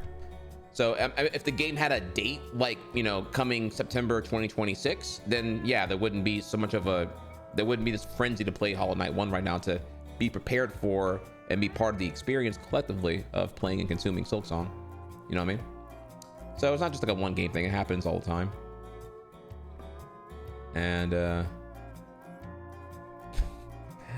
right. So and with that, I think I'm good here. I think we can move on now. All love.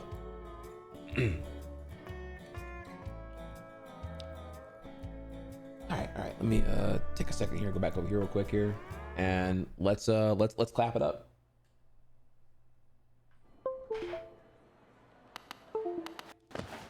All right, so thank you chat for bearing with me here and allowing me to eat potato chips while I was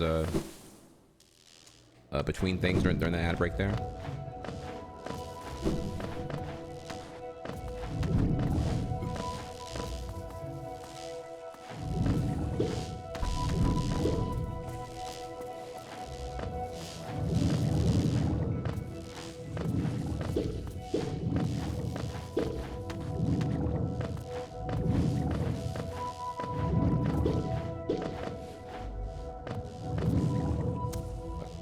It's somewhere over here, right?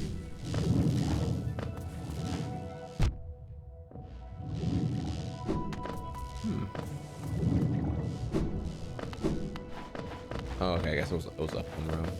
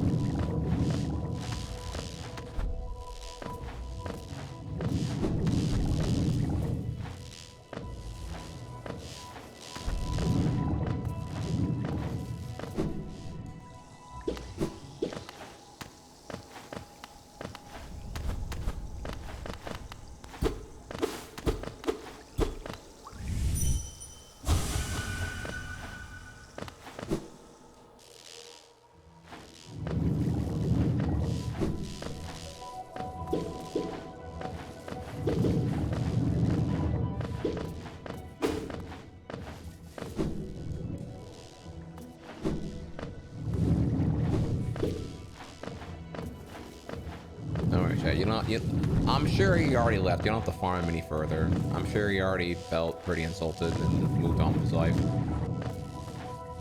Which I'd say is the best thing I can do, honestly. Because, like, you know, banning him or timing him out, or they out, whatever, would have not allowed them to have the incentive to reflect upon what they were asking for. So I gave them the floor. What do you want me to do? Then when you give them the floor, they're gonna be all like, oh shit, actually what I said was really stupid. Wait, what?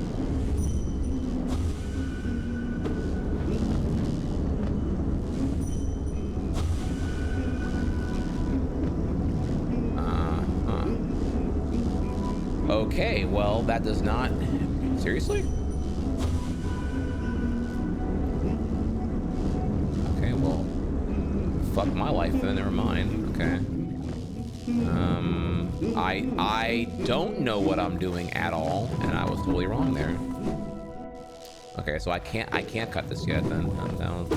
That was a silly thing from me here.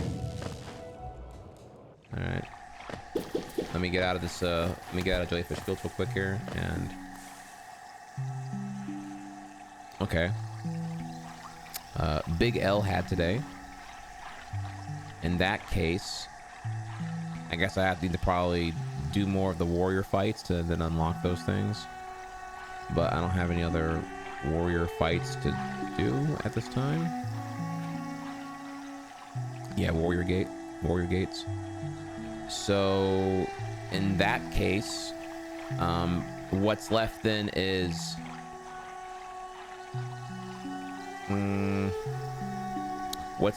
tomato basil soup, exploring that area. I still haven't gone south there yet, and going to the dark spot of Deep Nest with the flashlight.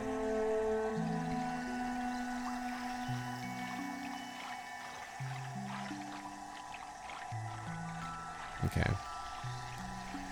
I'd say let's go to... Can I quick travel here, actually?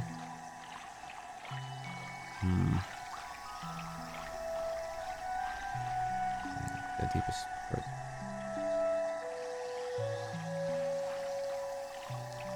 Okay, if I quick travel to the King Station and then I go backwards from there, I can probably get back to the tomato basil, I think. Also, I didn't go over here. What's right here? That might be locked too. I need to probably do that as well. Yeah, let's go to a train station and go over here and shit. Which means that I need to go back down to the Queen Station. So we're gonna go back this way.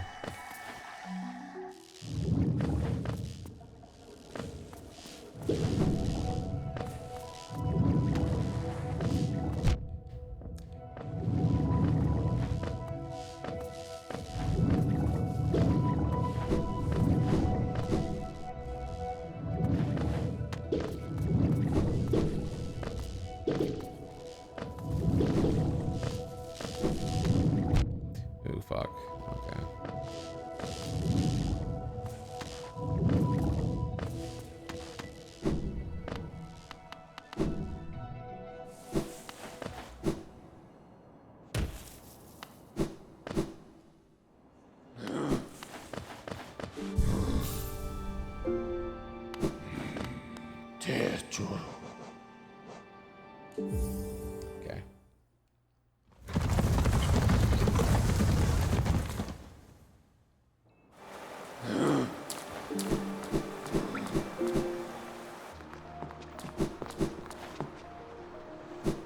So yeah, okay, so now what we're gonna do then, so yeah, we're gonna go to Deep Nest, but to get to Deep Nest, well, I can kind of get there going from the train out of Tomato Basil.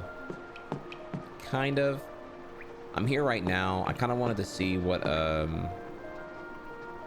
have here. What's going on above this vendor right here? I want to see what this is. And then I also want to see what's going on right here, because there's an elevator hallway right there. So let's do that real quick.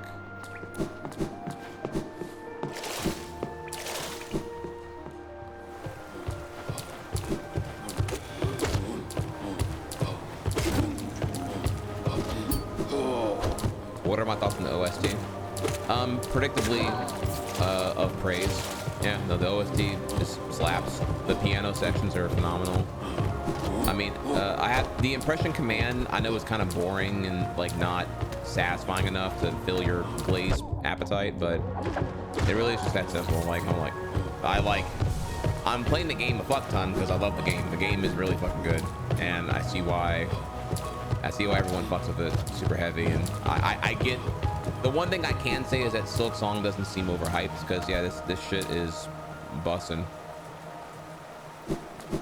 Now, I say overhyped as in, you know, genuine acclaim, not the whole like meta meme where like, you know, a lot of non-Hollow Knight fans were just like doing the meme.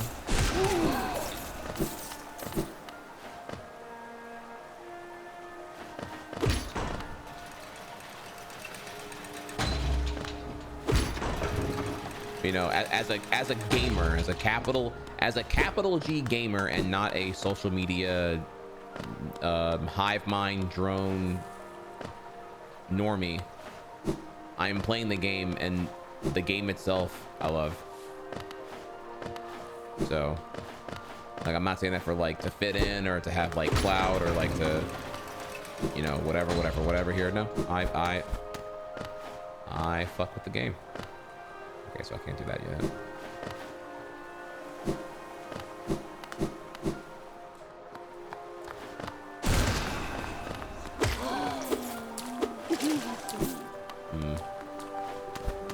I should probably... Is there like a lore reason why these... Okay.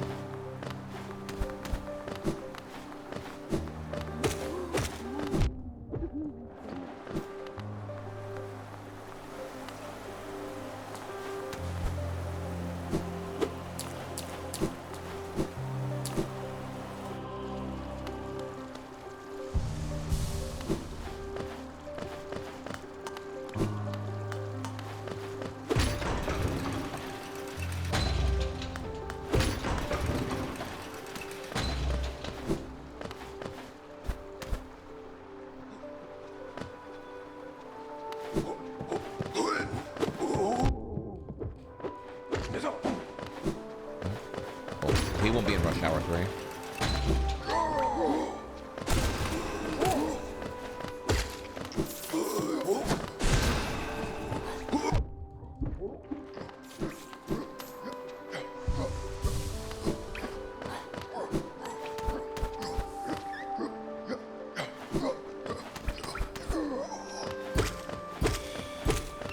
I love doing that. I love my Dark Souls hitboxes.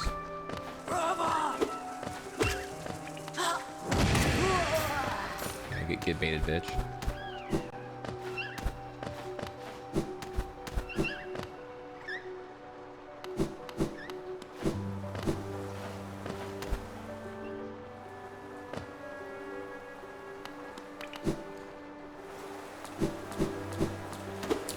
Oh, I see here. Yeah, that's a locked door.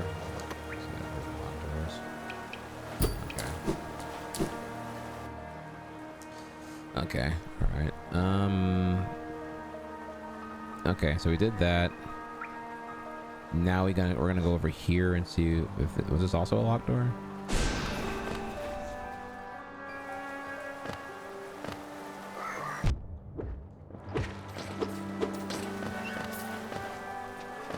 You know, here. I'm in case people are like waiting for more glaze from me on the game and how good it is.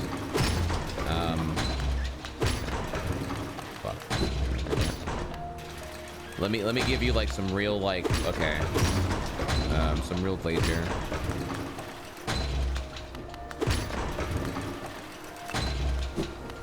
I think Hollow Knight is so good that the boss fights here remind me of the boss fights in Prince of Persia Lost Crown. And I think Prince of Persia Lost Crown has some of the most inventive fun, engaging, and educational boss fights I've seen in a game of the last like 10 years. Like holy shit. Like when a boss fight makes you appreciate more aspects of the game and you are like learning more about the intimacy of the mechanics of the game, I mean, what more can you ask for out of a boss fight? So and this game does that too. Velmi Artred. So I you know that we're at that level of glaze. I'm like, oh yeah, it's Helmadelka. It's phenomenal. Again, I'm almost boring to hear talk about it because I have nothing really original to contribute to the discourse. Other than yeah, the food tastes good. The food's really, really good.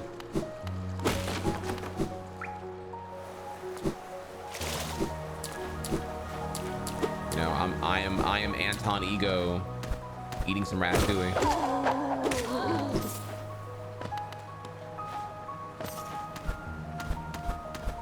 There was a point like a long time ago where I was like, why do I not enjoy boss fights? And then I had to like kind of like do some more thinking about it and be like, oh wait, no. It's because most of the boss fights I've been encountering, and this is like, you know, like 2000, this is before I was streaming here. It's like 2009 or whatever at the time here. So we're talking about at a point when like QTEs were everywhere, like, you know, the Resident Evil 5 situation. And this was when like, let me think here. The Wii shovelware was at its peak. Xbox Connect was around the corner, or maybe it was 2010 was happening for me here. I don't know. There was a point like 09, 2010 where I was just like, ugh, man, these bosses just kind of like don't do it for me anymore. I enjoy non-bosses more. And so with that, I realized here that the fights I was encountering the most by random chance here, it was the games I was playing. I don't remember exactly what they were or what the fights were, but I remember the type. It's the boss fights where you're stuck waiting for a long period of time. Those like non-interactable fights that just test your patience. Like you can't interact, right? You're just stuck. You're stuck playing hide and seek because you're vulnerable. They're invulnerable, and you have to wait for your turn to attack. And so you're sitting there watching a glorified cutscene while evading everything, and then you get to attack. Like you don't get to like use the environment during this time. You can't really like do anything other than just like don't get hit by shit. And I call those like cutscene bosses, and I'm just like, ugh, man, it's so fucking. They're so boring, especially when you fail and you have to like, because again, you fail, you die, you have to wait 3 minutes or whatever of like the bullshit sequence and then get an attack in, right? So the fight's just like bloated and padded and testing your patience. It's I'm sorry, the term I would use here is auto scroller. It's an auto scroller fight, and it's like, ugh, bro. Those fights to me are like the worst, which is why, for example, I really enjoy boss fights in this game, for example, or Prince of Persia: Lost Crown, another example, or like any Soulsborne game, Dark Souls 1, Elden Ring. Because when you're in the minute you're in the realm, you're never not actionable. You can always do actions, so it's always engaging and enticing. The choice is like, it's consequential. If you just do some fuck shit, you might get one shot, but that's your choice. You can do that, right? You can play as aggro or as passive as you want to, and keeping player agency throughout the fight is a very easy strategy to keep things enticing for me. So whenever it's just like you can't do anything to the guy, you can't attack him at all, okay, well then I'm like, okay, well, all right. I mean, I'm not saying it's automatically bad. I mean, there might be a really important reason why. Like the game wants you to really see what the vulnerable point is. That's why you're observing him doing his little spewing 5,000 missiles everywhere, whatever the fuck here, right? Example X.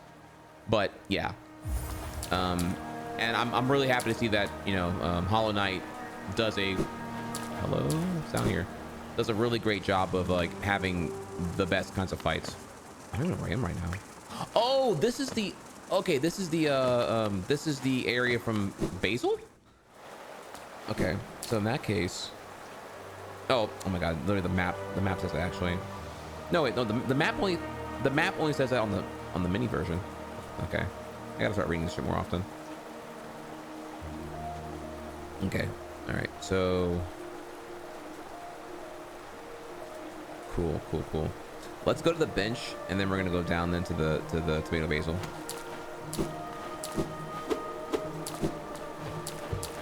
ancient basil.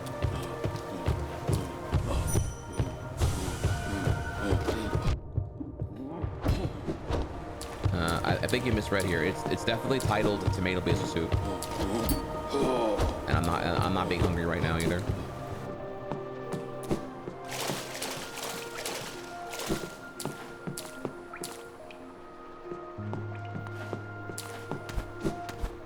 And sorry again, I'm normally not this over opinionated on things. Like, I really don't.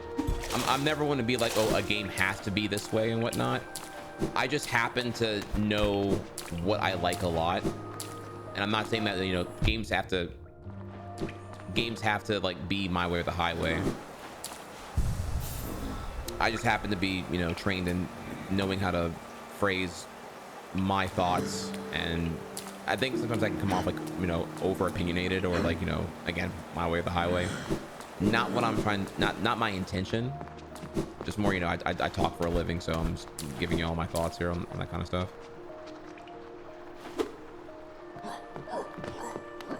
Here, yeah.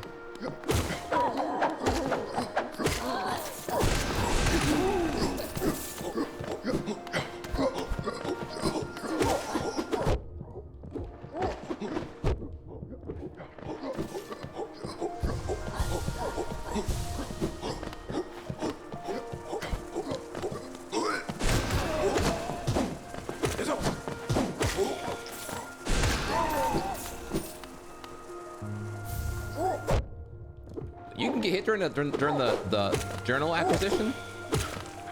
Okay, Miyazaki. Where's the fucking pause button here?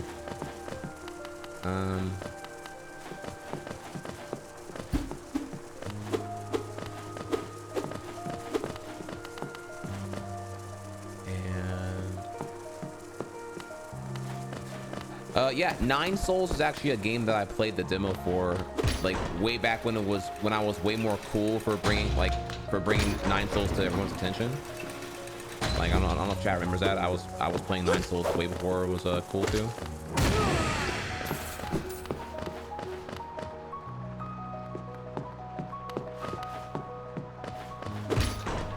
This is on the backlog.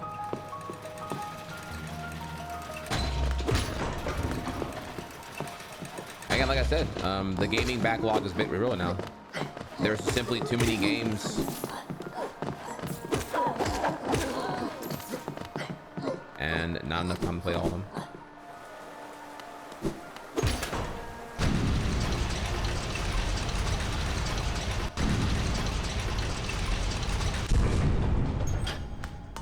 Okay, I see.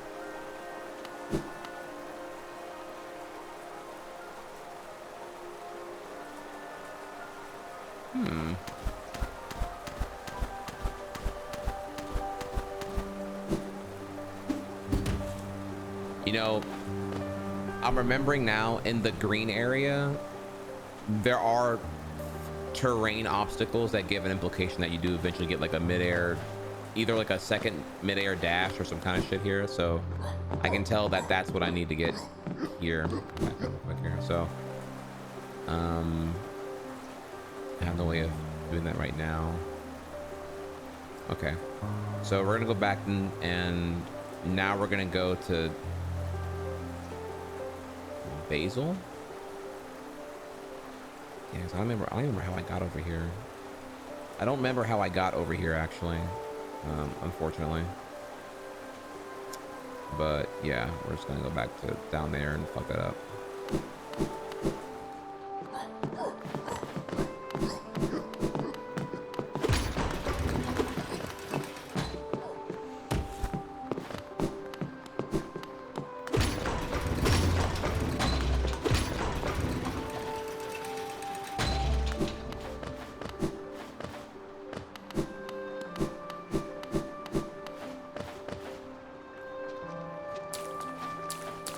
Is the STS 2 beta gonna come out this year?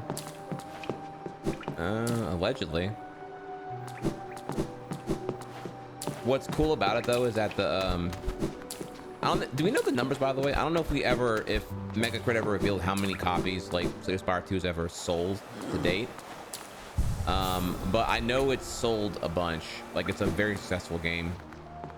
And I'm kind of doing a fanboy hard read on that. But when Steam releases their Steam Deck top 10 most played, STS was like on that bitch for like the first like year and a half straight. Like, yeah, people were like overwhelmingly just like banging their fun popcorn. Periodically, the AAA game would be a top 10 on there, but it was really was more of the Stardew Valley and your Slay Spires and stuff like that here. You know, your comfort food and your backlog slayer was mostly what the Steam Deck was, which I thought was pretty telling for the staying power of a game like STS.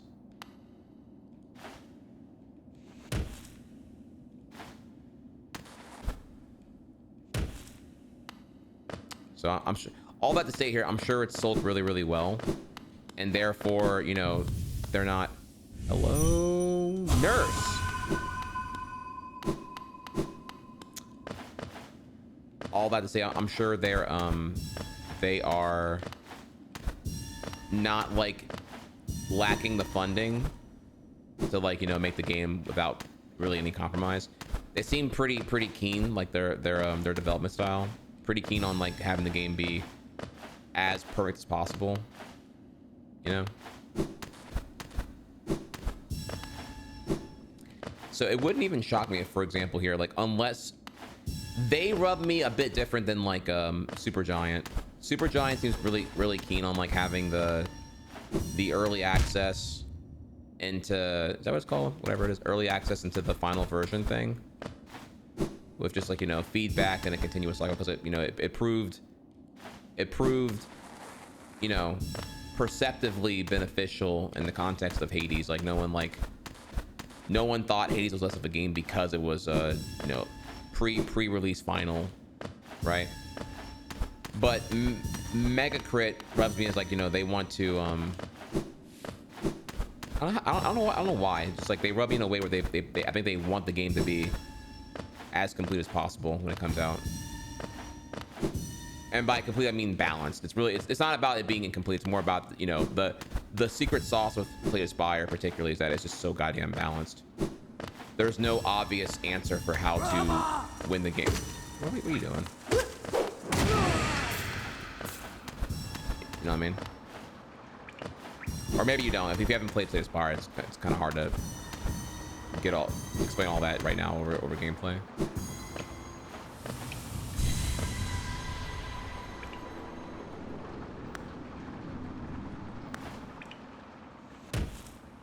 And also, I could be wrong. I mean, feel free to elaborate on anything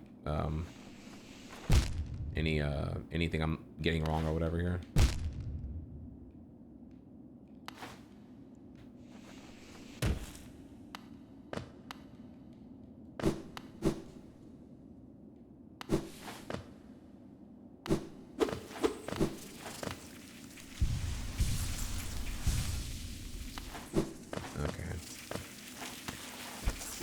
Another area that implies another mid-air movement option that I don't know yet.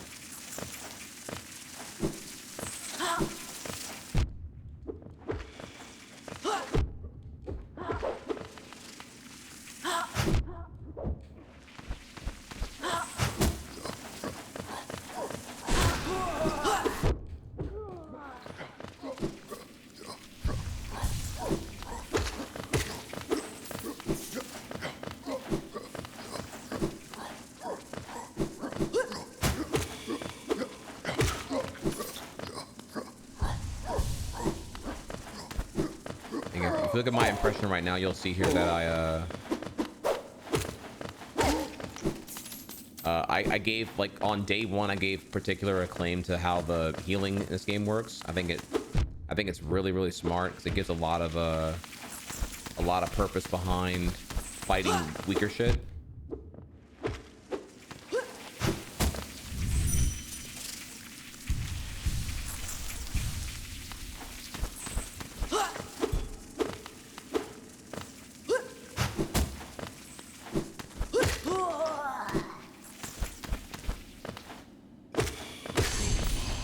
Yeah, I'm thinking about how other games have tackled that, and just kind of make you able to like one-shot weaker shit later on in the game.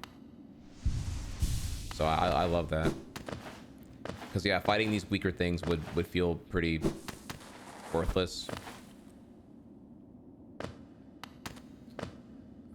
Okay, all right. So now, okay.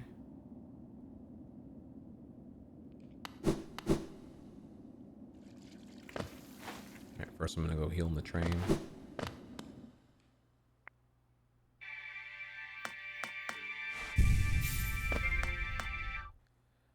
Okay.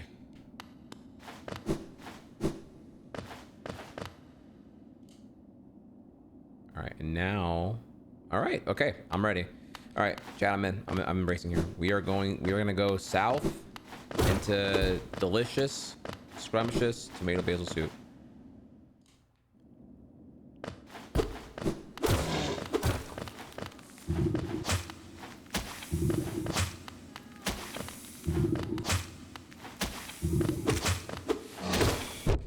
Oh shit.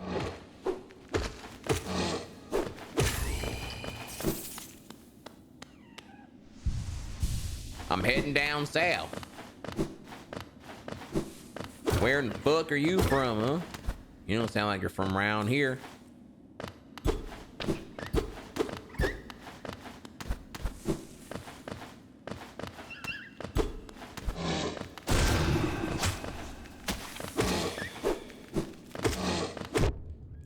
Pretty.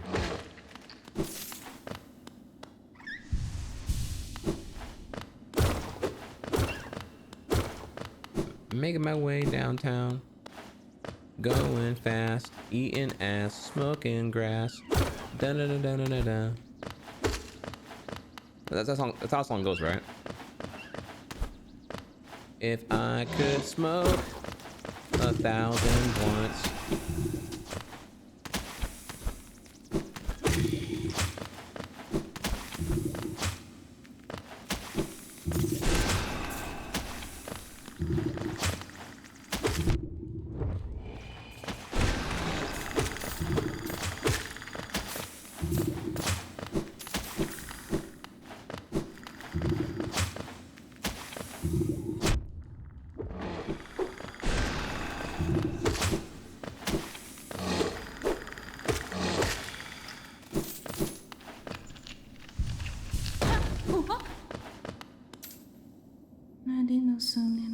My friend dealt with all those beasts. I'm ashamed to say I was hiding. Those ghastly things chased me and I ran. If you hadn't come along, who knows if I'd ever survived. Others take me for a fearsome warrior, what with my impressive size, but this kingdom's beasts, I wonder if I'm just no match for them. Bakusa! Enough! I cannot wallow in my weakness. I must take strength from your example. You act so confident in battle. You show no fear before your foes. I'll try my best to do the same. Yeah, I'm just built differently.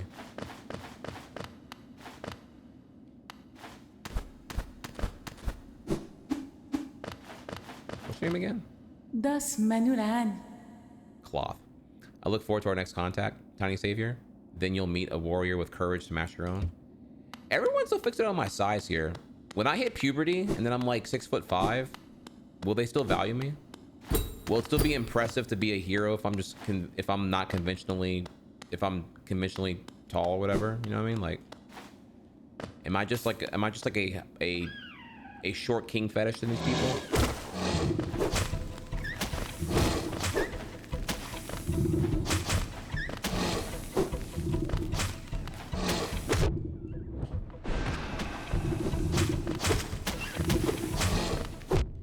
Damn, you come so far out, dude. Oh shit.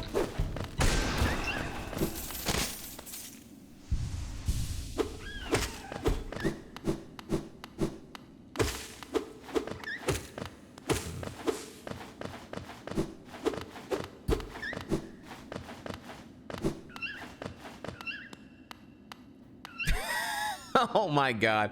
Cat, cat, cat, cat. Cat, cat, cat, cat, cat. That's the grenade launcher. Cat, cat, cat. Yeah. Oh my god. Of course, y'all knew the reference here that I was making. Thank you, my chat, for being cultured. Because I was like, okay, are they gonna get the reference if I'm making it right now? It might be too obscure for them to really appreciate. Oh, fuck, dude. Whoa.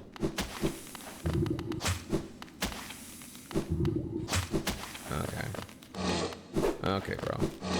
Okay, bro.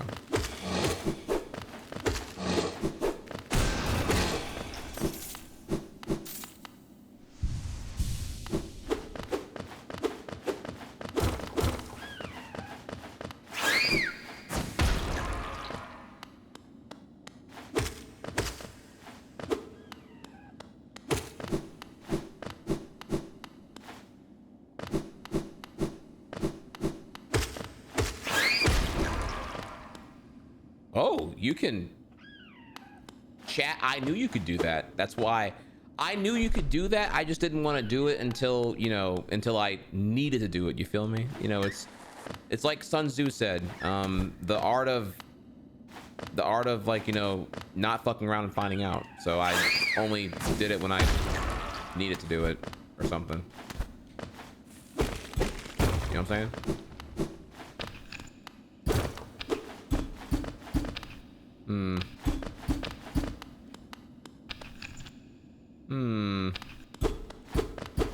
Try sus. That is. Let me get some meter real quick. Hang on. Oh wait, am I? Okay. Is this one big circle?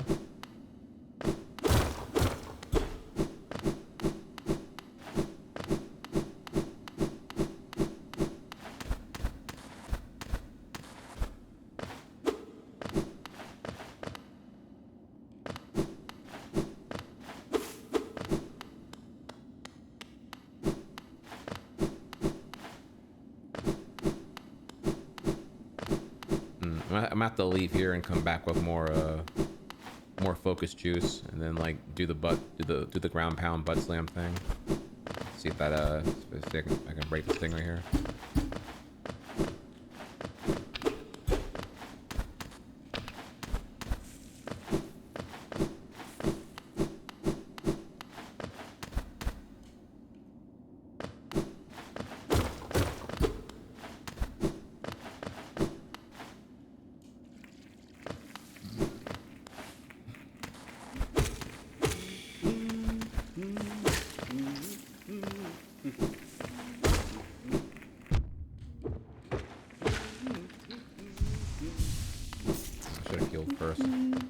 First, and then I can come up down here and get soul.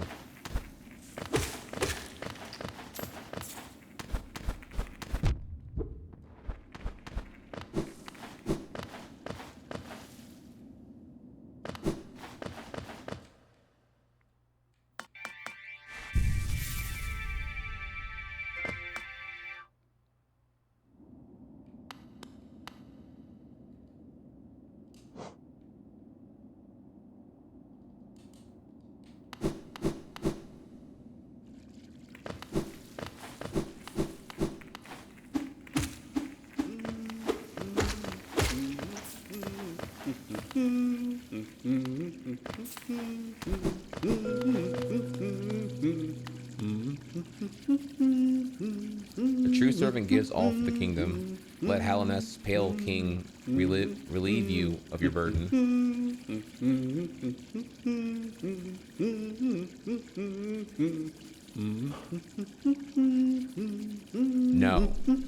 No, fuck you. What I'm gonna do is I'm gonna buy something, have like $5 for your fucking broke ass, and then I'm gonna throw all my geo in there.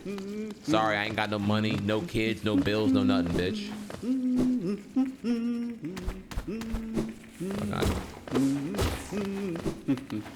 Like George Bush said, fool me once, shame on me. Fool me twice. Well, you won't fool me again. Is that the line? Mods, give me the line, please. I'm saying it correctly, and I'm not I was gonna say it correctly, and I remember that Bush like said it all stupid and bad, which is why I can't remember how he said it. No, he said it like really fucking dumb. It was like I can't remember how he even did it. It was so stupid.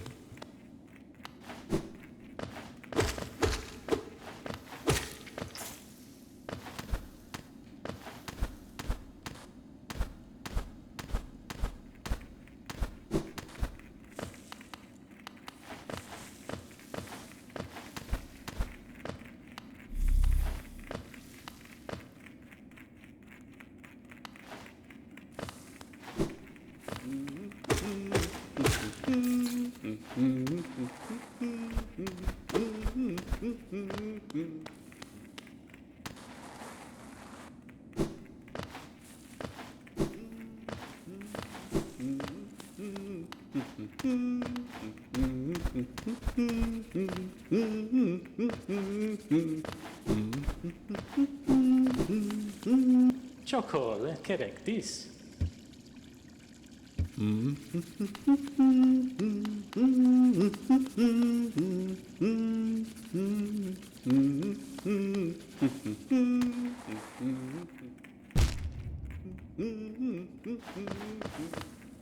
Okay, now we need to go down.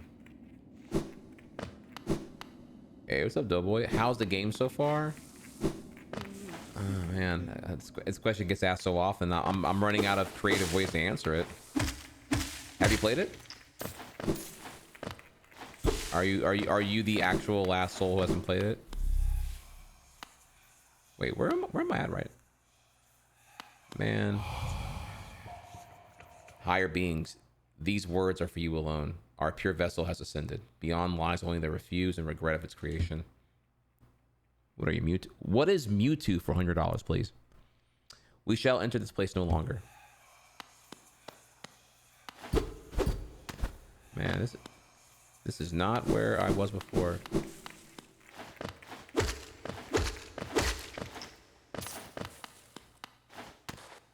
There's an old saying in Tennessee. I know it's in Texas, probably in Tennessee, that says, "Fool me once, shame on you.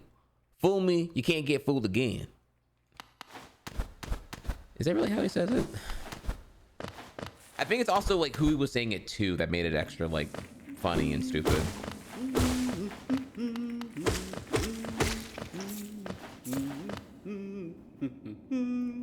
Man, fuck. Where am I cooked? How did I get to the area I was just at with the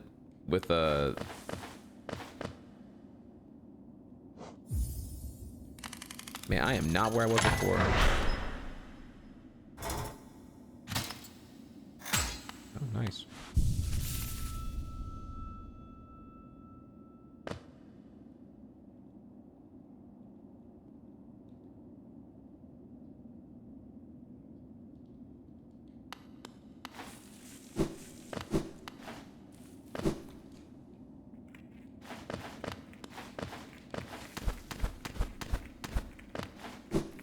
Good job, chat. Yeah, chat. I'm so proud of you because I'm not asking for help. I'm explaining out loud why I'm going in circles and playing badly. I apparently don't remember how I got to wherever I just was, which I thought was here, and now I don't know where I was anymore.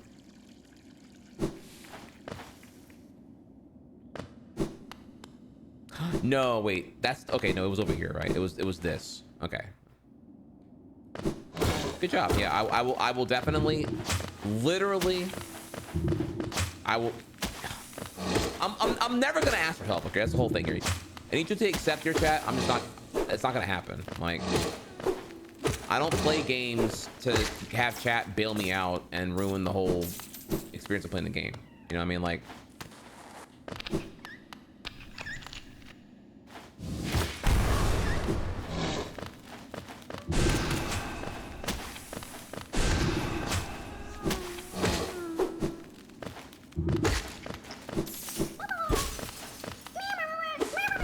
Spam it. Like, the chances of me asking for help was like 0.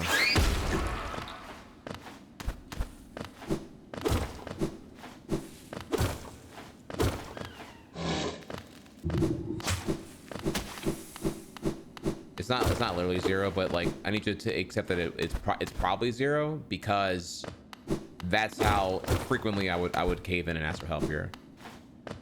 For you see, chat, I lack the hairline, but I am a descendant of the Saiyan race, and so I am like 0. whatever percent Saiyan because of just tons of generations down of diluting the Saiyan gene. However, I have inherited the part where I have Prince Vegeta's ego, and I would rather die on the hill of never asking you for help and remain stuck forever than actually need to get bailed out by chat's like rampant insistence to want to feel validated by like giving me the answer. You know what I mean? Very long way of saying this here, but you get the idea though. So okay, so now that I did that, didn't I sorry, I was yapping a lot earlier. Didn't I like get something that was kind of important? I forget.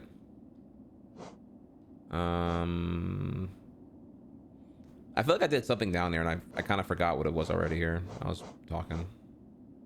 Yeah, this, that.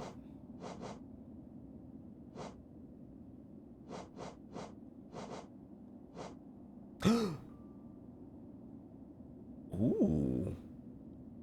Hey. Yo, okay. I did not realize that. That's awesome. Okay, so I need to go to the weaponsmith and get my dick enhancement surgery. That'd be fucking sick.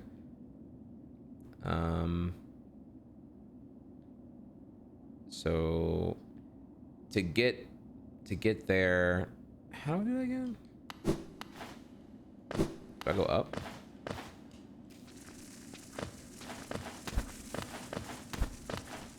Yeah, okay, this is okay. Yeah, it's because I didn't take a train here. I took this place here. That's why I didn't know where the fuck I was for a second.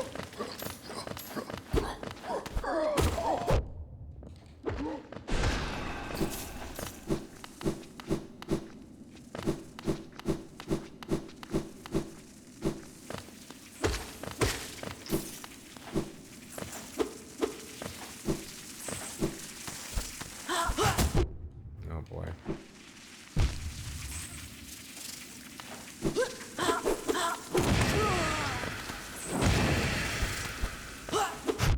Interesting. I can do that midair.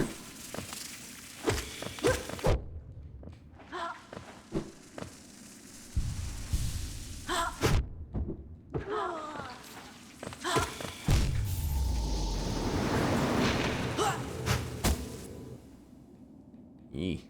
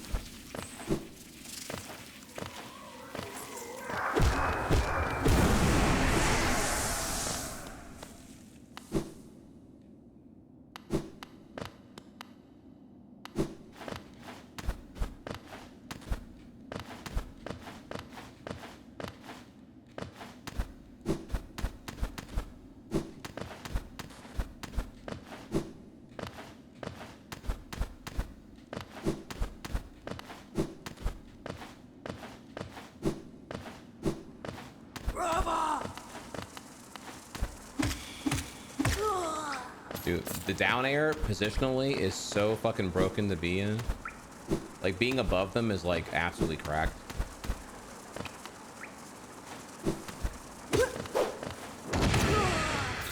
Yeah, I'm gonna keep that in mind. I guess I wasn't aware you can do that. Okay, and now we're going to the, okay, I'm going to the vendor. I'm going to both vendors.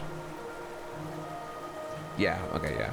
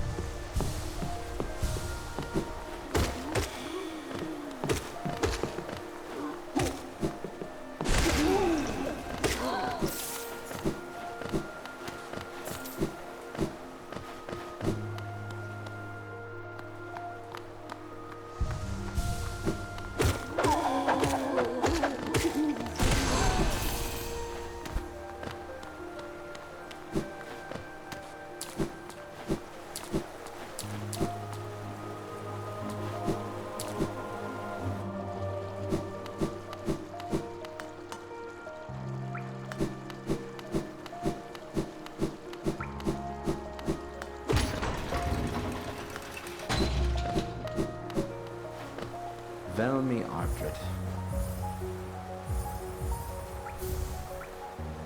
Boris' son? Gian. Helma Delker.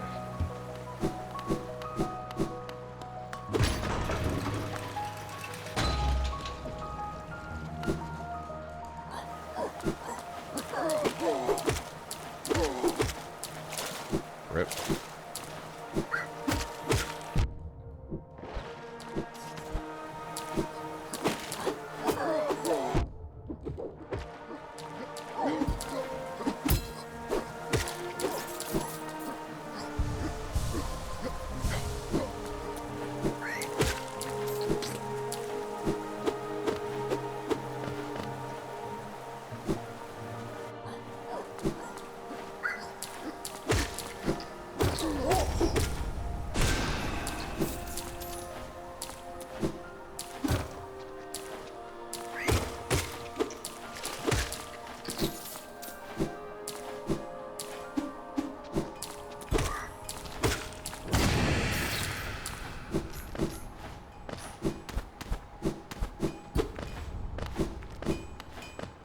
Okay.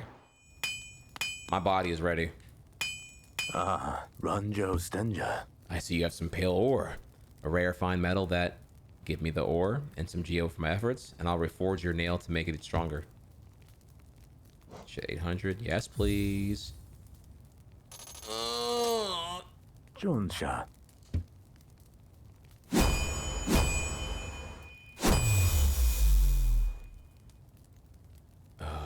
Garadel Akari.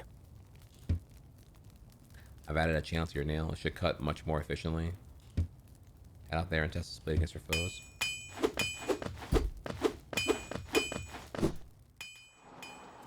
Not gonna lie, I thought it was gonna be just like a, you know, fade to black and then just I did it off camera type shit.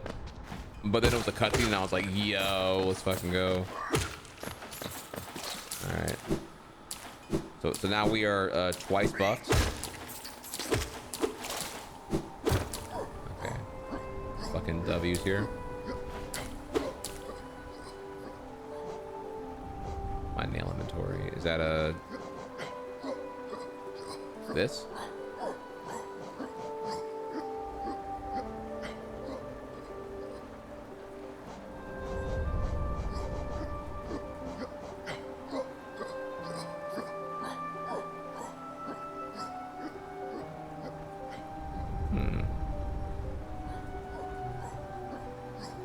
Yeah, it looks different now, right?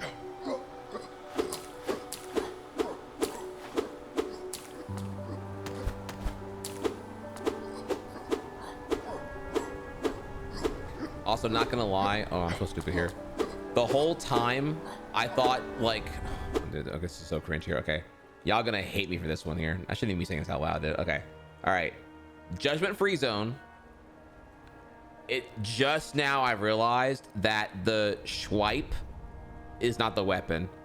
I thought, you know, I thought I was like Urameshi and I had a spirit gun, you know, like in Yu Yu Hakusho. Okay, like it's like a phantom blade, right? It just like appears whenever cause it's got like phantom energy or whatever here. So I thought it was, I thought the swipe was the weapon itself. I'm just aware now that actually, if I look at the animation, you can see the weapon. It's on his back. That shows you how often I'm looking at the camera. That's why I was saying earlier that like I need to watch this game more because I'm playing it. I'm not able to even like really appreciate all the beautiful hand-drawn details and all that here. Dude, I thought, hey, I thought it was a spirit detective. I thought I was sitting here, you know, murking bitches in the afterlife and whatnot, dude. So you can see it on his back right there, and then it's very fast. You kind of see it in the U-wear more, the up smash or the up tilt.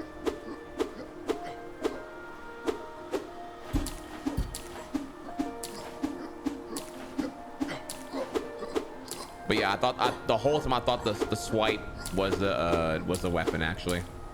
So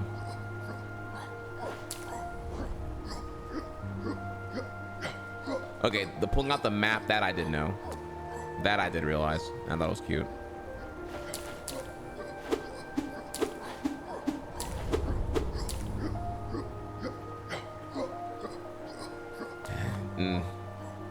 Urameshi, it's not fair. Whose ass am I gonna kick now that you're dead?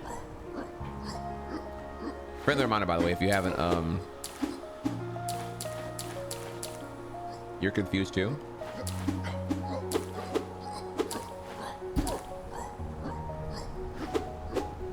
Wait, did I confuse y'all? Did I,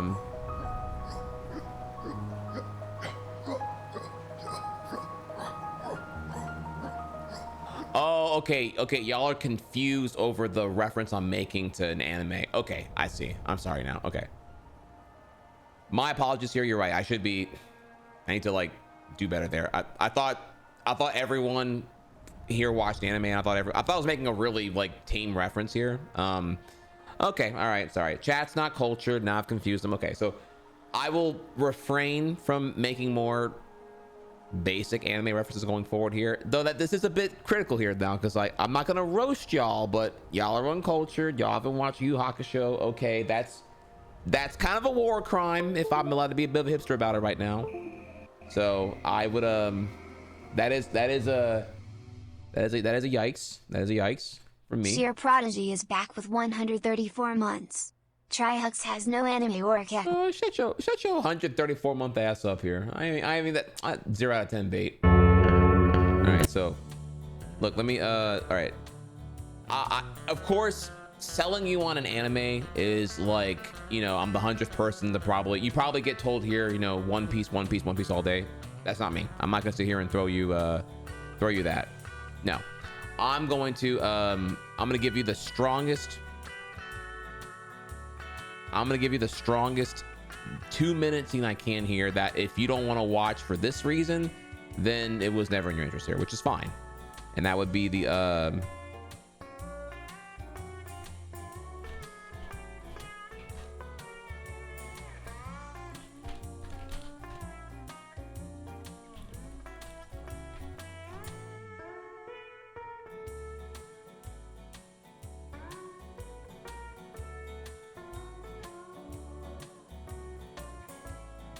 make sure one second, I'm just grabbing the right thing here.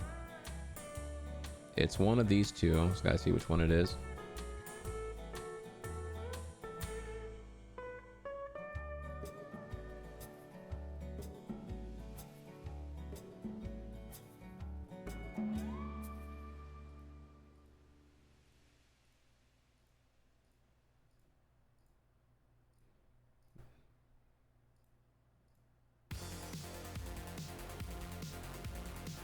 Okay, all right, back up found it here.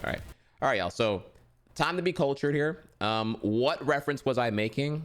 Well, I would need a different scene to explain like what the Urameshi spirit gun, blah blah blah blah. Like, okay, like that's like a different thing, right?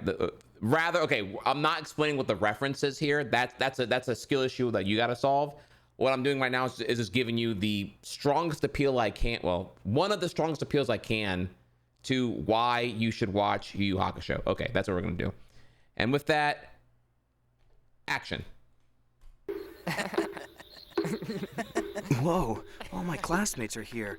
Just like I thought. Look at them laughing. They probably just came over here because they're getting extra credit. Keiko, please. Yusuke. No! Is she making all that racket for me? Come on, let's go back. This isn't right. Shut up! Let go of me, would you? What? Kuwabara? Damn you! You think you can just back out because you're scared? Kuwabara, this place is for mourning. I'm not gonna leave. Not until he comes out of here and lets me fight him. He can't do that. I'm gonna beat you down, you punk! You hear me? Who do you think you are, huh? Dirty punk! Who am I gonna fight now? Who am I gonna fight? He's gone! No! You're supposed to be here for me. Come on, Kuwabara. Let's go. Sorry about all that. No! No! Who would have guessed? So, okay, there you go. That's probably not the strongest way to really get the appeal here, but like, how do I say this quickly here? So, Yu Yu Hakusho is an anime where the protagonist, who you saw there, Urameshi, who's floating because he's already dead, he dies in the first like 5 minutes or whatever, and he's a schoolyard bully who has a rival bully who's Kuwabara, and him dying throws everyone off.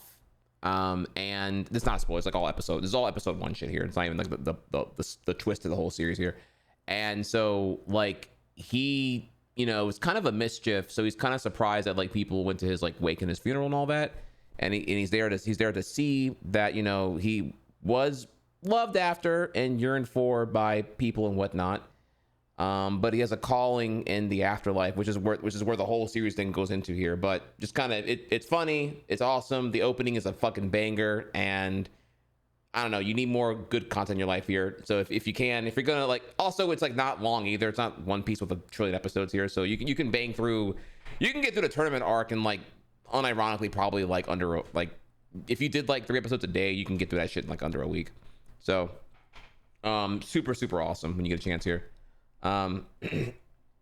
But I admit here I was being kind of crazy because I was making a reference to his, like his spirit gun, which of course I should have not assumed everyone knew what the hell I was talking about anyway here, so I'm sorry about that. But yeah, Yu Yu Hakusho, if you get a chance here, hop on that. Like, recommended from me, not long at all. You'll be very cultured. It is like it's unironically a certified hood classic. I trust me, you will be. If you fuck with like action, battle, anime, manga, that is like way up your alley, dude. Effectively, if you fuck with DBZ, you're gonna, on God, you're gonna fucking love Yu Yu Hakusho. It's just that simple. Like, and I'm sorry. Let me go back here. The reason I showed you that scene was because it was mega relevant. Here's where the culture part comes to play. So I thought the reference was understood here. I showed you that scene where Kuwabara is like, you know, we're supposed to fight, punk. Last year, if you remember, Trump wanted to 1v1 Biden with the debate and everything else here. He wanted to win 2024 because he felt like he was wrong in 2020, right? So when Biden dropped out from like, you know, declining health and age and all the other shit here and cognitive, and then Kamala was put in instead here, Trump was like, huh? That's not fair. I wanted Biden. I want to fight Biden. I don't want to fight Kamala, right? And that's when this meme, or that's when this scene became a meme. They put Trump's face on Kuwabara and put Biden's picture in the eulogy photo frame, and it made that scene go godlike. It went hella viral as a meme at that point. I don't have the video to show you, so it's somewhere on Twitter here, but like, yeah, that's what made it go crazy. It was like everyone saw that. It was like literally the perfect implementation of the scene as a meme. It was godlike. So look, y'all might have even seen this without even knowing what anime it was from. That's how good it was. You might have thought here that, like, you know, maybe the scene was retrofitted and the dialogue was changed here. No, it was pretty much take that same scene, same dialogue, and it applies directly to Trump v. Biden. So it was kind of crazy. Oh my God, you. Okay, all right. I will, because now we're cultured. Now I can kind of give you, I can give you this then. So we can kind of take this final step here to give you the Okay, all right. Now you're prepared for the final stage here. The memes are now dreams. Trump's social media feed is getting sadder by the minute. Biden never had COVID. He's a threat to democracy. It's not over. Tomorrow, crooked Joe Biden's going to wake up and forget that he dropped out of the race today, right? And then we're back here. Back out because you're scared. Kuwabara, this place is for mourning. I'm not gonna leave. Not until he comes out of here and lets me fight him. No. You gotta. It's gotta be the one where they put Trump's face over Kuwabara and then they put Biden's picture on the picture frame. Yeah, you gotta find the edit here. The edit one is the one that like really is the next level here. Okay, thank you, chat. Okay, now we're here. This is the one I'm referring to. All right. Here you go. Damn you! You think you can just back out because you're scared? Kuwabara, this place is for mourning. I'm not gonna leave. Not until he comes out of here and lets me fight him. He can't do that. I'm gonna beat you down, you punk! You hear me? Who do you think you are, huh? Dirty punk! Who am I gonna fight now? Who am I gonna fight? He's gone! No! You're supposed to be here! For me! That's such a troll-ass picture, dude. Damn you! You think you can just back out? And dude, notice how the editing is so good because the hands in front of the picture, every frame you have to do that, dude. That is...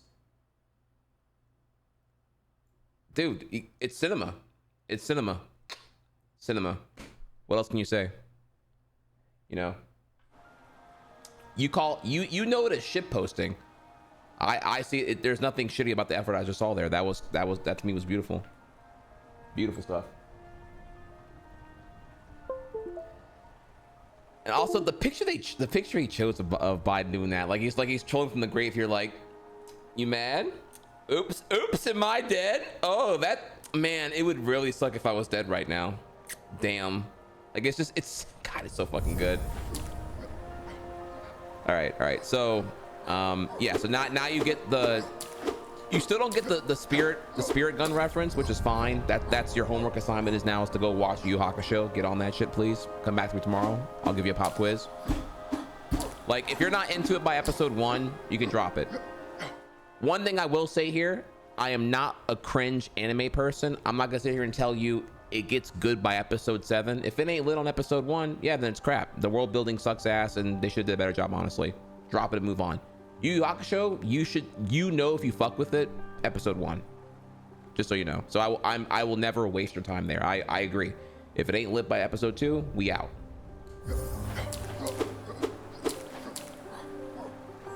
Okay, so now we did that, we can what else was I doing here?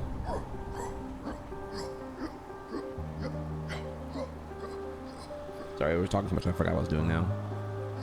Okay, so now we're gonna go weapon upgraded. I can go do Deep Nest with the dark place, or I can go back to tomato basil. Why did I stop going there again?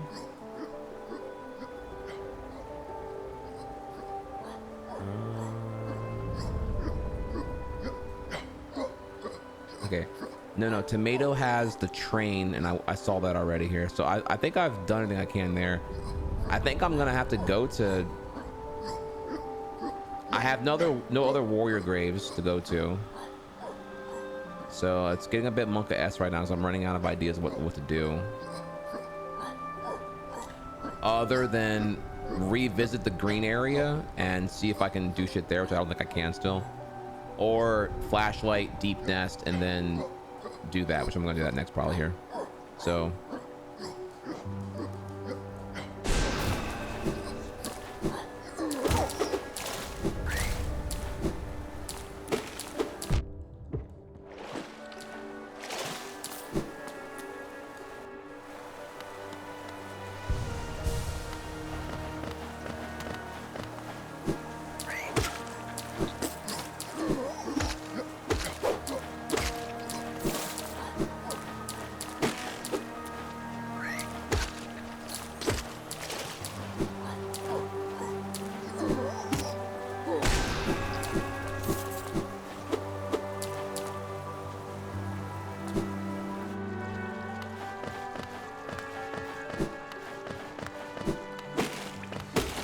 And I'm looking for a simple key too.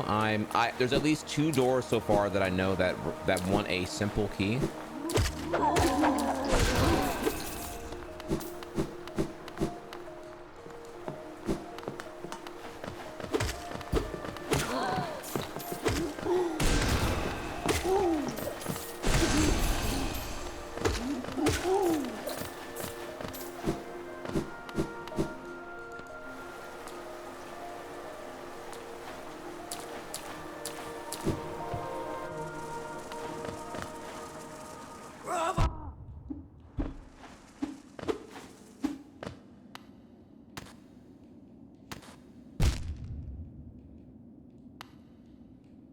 You like Tenchi Muyo? I too like harem animes as well.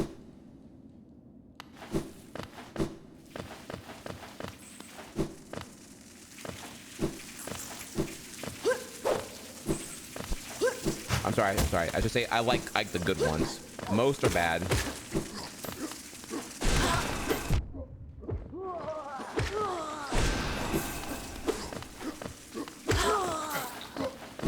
Most are bad. Most do jump the shark.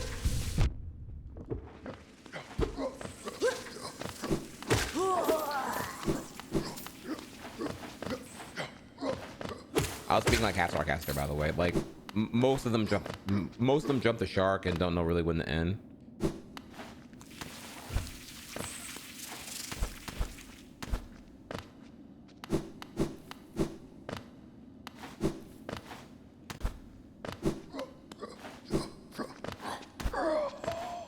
Wait, so right now I'm above, right?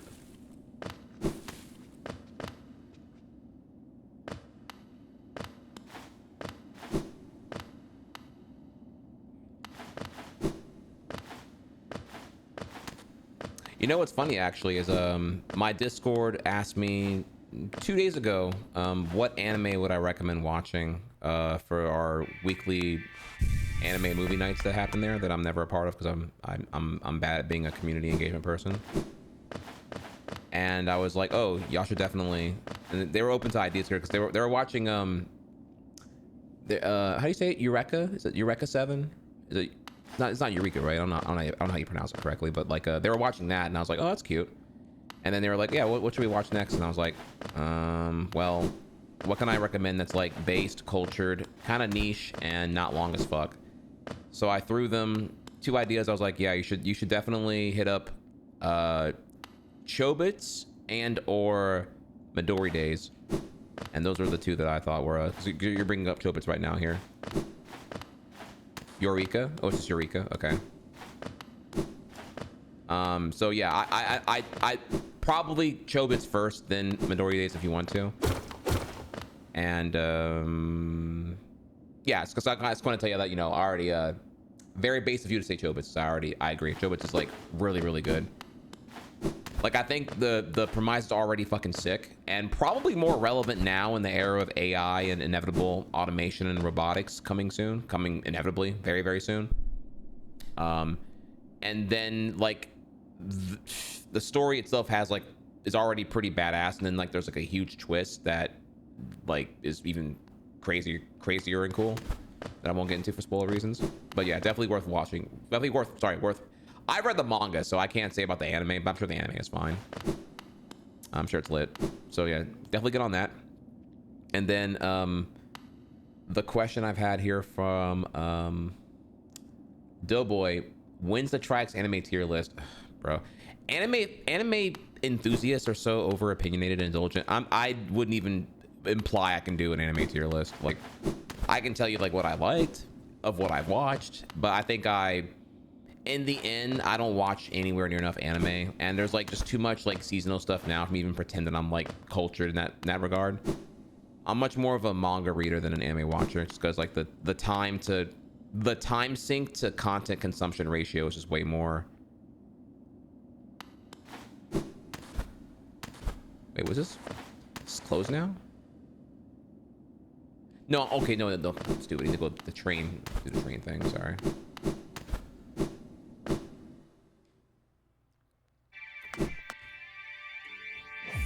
It's like, cause, all right, for example, right? Like if you were to rewatch Dragon Ball Z, whether it's like Kai or the OG run,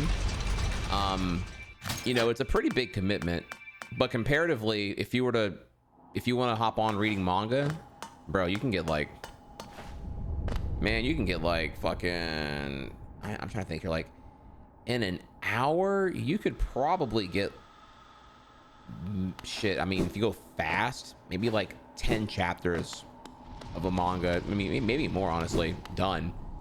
Whereas like, you know, in an hour, you're getting 3 One Piece episodes done, or 3 DBZ episodes done, or you can get like, you know, 10 plus chapters done in an hour while enjoying the art and whatnot, and in a very flow, immersive, you know, superior style. So with that, I'm just like, you know, you can just get way more. You get way more done on the manga end, and then you can always like, you know, read the manga in question if it's like a Shonen Jump thing or whatever, and then just like go back and watch the battles if you want like the included extra dimension of like, you know, fluid visuals and audio accompanying the thing in question, right? That's kind of a thing you can do as well.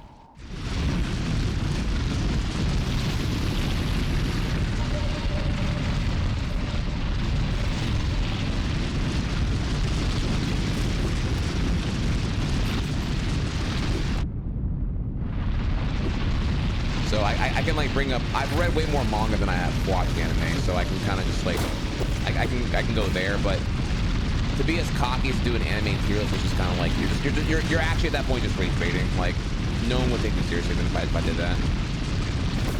An anime tier list. Especially when, again, people already do the whole thing where like, you know, is this anime, you know, is Mob Psycho lit or mid? And it's like, I don't know. I mean, are you into like blah blah blah blah blah and that kind of thing and whatnot? I don't know. People are not really. People don't yearn for discourse. They yearn for social media clickbait bullshit, whatever here. So.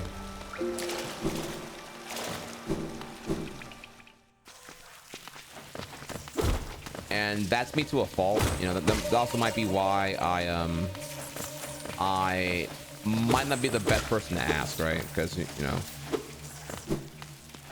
you ask me what's good to watch, and I'm gonna say, well, what do you like?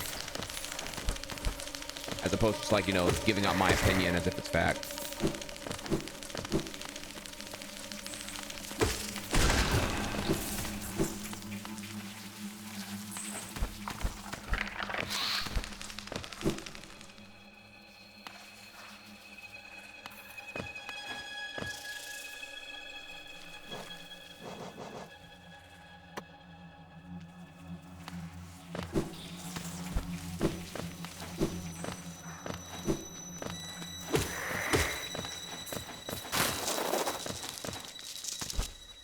What?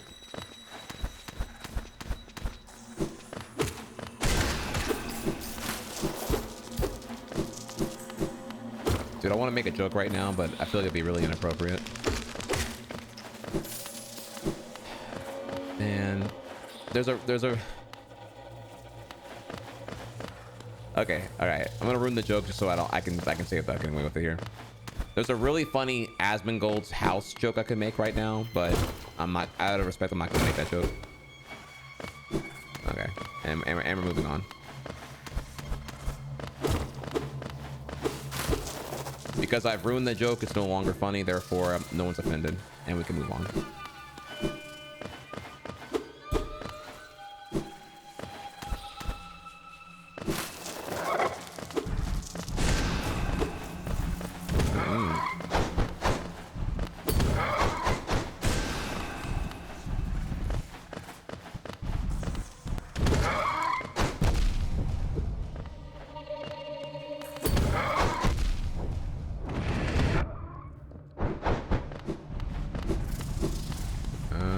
You're not good to just YOLO that like that.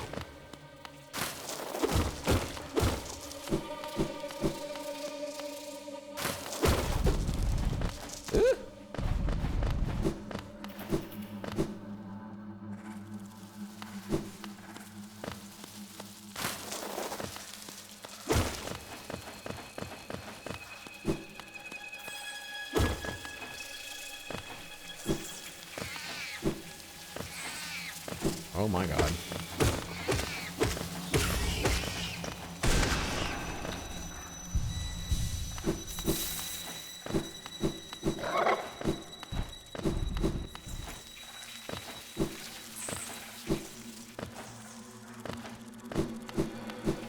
Alright, I can merge the heal really.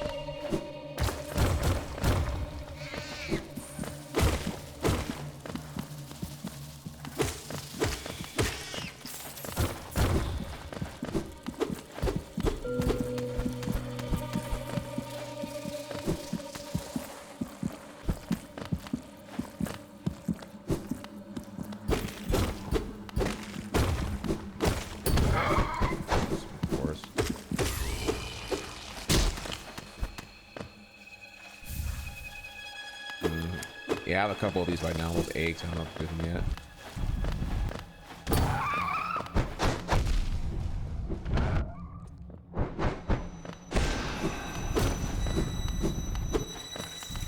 Oh, I see.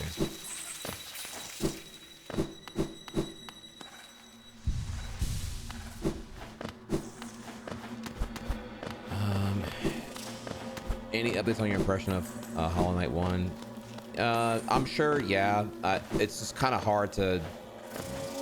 you know, actually, I was going to update the command yesterday, but, like, I asked chat to ask me questions. I'm like, what do you... The question is less about, like, what my impression is and more like, what do you want to know of my take on things? Because in the end, it's a really... what's the word here? Like, unsurprising disclosure. You know, yeah, everything about the game is godlike, and I like everything about it. So it's more like, help me help you. What do you want to hear me elaborate on in what way concerning what you want to know more about my take on the thing? Because I don't know what else to really say. I'm like, yeah, no, boss fights sick, combat sick, gameplay sick.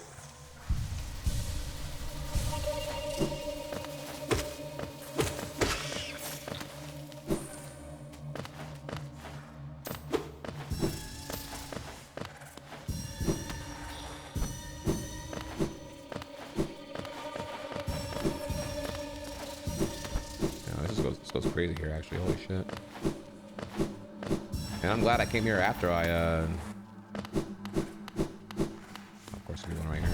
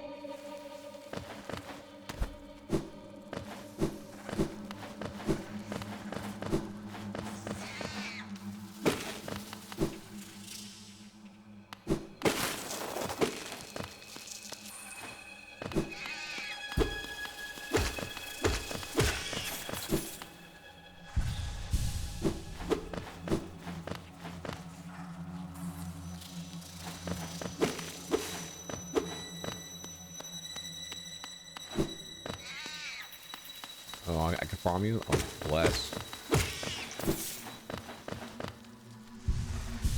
Alright.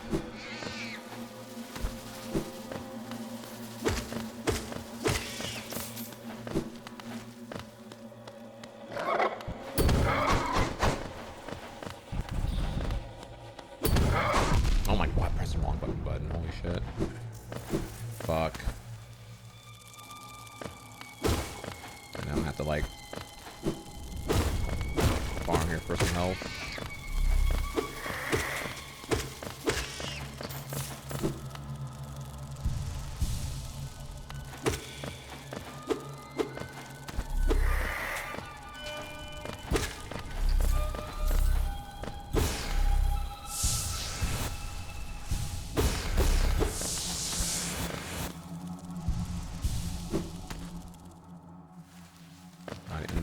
First. Oh, fuck, respawn. Oh my god.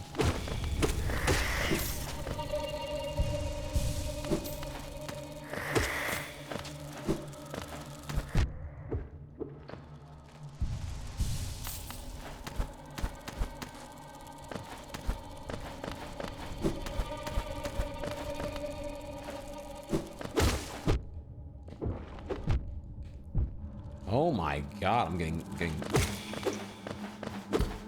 rock hawk here. Holy shit.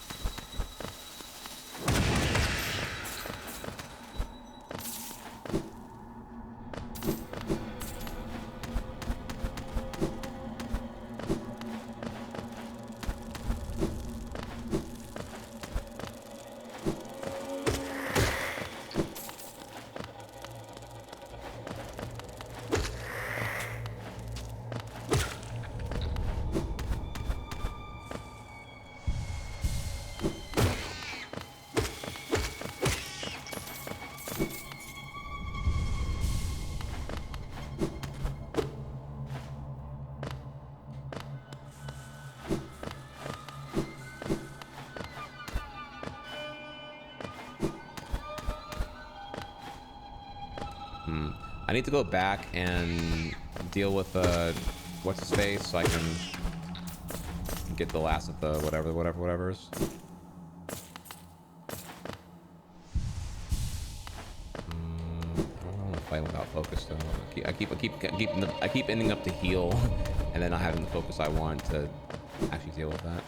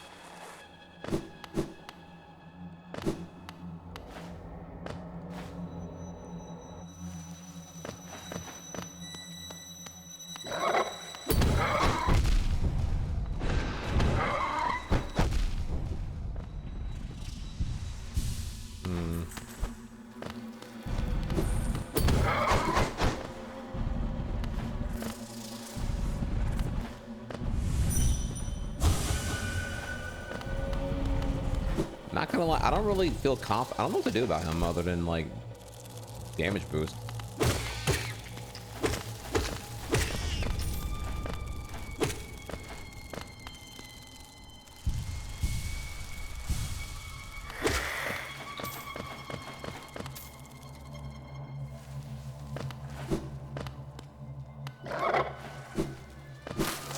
Or maybe it might be that.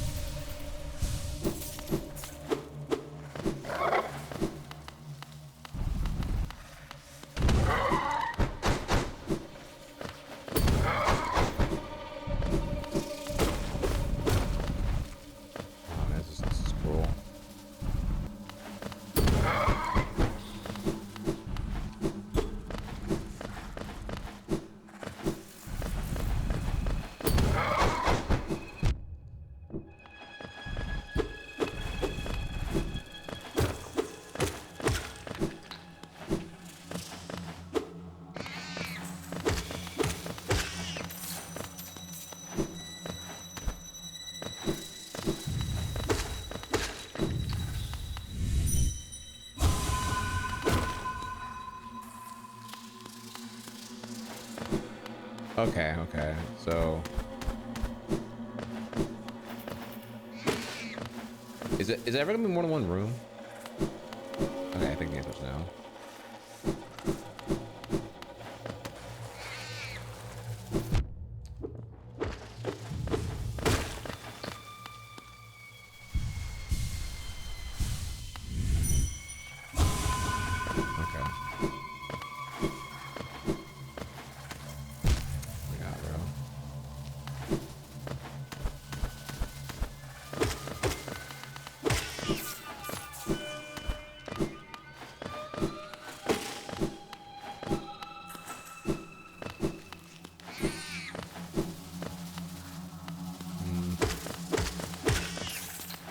Favorite area? That's a hard one. I don't know, because it's like I recognize that it's a hard question for me even in like Dark Souls 1, because like, you know, your favorite area, it can be something as simple as like, oh, because the power creep kicked in at this point, like I was like over leveled for this area, it was therefore more fun, or some shit like that. You know, for me, Dark Souls 1, for example, yeah, like Blighttown is lit. Starting area because you're weak as fuck there is also lit.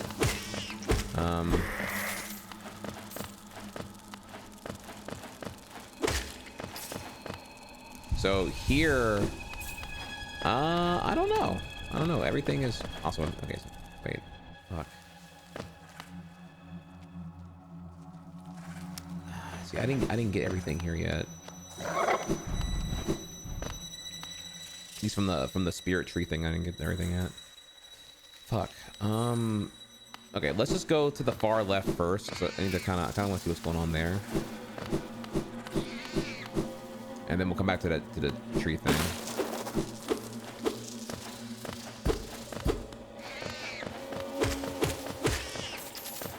I'm sorry, I'm having an ADHD moment here. Let me pause, because like there's like questions that I'm unable to answer right now. So your first question was my favorite area in Hollow Knight.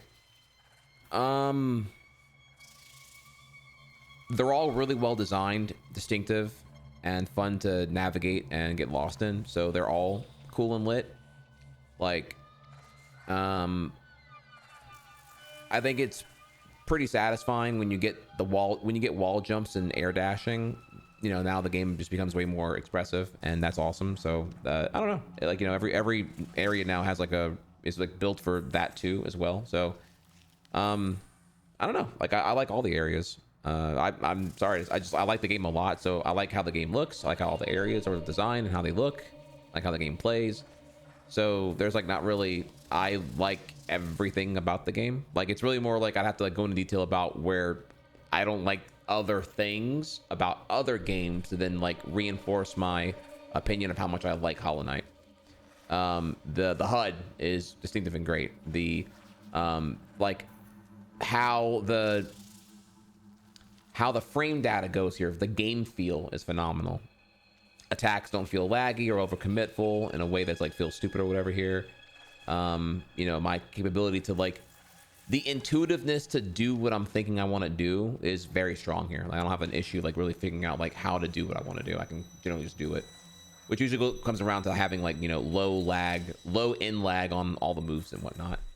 You know, there's a reason why, you know, say a game like Last of Us has a very like rigid game feel, and then like Mario Odyssey has a very fluid game feel, and it's less about being realistic and more about like, you know, being able to match the speed and relevance of the decisions you're making with what you want to do, you know.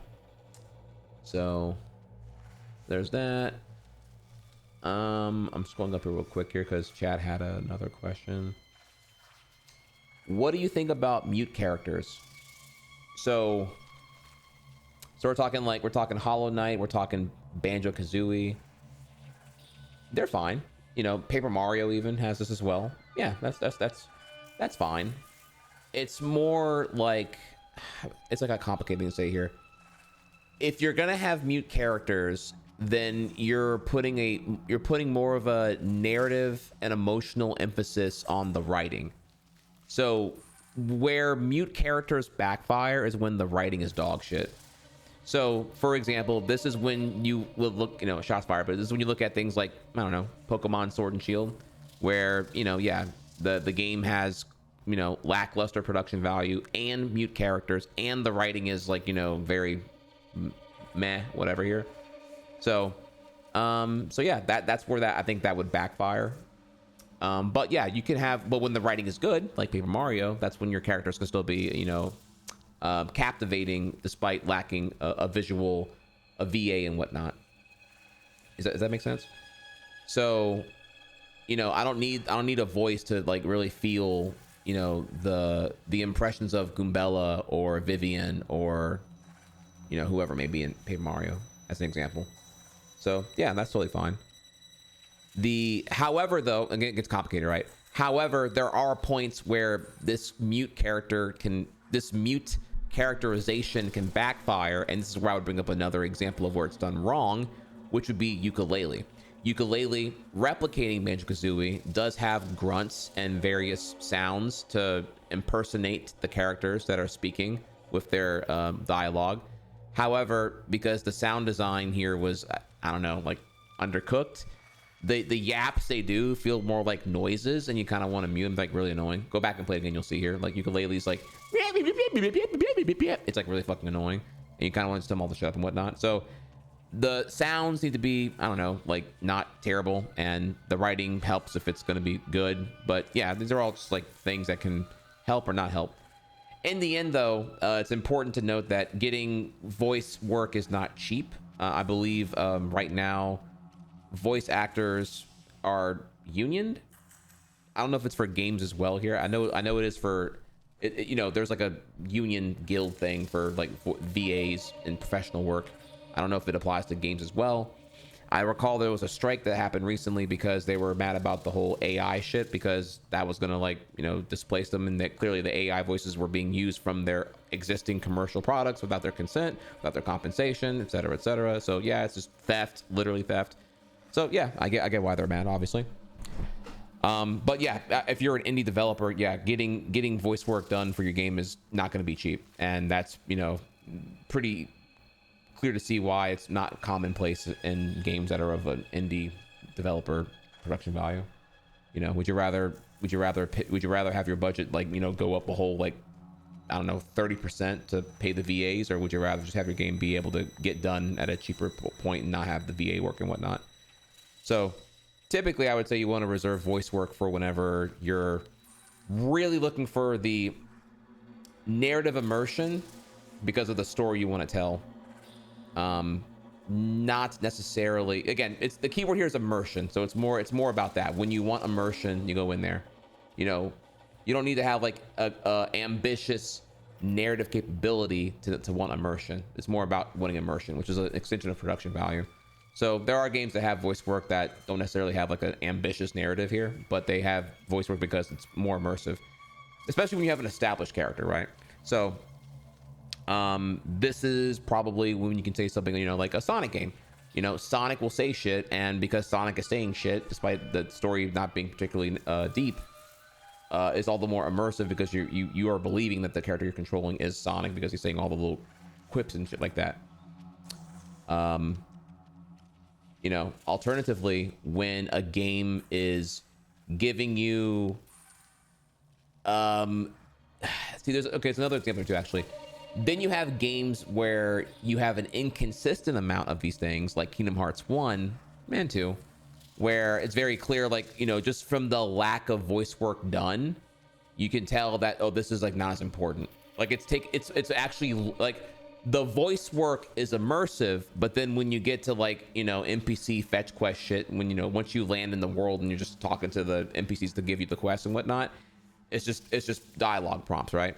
And so that's telling you very upfront here that this is like not like a big narrative portion. This is going to be just like gameplay fun things here and whatnot.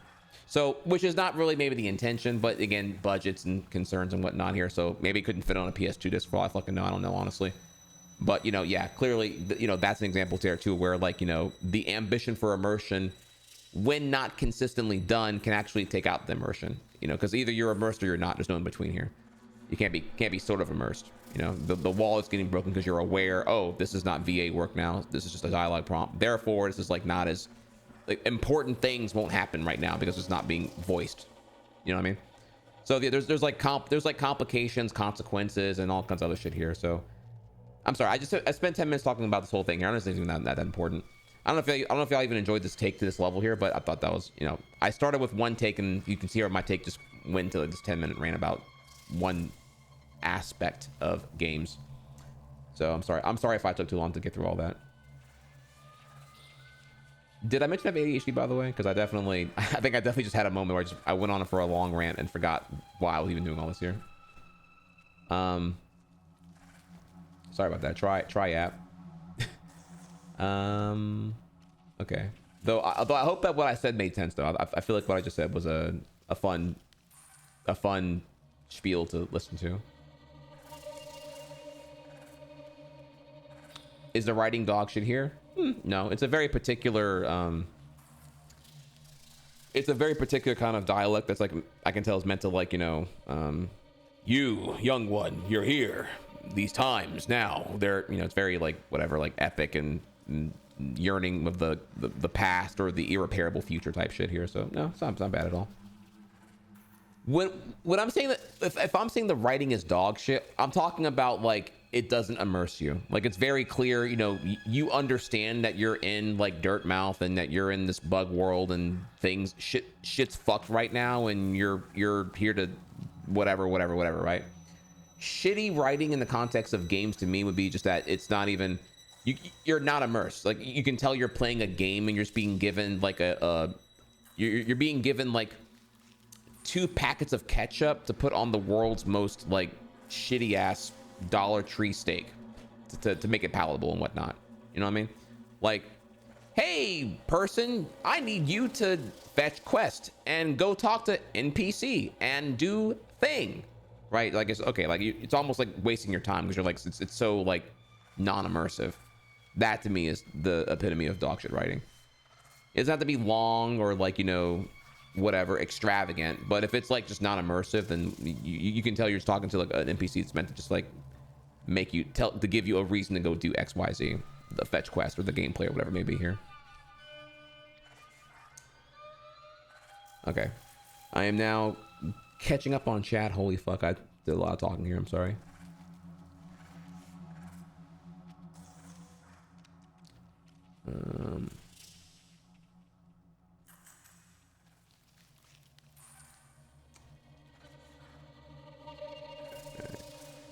And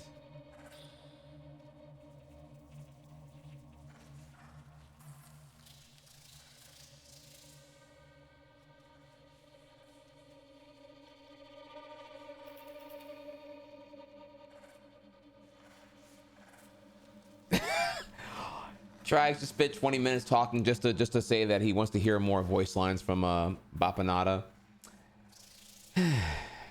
You got me. That is definitely what you should have got out of all that just now.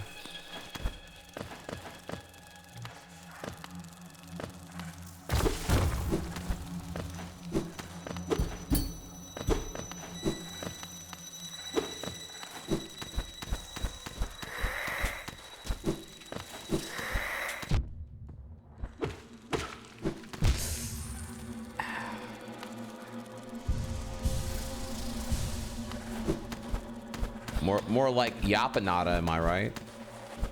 God damn, bro.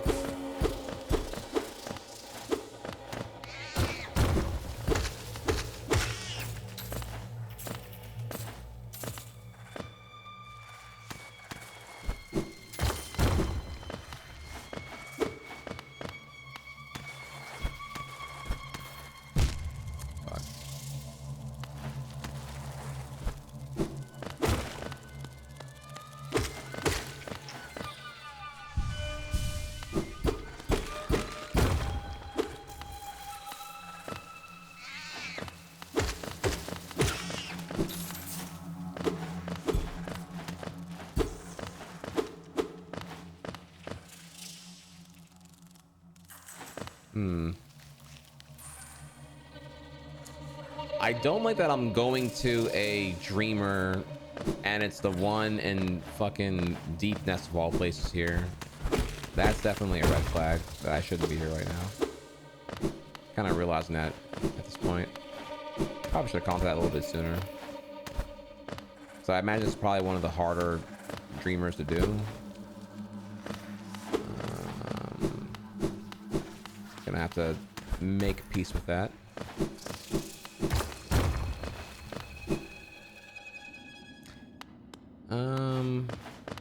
Not a big deal, except that I am sitting kind of fat on souls right now, so I kind of... Fuck, I don't know. Bro, yeah, it's like, I'm like right in here, actually.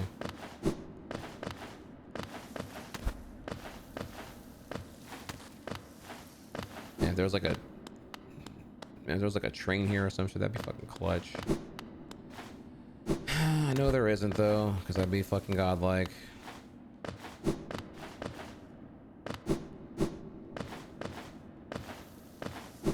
Or like a bench, or actually even the bench would be kind of cool right now, because I don't even know, like, wait.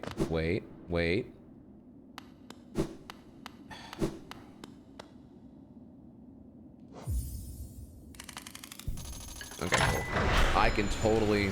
All right, I'm vibing. Okay, we are vibing, y'all. I can roll with that. Bench broken. Not even mad. Oh my god, dude. Okay. Okay. All right. So I'm gonna go like spend money on some fucking shit, and then like figure out. And then I'll be happy to like die a bunch of times over here or whatever. I'm sure there's something I can buy. Maybe I can get a Babanana's OnlyFans diamond tier or some shit. Let me see real quick here.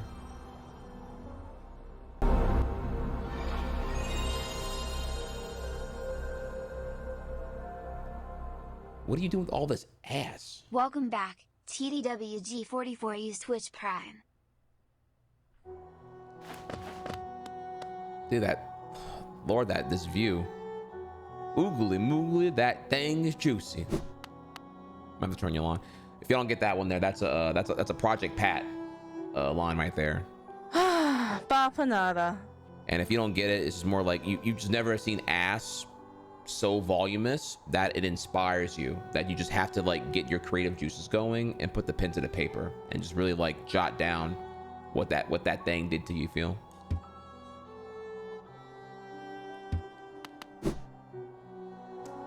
Man, Cornifer he's a lucky dude, bro. He doesn't know how good he has it, bro. Okay.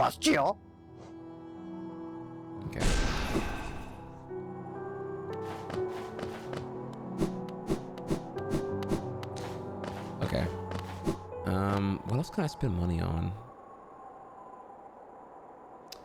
Let me think here. The other vendors. I mean, money ain't shit. You feel me? Like, scared money don't make no fucking money anyway. But like, what else can I buy that's not? I mean, I guess I could buy more relics, but the other relics are kind of like shit. Or I'm just mad 'cause I don't have more notches, honestly, if I'm being real. Fuck. Let me think here for a second.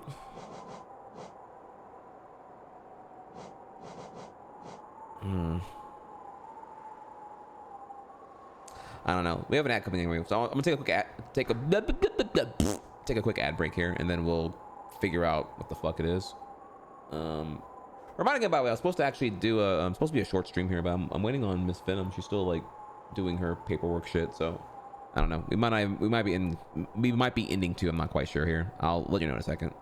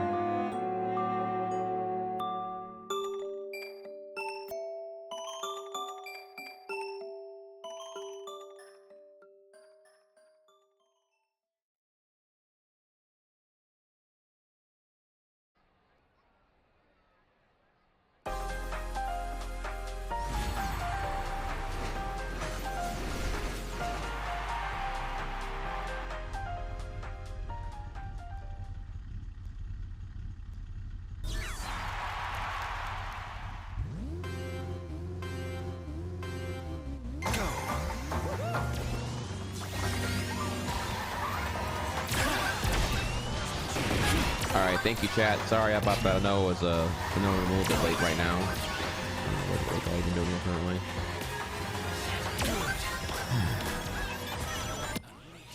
Okay. Let me get in here. All right. Super sorry about that. I know I was gone for a little bit there. Appreciate your patience while y'all were. Damn, y'all stood it. Y'all are the OGs. Y'all are the homies here right now, waiting that long. Sorry about that. I was trying to figure out, right, because obviously the schedule here says, you know, half stream, 4 hour total. We're clearly like hours over. You know, it's almost a full stream now. Sorry, we had a bit of some complications with the plans today and what me and Venom are doing, so I had to kind of figure out what to do there. So that was me like trying to like figure out like what we're doing and whatnot. I was looking at like everything here. So yeah, pretty much, yeah, we're gonna stop today because we're running out of like daylight. I kind of lost track of time, and she did too, which is, you know, kind of adorable. So yeah, we're gonna go enjoy her day off and go eat somewhere nice or whatever here, you know, enjoy a cheap meal together. So, you know, I've given y'all 3 extra hours of a half day my fucking ass as per usual. So let me just, guys, this is getting harder to figure out here now. What the fuck? What is this I'm hearing right now? What is this dumb song? Holy shit. I can't fucking think right now. So yeah, we okay, what am I doing right now? Okay. So I need to think out loud, so I'm gonna forget what the fuck I'm doing here. Okay, so when we come back here tomorrow, what we're doing here is I am right at I'm here. We can face the Dreamer fucking in deep nest, which is holy shit, probably the worst one, honestly. It's kind of MonkaW, I'm not gonna lie. I can't get to this one because I actually can't do barrier skip yet. I can do barrier skip when I have hopefully 300 of the dream tiers, which I currently have 300 of. Okay, all right, well there. Okay, so now what I would do then is okay, new plan. We go to what's his face, the hot Venomat chick. We're gonna go talk to her and get my sword buffed, then see if I can do that and whatever else here. Otherwise, we go fight the Dreamer and get my ass out here. And I don't know what else to do in Tomato Basil. Did I even check this here? I don't know if I did or not. I think this is locked right here in the tree. I'll have to come back and look at that too. Everything else is, I don't even know how I got right here. I think I got here from I don't even remember how I got there, honestly. I have to look at that again and see here. So yeah, we got like 3 or 4 things we could do right now, and then we'll be fine there. So that's awesome. Yeah, yeah, we're saved. I'm gonna go here and just do that again.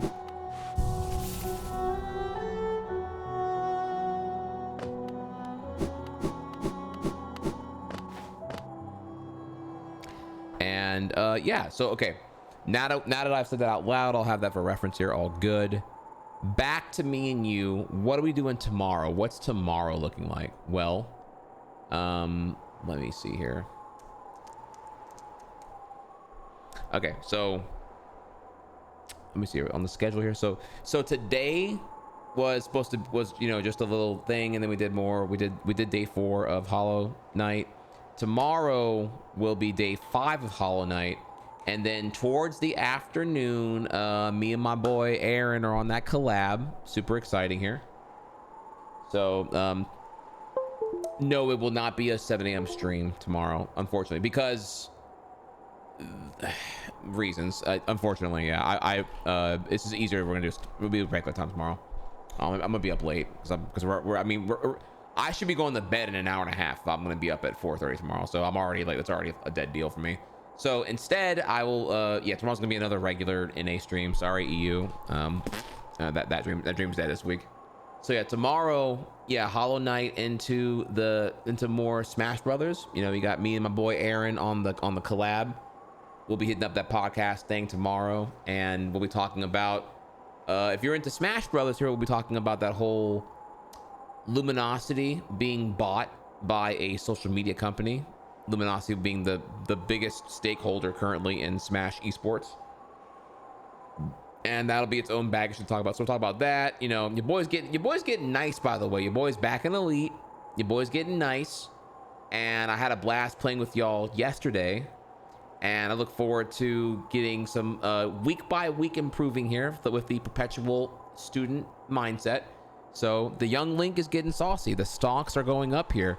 The haters, they call me a annoying, pesky mosquito of a zoner, but that, you know, that's them. Stay mad, bro. What's up? What's up? Get these hands. Get these hands. So, yeah, we will be. You know, the Yink is getting stronger day by day because he's so goddamn fun, y'all. Oh my god.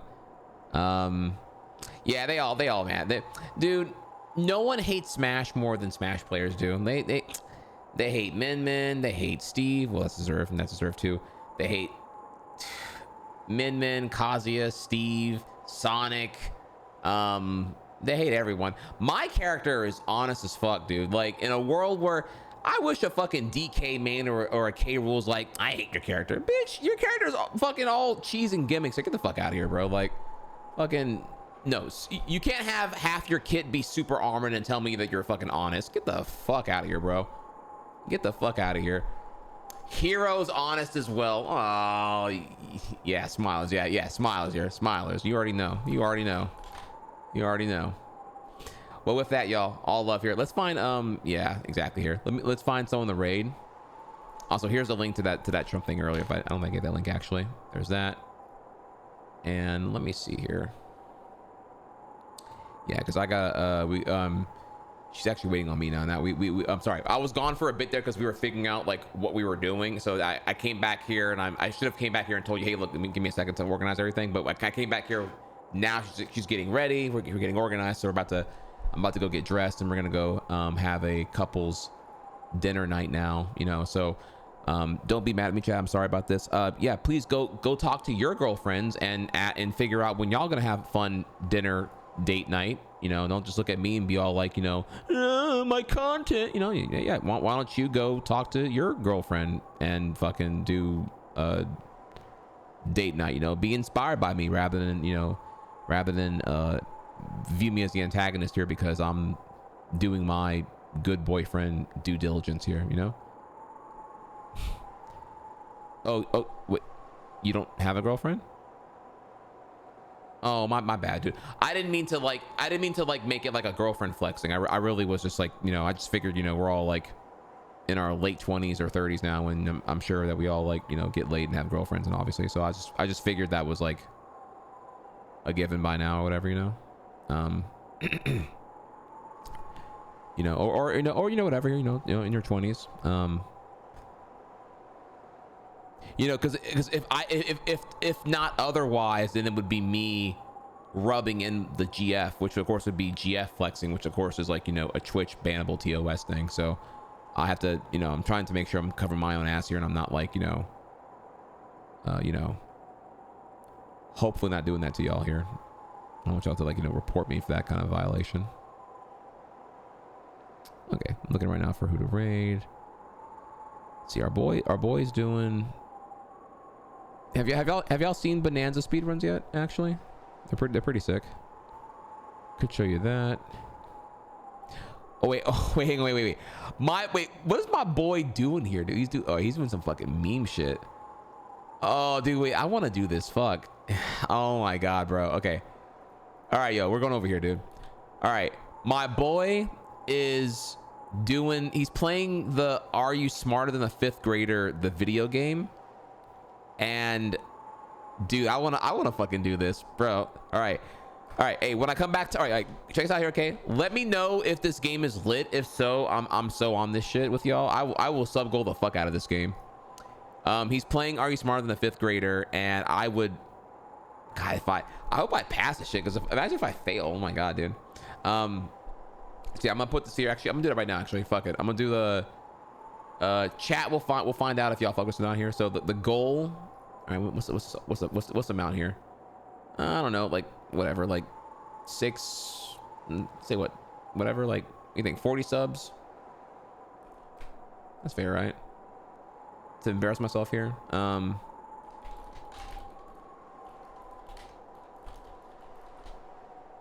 Here you go. You know, you'll say that this 40 subs is expensive. I say here that, you know, it's expensive if I, you know, imagine if I fail, then you got like, you know, you got like an infinite amount of like ammo to call me fucking dumb for the cheap here. So.